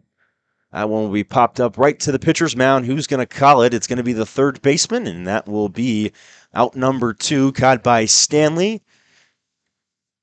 And I'll bring up Hepburn here with 2 outs. It's actually just a raindrop on my phone screen where I'm keeping score of the game here. So definitely a few raindrops coming down, trickling just a little bit. But we are through most of the game here, so this one will certainly count no matter what. But oh yeah, 100% count now. They'd like to get to at least the 7 innings, I'm sure. Now this is where being an umpire and you're saying sit in the cold. Now on top of rain, yeah, that's brutal. Not even getting to play baseball, you're just getting to call it, and you got to sit out there, stand in the rain. Yeah, I couldn't believe the home plate ump last game had his sleeves rolled up. I was kind of surprised by that. And Pruitt trying to get one caught and will not get in there. He'll get in there again, and it's Mosh this time with that bag. Bunch of the ones that they're taking off on, however, just reading the down angle, seeing that the pitch is becoming low and happen on the shortstop right to Pruitt, but doing a really good job reading the pitchers and getting good jumps. And also reading when Pruitt's struggling with it. There have been a couple times where he just bobbles it just a bit, but if you take off the second that he bobbles and you're privy to the fact that he might, it's a huge advantage in terms of just taking off quickly and advancing, getting extra bases. That one's going to be hitting to right field here for Hepburn. It's going to be under it and caught for the end of the inning. So that will close out here the 5th. We are through 5 innings, 12-0, all Cavaliers.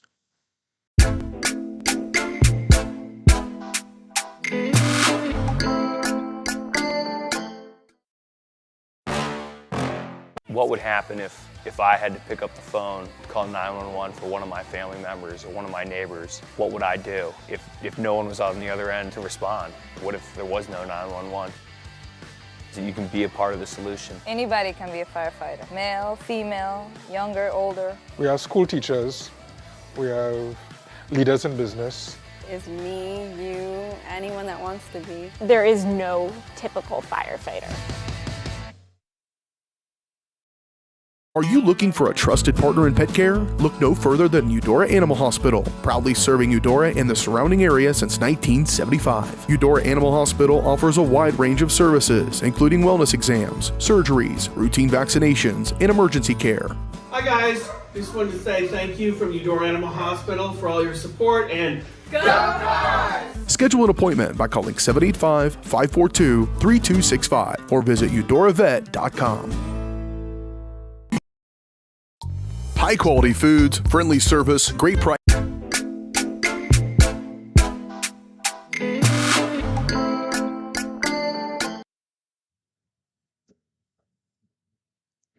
Hey, welcome back in here, Johnson County. Dylan and Reed in here with the broadcast booth. This game has turned into a blowout, 12-0, including 10 runs scored in the last 2 innings.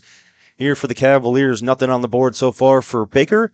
And a new pitcher coming in here, Michael Infraca, 9 innings pitched so far this season. In his 8 appearances, a 7 ERA, 1.56 whip, 15 Ks across those 9 innings. Last pitched against Fort Scott on March 16th, did not too well of a job. That was one of the innings the last couple of times that he has been on the mound. He's really gotten hit around a lot. Got hit around on March 2nd against Cloud County as well as Fort Scott in the game that they won 16-15 back on the 16th. We'll see if Michael Frank can have a good outing here as he did so many times early in the year. He'll be doing so against the 8, 9, and 1 hitters as they ask Infranca to carry the torch of this potential combined no-hitter. Knock on wood, of course. That one in there for strike 1, right at the knees.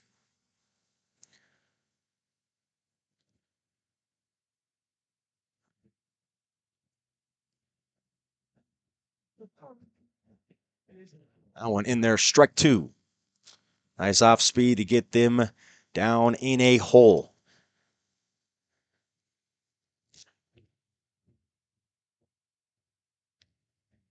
Berkfeld so far, just one official AB, grounded out. And a big swing and a miss, tried to just foul off the off speed, no dice, and a strikeout number 1 for Michael Infranca. 16th of the year. And that is a 9th K for Cav Arms. 3rd out of the pen, as Bunting had a couple.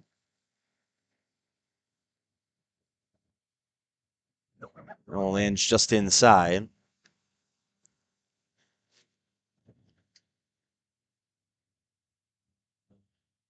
You know, you always notice that the fans, when the team's down 12-0, you know, there's never really any talk when you're down 2-0, and then once you're down 12-0, the talk towards the umpire, you know, gets a little bit more chirpy and more chirpy and more chirpy as the game goes along, which, I mean, relatively so. I mean, you're down 12-0, frustrations are a little bit higher, but just notice that every single time as that ball will be trickled down and foul.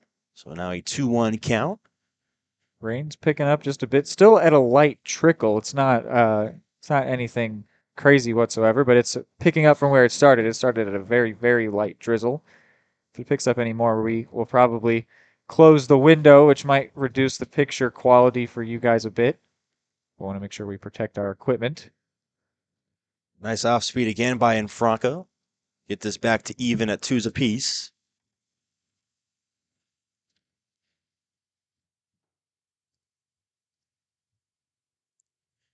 Franca at 15 Ks per 9 so far this season. That will help with it as well. The 2nd K of the inning. And oh no, that's what you can't do, Hepburn. Oh, you threw it into the dirt over at third base to Mosh. I didn't even notice that Mosh actually switched over to third base from second base. So that's actually a change in the field as well. Didn't notice that going on, as I believe it is Bergkamp that slid over to second base. Not sure who's at short. I believe it's Jordan Black, if I'm not wrong. You're right. So they just moved around there. This almost looked like they literally just moved around the infield. So that ball is going to go towards first, caught well, and that'll end the inning. Quick one by Michael Infranca, 12-0 Cavaliers going in to the bottom of the 6th.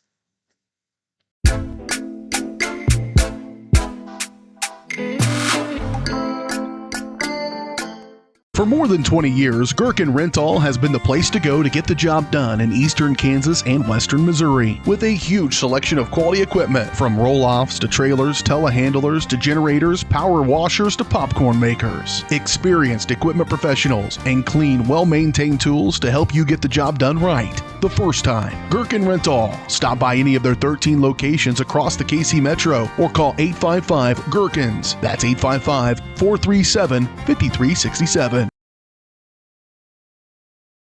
At Kansas Insurance, we know one size doesn't fit all. In fact, our whole mindset is based on customized policies for you and your families. We're local, and we do what we do because we care about you. Think of us as brokers for your insurance needs. Working with Kansas Insurance gets you the award-winning service and attention to detail that only an independent agency can provide. All across Kansas, we're here to help you manage and plan for all types of risk. Contact a local agent today. Kansas Insurance. Local, independent, serving you.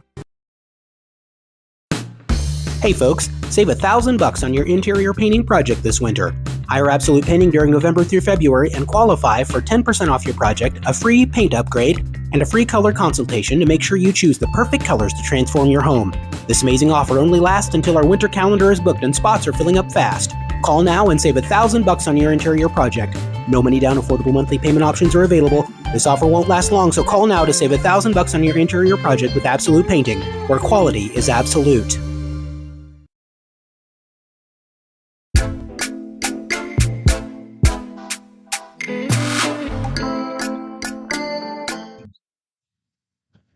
We're back.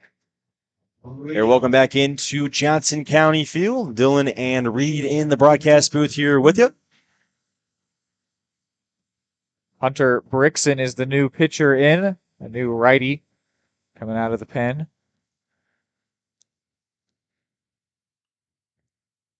And Black is going to hit that one towards the net on the right side.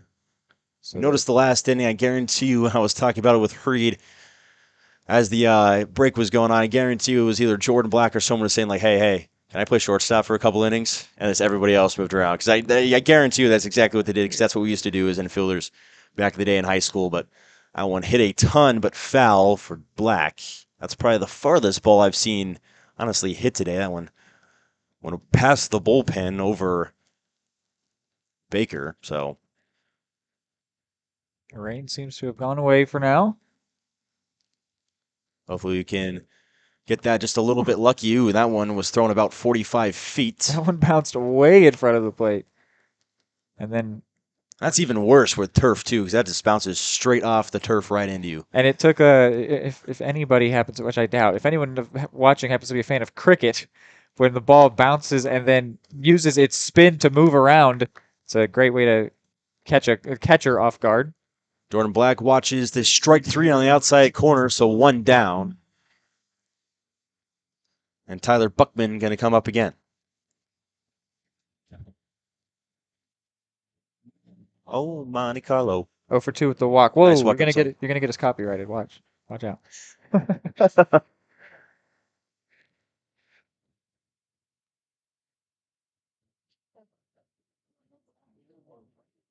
Buckman yet to reach with a hit. He got on with a walk earlier, so definitely like to hit safely. Is a game that went into the third hit list for the Cavaliers. Now they've got 8 hits, so the offense has come to life. I'm sure Buckman wants to join in on the fun.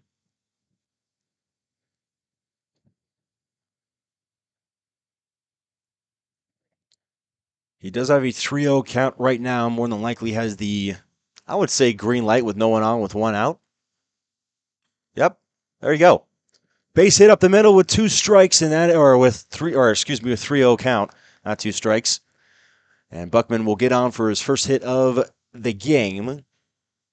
Center fielder number 14, Jesse Tisdale. There are right-handers up in both bullpens, respectively, at the moment. Brings up Jesse Tisdale again. 1 out, man on first. It is Tyler Buckman.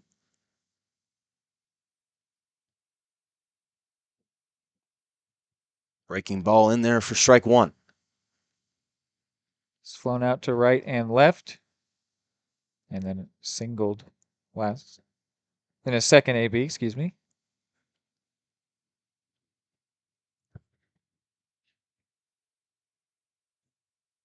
There's the delivery, and that one's in there for strike 2. So Tisdale in a hole quickly, down 0-2.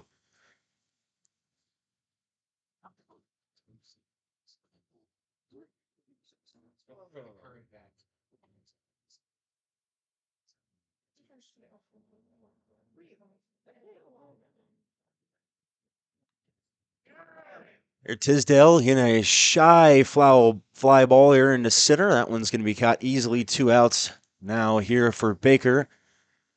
And remember this game, if they do the run rule, it would be 10 after 7. So theoretically, all Johnson County would have to do is shut down the top of the 7th inning, and that would be it. Just in time, more than likely, for possibly more rain to come in here. That one, Pruitt dropped it, but it called for a strike. Bergkamp 2 for 3, doubled both of his last ABs. Doesn't look like sometimes it looks like Pruitt's almost looking back to his dugout. It's happened about 5 or 6 times today where he looks at what he's trying to call, and it almost looks like he's not on the same page with the pitcher sometimes with what he's calling. Yeah, no, it's I guess for the JV guys there might be a lack of reps, and we're still a little bit early on in the season. By this point, you would definitely hope that any kinks like that would be figured out, but maybe that's not the case for Pruitt. And we don't even know, because it's a JV team. The documentation of it is very lacking. Maybe Pruitt's wouldn't be their first choice at catcher, but if there was an injury or something, you never know. So there could be all kinds of factors going into lack of communication between number 1 and number 2, but there definitely has been a lot of that today.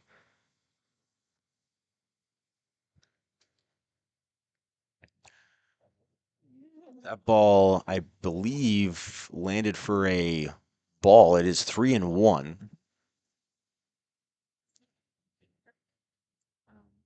Bergkamp trying to get another hit here. 2 outs in the inning. Must be his last AB of the day, and it's a swing and a miss. They'll throw it down anyway. Was there not 2 outs in this inning? No, it was just strike 2.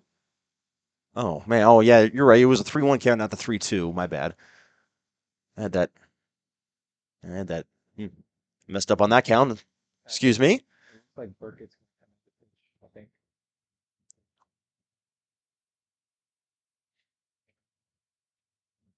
So now the full count.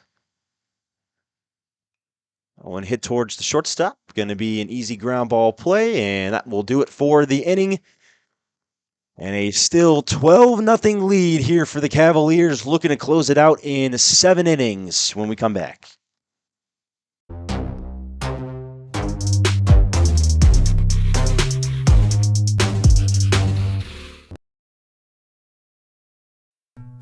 Number 1, obviously, is safety. We definitely call 811 to find out if there are any buried lines, fiber optic, whether it be telephone or pipeline or anything. Don't take a chance. Don't think you know and say, well, I don't remember anything being put in there. Call 811 and make sure that that's identified, that there isn't something there before you make that crossing. Because in the end, we want everybody going home.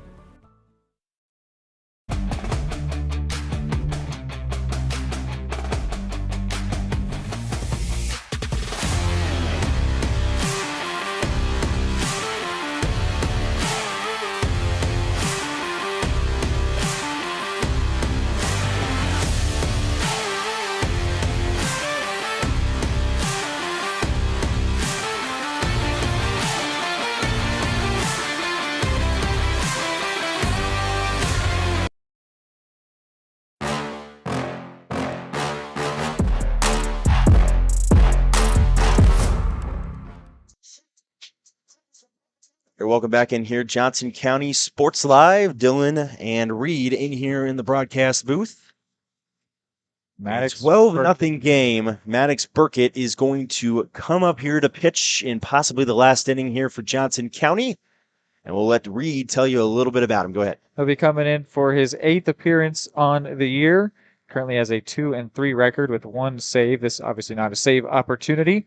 Through 26 1/3 innings work, he's got a 5.47 ERA, a whip of 133, struck out 37 batters, 10 walks, 22 runs allowed, but only 16 earned, 25 hits, 4 homers, a 133 whip for him.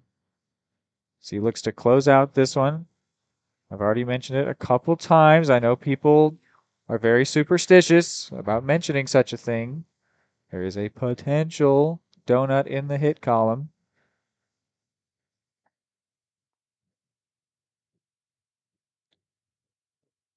I feel like that's definitely a huge thing you never in a million years will ever mention in a dugout, obviously. Right. Obviously. Right, which never, we are ever in a million years. If you do that, you'll if they give it up, you're.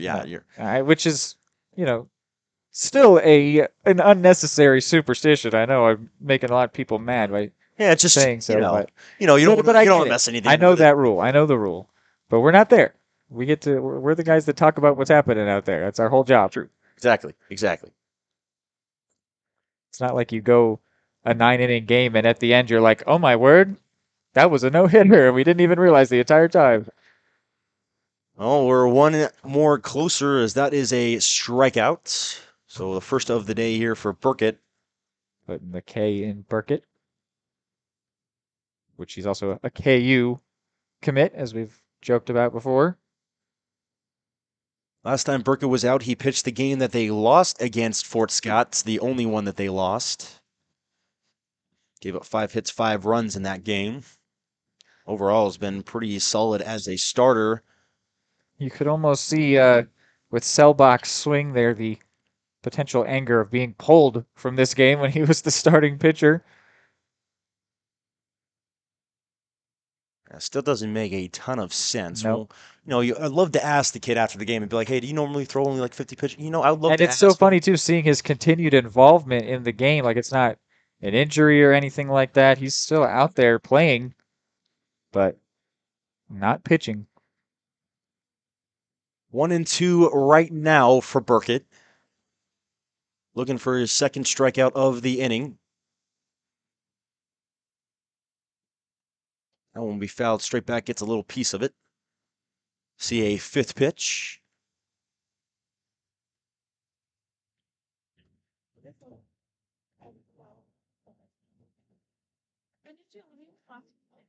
Yeah, go all the way back into that. I mean, 2 1/3 innings worth of pitch, just 1 hit given up, 2 total runs, 1 earned. So pretty good outing that he was putting on before he got pulled.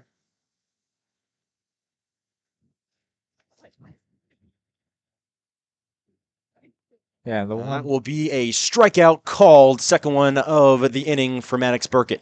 It's the 3rd strikeout looking for Selbach. That's not a great day for the starting pitcher. And you can only complain if you don't like where the pitch is being called, you gotta adjust yourself. I mean, you can't always get the perfect umpire. You can't always get the perfect call. You got to be able to adjust and at least get some type of aluminum on the baseball to survive at least another pitch if you don't like it. Now an 0-1 count here. Looking to close it out with Maddox Burkett, 1-2-3. Got the first 2 with Ks. That one ends up outside.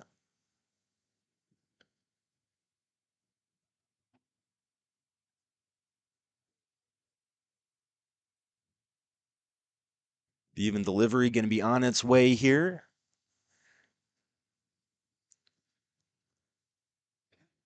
Another big swing and a miss. Could number 13 get the 13th K for Johnson County pitchers?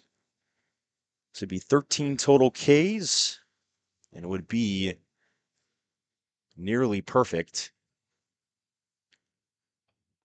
And it is a no-hitter team, no-hitter here for Johnson County, a 12-0 victory. Striking out the side is Maddox Burkett to end it. The 1 error on the side of Jordan Black, I believe, could have been the only base runner here on the side of Baker in this game, but it is a combined no-hitter here for Johnson County, the first of the season, and a 12-0 win. 16-2, 12-0 your score, 28-2 total in runs in the 2 games. And Johnson County absolutely demolishes Baker JV for another year. We'll take a short break, and we'll be back with some wrap-up and maybe a post-game interview as well.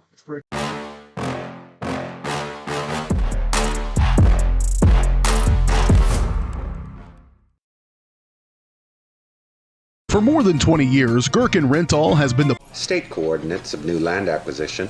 Oh, well, you know that big oak tree that got struck by lightning? Negative. The barn with the funny cow mural? Negative. One-eyed scarecrow? Negative.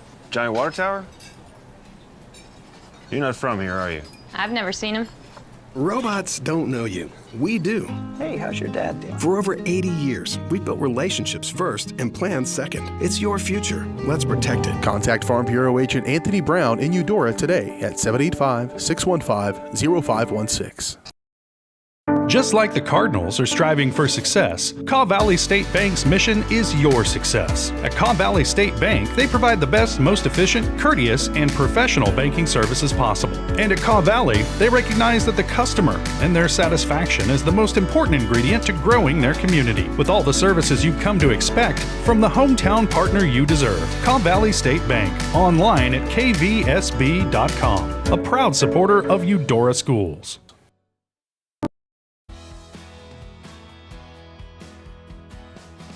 I used to drive an ambulance as an EMT, and I've always tried to be a safe driver.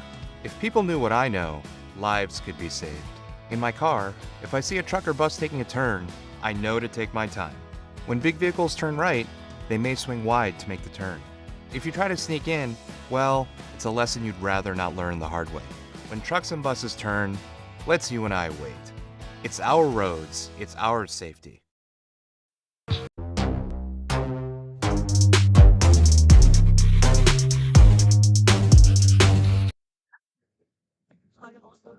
So here, welcome back in here to Johnson County. Dylan and Reed in here for the post-game show here. A 12-0 no-hitter, combined no-hitter for Johnson County to end off this two-game series here today. 16-2 in the first game. They got a couple of runs right at the end, otherwise it would have been both blanks. But a 12-0 win in this one. We're going to see if we can get Mr. Drew Veach up here for a post-game interview here in just a few minutes as these guys start to get out of the huddle here for Johnson County. It could possibly be a school record for stolen bases in a game is how we have it registered as of right now. So we will definitely double check with Coach Yeager and see what he has written on the stat book. Yeah, and we will 100% double check it. My box score has him with 7, which the all-time record is set by Ben Duval in 2002 against Independence. He stole 6 bases in a game. So if the way that I scored it is congruent with the way that the Johnson County scorekeepers scored it, that will indeed be history that we witnessed here today in this combined no-hitter from Drew Veach. I can run us through hitting stats if you want to try to go grab Veach for an interview. I will go ahead and continue wrapping up this shutout victory for Johnson County.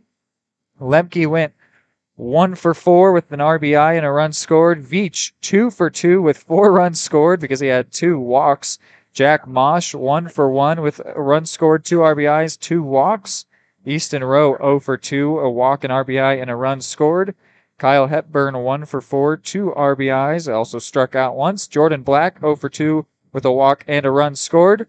Tyler Buckman 1 for 3 with a walk and a run scored. Jesse Tisdale 1 for 4 with an RBI and a run scored. And Patrick Bergkamp 2 for 4 with an RBI and 2 runs scored. Hepburn, the only runner to not score a run today for the Cavs. And then 8 RBIs for the team. 7 walks, walking all over the place. Bergkamp 2 doubles, had 4 total bases.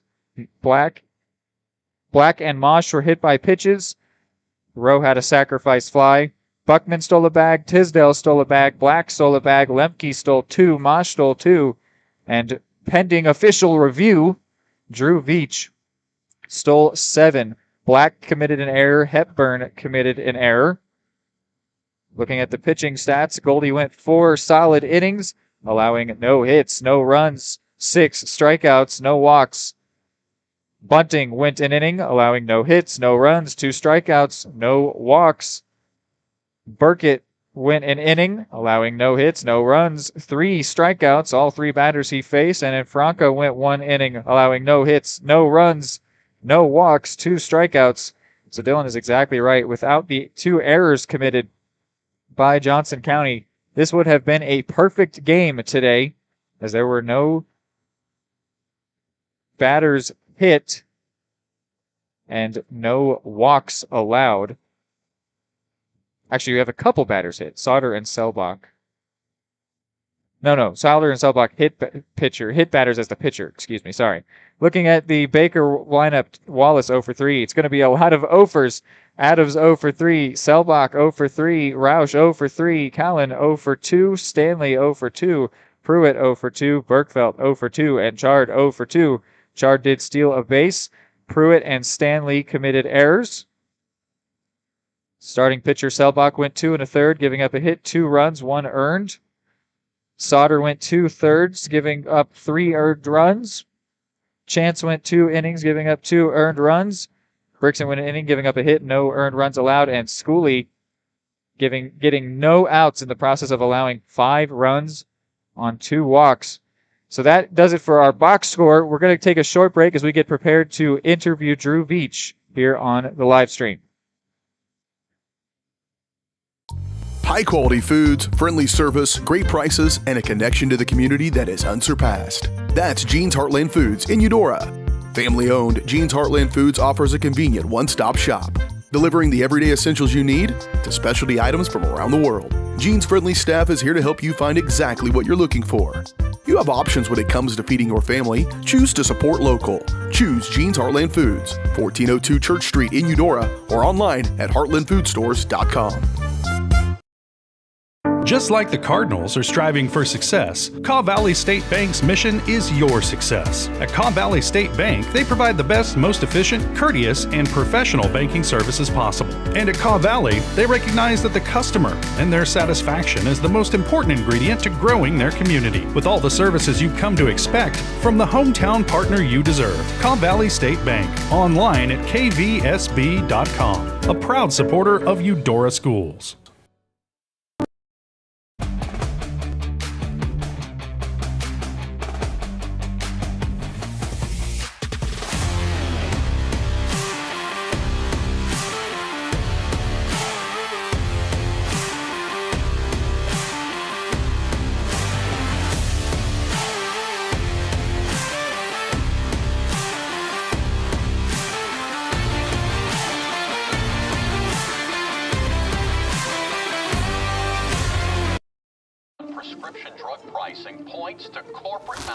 Freedom of the press is about your right to know.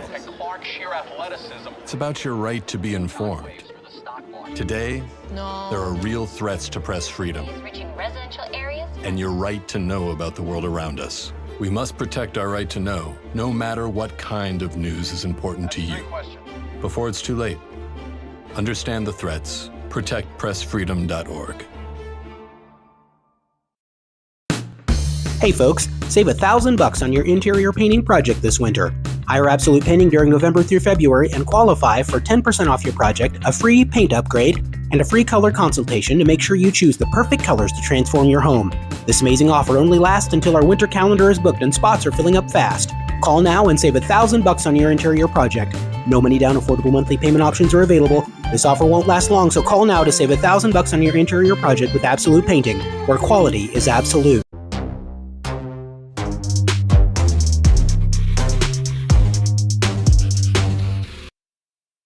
As promised, here with Mr. Veach for the post-game show.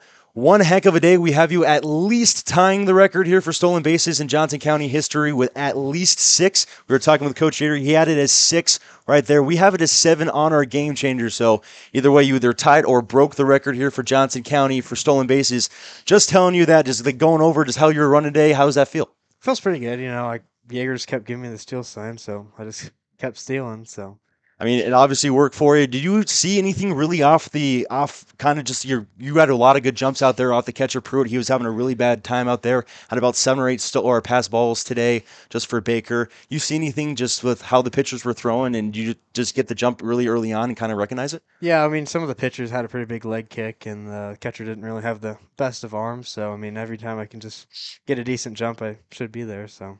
Yeah, you know, I mean, it's a really tough job, really, especially at the college level, to steal third base. You did that twice as well. So, I mean, still in that bag, I mean, you got to throw it 120 feet when you're going to throw to second base, but really only got to throw it 90 feet if you're a catcher.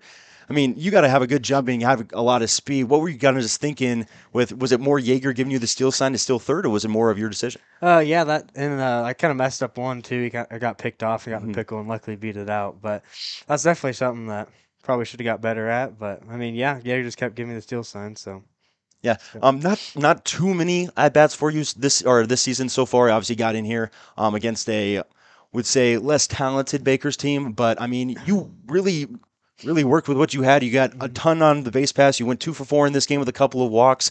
How was it just getting in and getting into kind of a groove with your ABs here today? it felt pretty good. I mean, it kind of just what I came in focusing on. I haven't got the most amount of ABs, so I wanted to make the most out of it and kind of just roll with it and see where it goes. So.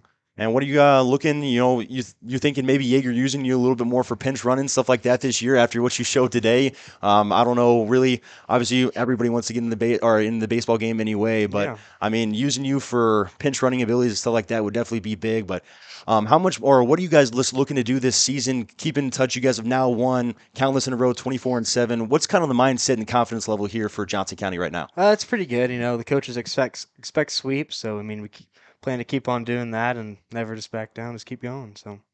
Oh, I appreciate you for talking to us. I obviously take you 2 or 3 minutes of time on a cold day. I'll let you get out of here. And great job today, and hopefully keep it going. Sweet, thank you. Appreciate it.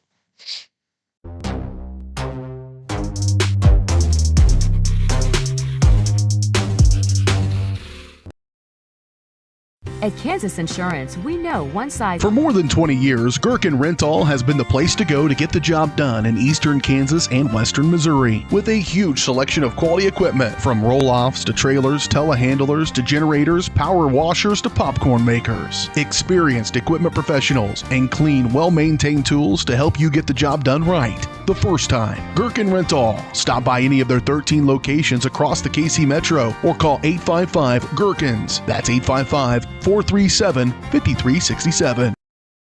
The smoothest, the creamiest, the most amazing ice cream you've ever had. That's what you'll find at Main Street Scoops and Sweets in historic downtown Eudora, Kansas. With over 100 mouthwatering Wisconsin-made ice cream flavors, including dairy-free and gluten-free options. The bakery is always serving up the most heavenly cookies, cakes, and so much more. Ask about Main Street's custom cakes for that special occasion. What are you waiting for? Come make the sweetest of memories at Main Street Scoops and Sweets in downtown Eudora, where it's always ice cream time. The MVPs of BBQ. That's Barbed Wire Barbecue in Eudora. Family owned and operated, Barbed Wire Barbecue delivers great food and small town hospitality at a valued price. High quality hickory smoked meats, house seasonings, and time tested recipes put Barbed Wire Barbecue a cut above the rest. Kick off your weekend with their delicious brunch on Saturdays and Sundays and enjoy game day your way with Barbed Wire Game Day Packs. Visit them at 601 East 10th in Eudora or see their full lineup of flavors at barbedwirebarbecue.com.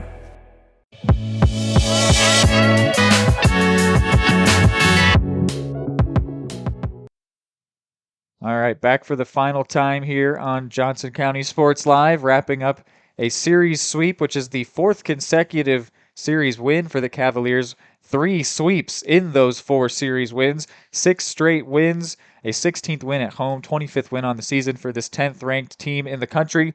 They are just absolutely on fire at the moment, and I mean, it seemed like they could almost do no wrong in that game out there with Drew Veach either tying or setting a new record for stolen bases in a game. Strikeouts all over the place in both games. The 9-run inning to start the game. Cavaliers just absolutely dominant today. They moved the series record to 44-2 over Baker JV. I wonder if Baker University might stop picking up the phone at some point when they see that it's a 913 area code coming from Overland Park, Kansas.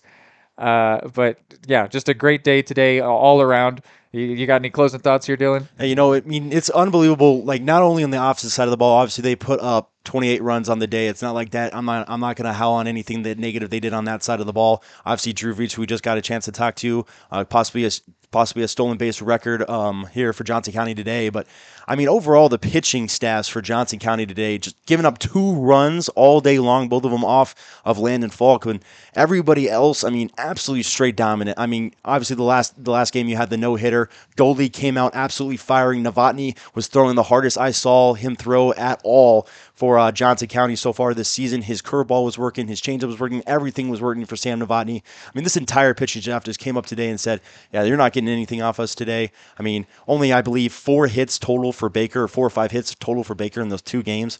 I mean, I don't see a way where, I mean, this game even was going to be close at the beginning. But when it was 2-0 at the point in that one game, I really thought that like maybe there was a chance, Baker playing a little bit better. They had Seabach on the pitching mound. He was carving up Johnson County a little bit. Yeah. Went through a couple innings with no hits, and they ended up pulling them. We were talking about on the broadcast multiple times how we thought that was a very questionable decision with how they pulled him only with 2 innings and thirds worth of work, 46 pitches, giving up just 1 hit.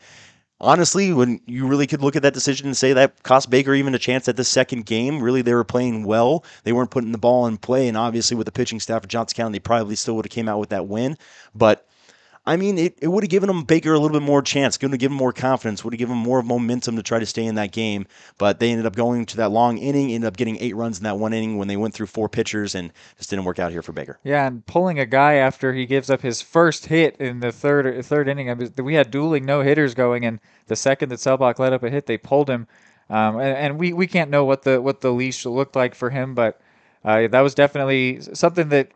It felt like it was a momentum shift because the Cavaliers jumped all over the bullpen. I mean, there was nobody that came in and had a good day for the Wildcats out of the pen. And so there were just a lot of struggles, and unfortunately, the combined no-hitter isn't a combined perfect game just because of 2 errors. There were no hit batters, no walks. The only base runners that reached should have been out. So it was a really good day for Johnson County pitching, especially, and Johnson County fielding just a little bit below right where you would want it, but they had a great day as well. And certainly were nothing like the Baker fielders who were struggles. This will be a day to try to forget. So yeah, it was a great time today getting this series sweep for Johnson County. And that's pretty much going to wrap it up for us here, unless there's anything else to say. No, the only thing I really got to say, I believe the next time we will be on Johnson County Sports Live for baseball will be on March 28th. Okay. So we will both be there for that as well. So that will be another good series. Tune in for that here on Johnson County Sports Live. But that is all we have for you tonight from Johnson County. As always, I'm Dylan Vanderveen, and go Cavaliers.